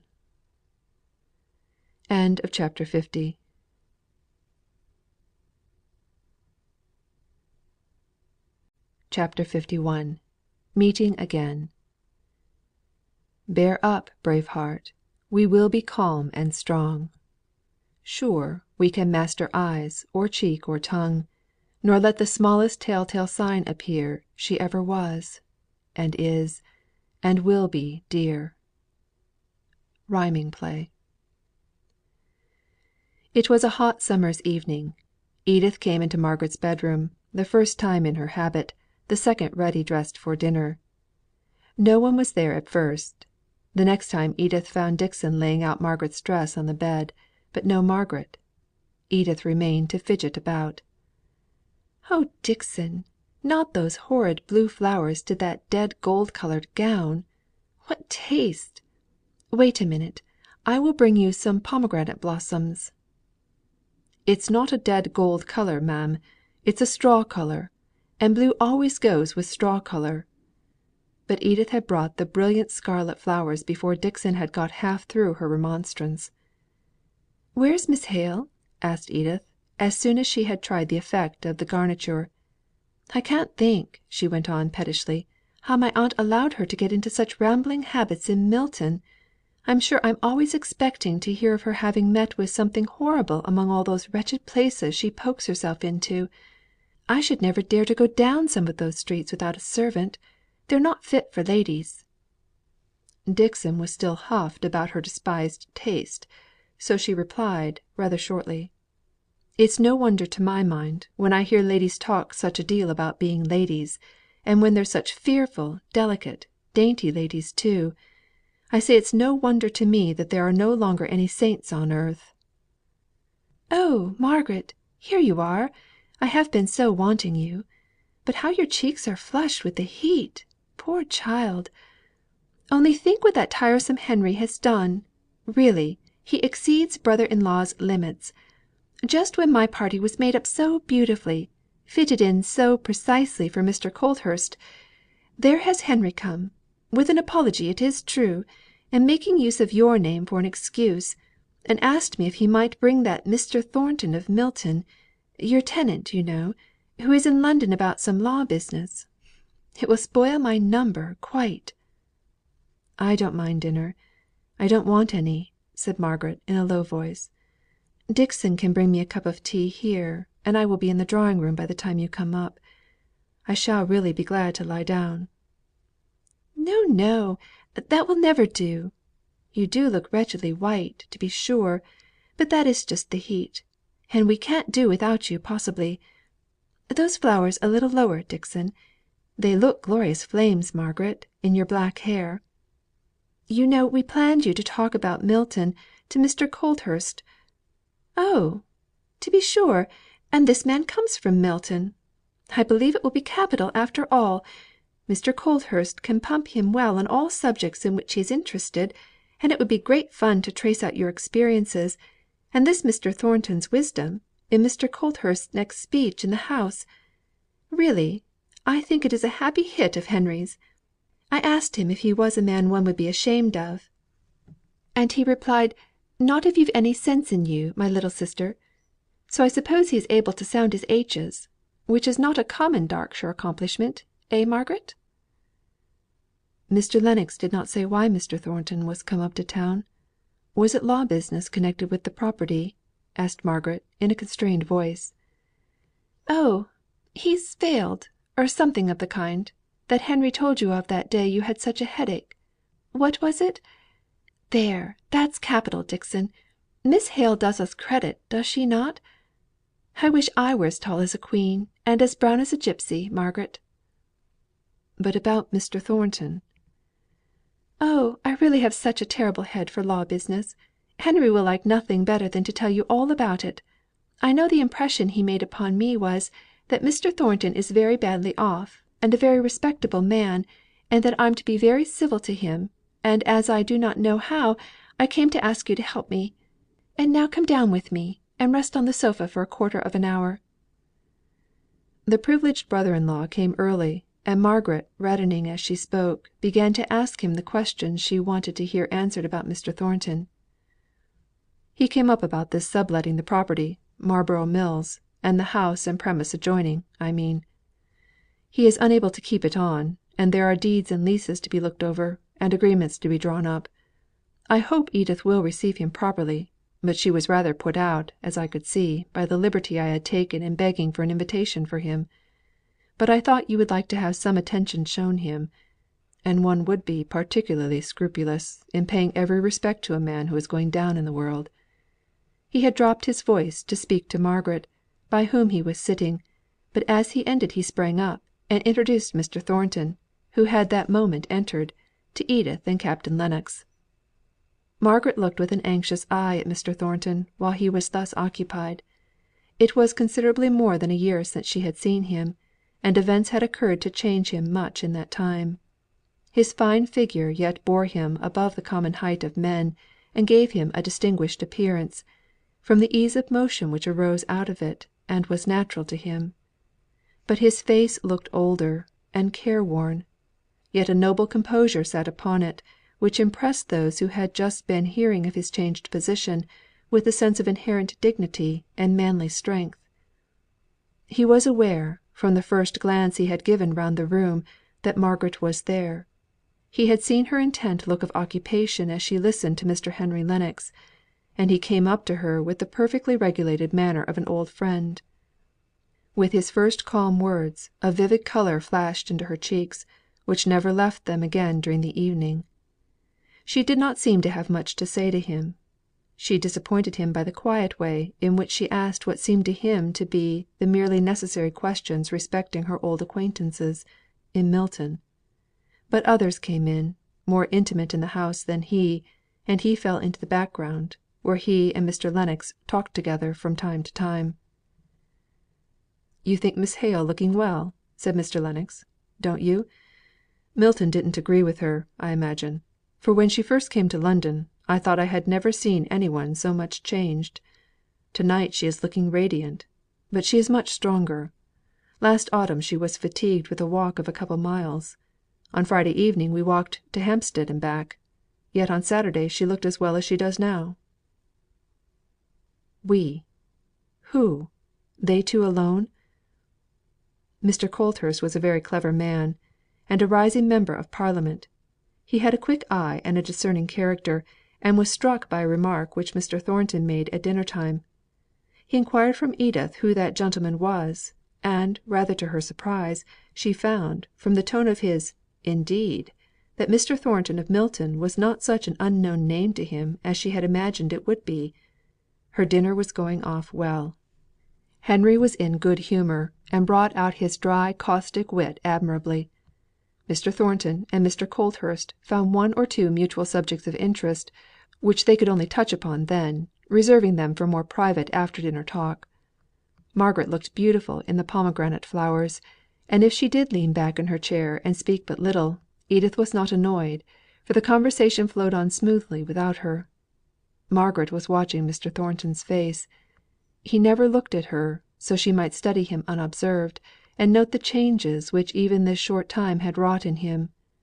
Only at some unexpected mot of Mr. Lennox's his face flashed out into the old look of intense enjoyment; the merry brightness returned to his eyes, the lips just parted to suggest the brilliant smile of former days; and for an instant his glance instinctively sought hers, as if he wanted her sympathy.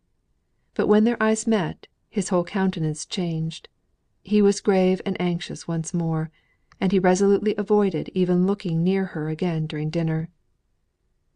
There were only two ladies besides their own party, and as these were occupied in conversation by her aunt and Edith, when they went up to the drawing room, Margaret languidly employed herself about some work. Presently the gentlemen came up, Mr. Colthurst and Mr. Thornton in close conversation.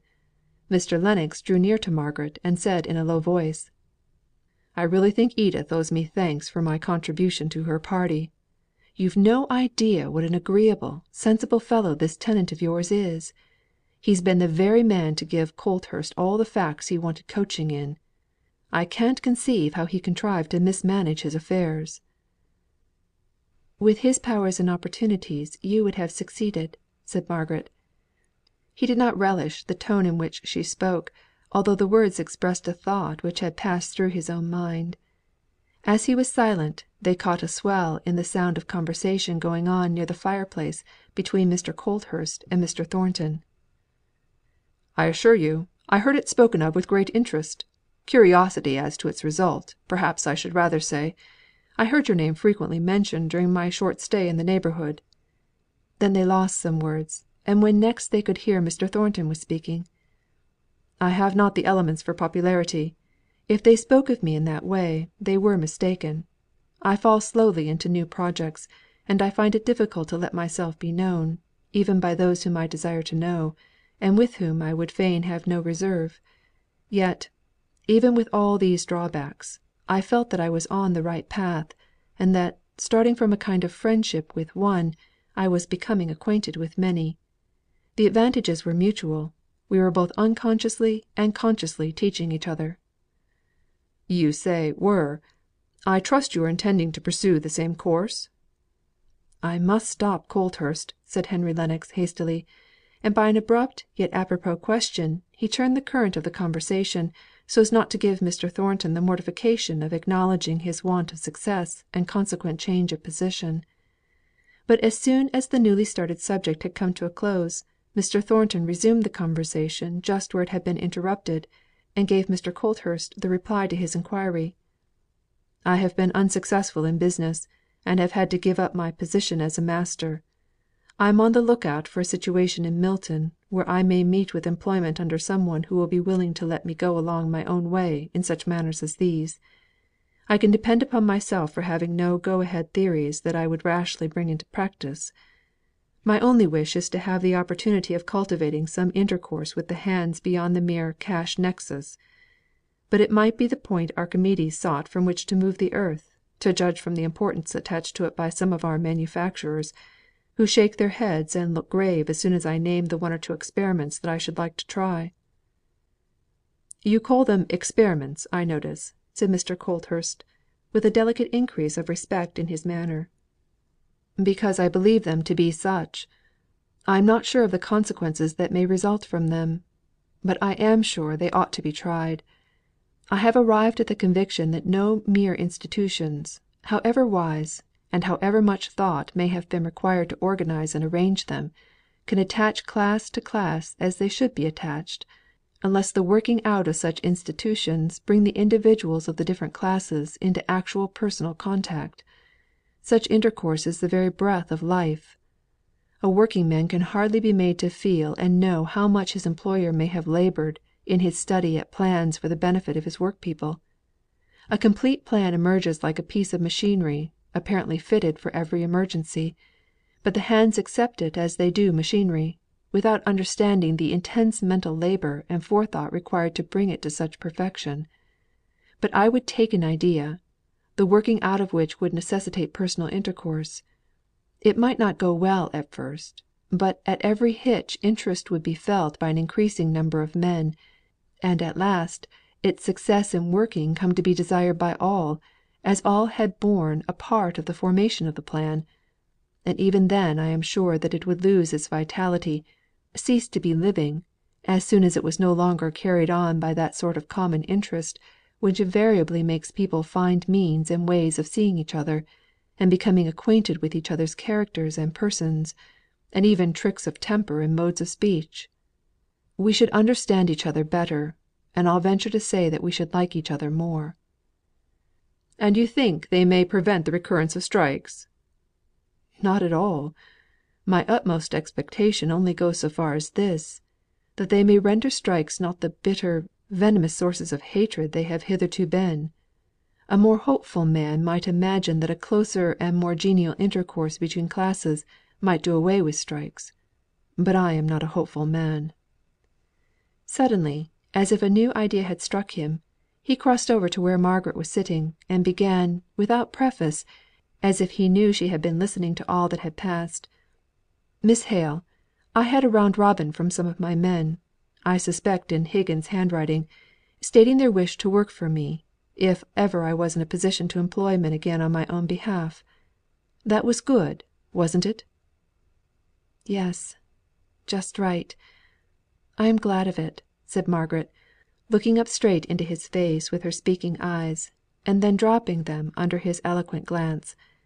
He gazed back at her for a minute, as if he did not know exactly what he was about; then sighed, and saying, "I knew you would like it," he turned away, and never spoke to her again until he bid her a formal good night.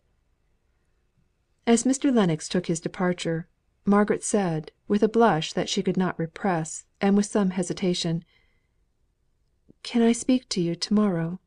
I want your help about something." "Certainly. I will come at whatever time you name. You cannot give me a greater pleasure than by making me of any use.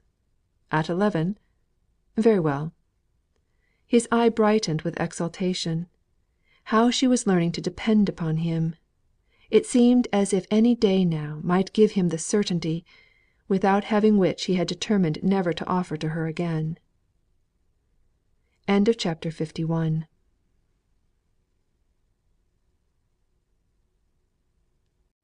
LII. Pack clouds away. For joy or grief, for hope or fear, for all hereafter, as for here, in peace or strife, in storm or shine. Anonymous. Edith went about on tiptoe, and checked Sholto in all loud speaking that next morning, as if any sudden noise would interrupt the conference that was taking place in the drawing room. 2:00 came, and they still sat there with closed doors. Then there was a man's footstep running downstairs, and Edith peeped out of the drawing room. "Well, Henry?" said she, with a look of interrogation. "Well," said he, rather shortly. "Come in to lunch." "No, thank you. I can't. I've lost too much time here already." "Then it's not all settled?" said Edith, despondingly. "No! Not at all. It never will be settled, if the it is what I conjecture you mean. That will never be, Edith, so give up thinking about it." "But it would be so nice for us all," pleaded Edith. "I should always feel comfortable about the children, if I had Margaret settled down near me. As it is, I am always afraid of her going off to Cadiz." "I will try, when I marry, to look out for a young lady who has a knowledge of the management of children. That is all I can do. Miss Hale would not have me, and I shall not ask her." "Then, what have you been talking about?" "A thousand things you would not understand. Investments, and leases, and value of land." "Oh, go away if that's all. You and she will be unbearably stupid, if you've been talking all this time about such weary things." "Very well. I'm coming again to morrow, and bringing Mr. Thornton with me, to have some more talk with Miss Hale." "Mr. Thornton? What has he to do with it?" "He is Miss Hale's tenant," said Mr. Lennox, turning away, "and he wishes to give up his lease." "Oh, very well. I can't understand details, so don't give them me." "The only detail I want you to understand is, to let us have the back drawing room undisturbed, as it was to day. In general, the children and servants are so in and out, that I can never get any business satisfactorily explained, and the arrangements we have to make to morrow are of importance." No one ever knew why Mr. Lennox did not keep his appointment on the following day. Mr. Thornton came true to his time, and, after keeping him waiting for nearly an hour, Margaret came in looking very white and anxious. She began hurriedly: "I am so sorry Mr. Lennox is not here. He could have done it so much better than I can. He is my adviser in this." "I am sorry that I came, if it troubles you. Shall I go to Mr. Lennox's chambers, and try and find him?" "No, thank you. I wanted to tell you how grieved I was to find out that I am losing you as a tenant. But Mr. Lennox says, things are sure to brighten." "Mr. Lennox knows little about it," said Mr. Thornton quietly. "Happy and fortunate in all a man cares for, he does not understand what it is to find oneself no longer young, yet thrown back to the starting point which requires the hopeful energy of youth. To feel one half of life gone, and nothing done; nothing remaining of wasted opportunity, but the bitter recollection that it has been. Miss Hale, I would rather not hear Mr. Lennox's opinion of my affairs. Those who are happy and successful themselves are too apt to make light of the misfortunes of others." "You are unjust," said Margaret, gently. "Mr. Lennox has only spoken of the great probability which he believes there to be of your redeeming, your more than redeeming what you have lost. Don't speak till I have ended. pray don't." And collecting herself once more, she went on rapidly turning over some law papers and statements of accounts in a trembling, hurried manner. "Oh, here it is, and he drew me out a proposal I wish he was here to explain it showing that if you would take some money of mine, £18,057, lying just at this moment unused in the bank, and bringing me in only 2.5%, you could pay me much better interest, and might go on working Marlborough Mills." Her voice had cleared itself and become more steady. Mr. Thornton did not speak, and she went on looking for some paper on which were written down the proposals for security, for she was anxious to have it all looked upon in the light of a mere business arrangement, in which the principal advantage would be on her side. While she sought for this paper, her very heart pulse was arrested by the tone in which Mr. Thornton spoke. His voice was hoarse and trembling with tender passion, as he said, "Margaret." For an instant she looked up, and then sought to veil her luminous eyes by dropping her forehead on her hands. Again stepping nearer, he besought her with another tremulous eager call upon her name. "Margaret!" Still lower went the head; more closely hidden was the face, almost resting on the table before her. He came close to her; he knelt by her side, to bring his face to a level with her ear, and whisper panted out the words, "Take care. If you do not speak, I shall claim you as my own in some strange presumptuous way. Send me away at once if I must go. Margaret." At that third call she turned her face, still covered with her small white hands, toward him, and laid it on his shoulder, hiding it even there; and it was too delicious to feel her soft cheek against his, for him to wish to see either deep blushes or loving eyes. He clasped her close, but they both kept silence. At length she murmured in a broken voice, "Oh, Mr. Thornton, I am not good enough." "Not good enough! Don't mock my own deep feeling of unworthiness." After a minute or two he gently disengaged her hands from her face, and laid her arms as they had once before been placed to protect him from the rioters. "Do you remember, love," he murmured, "and how I requited you with my insolence the next day?" "I remember how wrongly I spoke to you. That is all." "Look here. Lift up your head. I have something to show you." She slowly faced him, glowing with beautiful shame. "Do you know these roses?" said he, drawing out his pocket book, in which were treasured up some dead flowers. "No," she replied, with innocent curiosity. "Did I give them to you?" "No, Vanity, you did not. You may have worn sister roses very probably." She looked at them, wondering for a moment. Then she smiled a little as she said, "They are from Helstone, are they not? I know the deep indentations round the leaves." "Oh, have you been there? When were you there?" "I wanted to see the place where Margaret grew to what she is, even at the worst time of all, when I had no hope of ever calling her mine. I went there on my return from Havre." "You must give them to me," said she, trying to take them out of his hand with gentle violence. "Very well. Only you must pay me for them." "How shall I ever tell Aunt Shaw?" she whispered, after some time of delicious silence. "Let me speak to her." "Oh, no! I owe to her. But what will she say?" "I can guess. Her first exclamation will be, 'That man!'"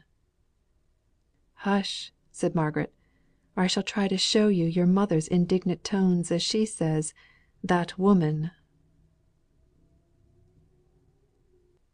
End of Chapter 52. And end of North and South by Elizabeth Gaskell.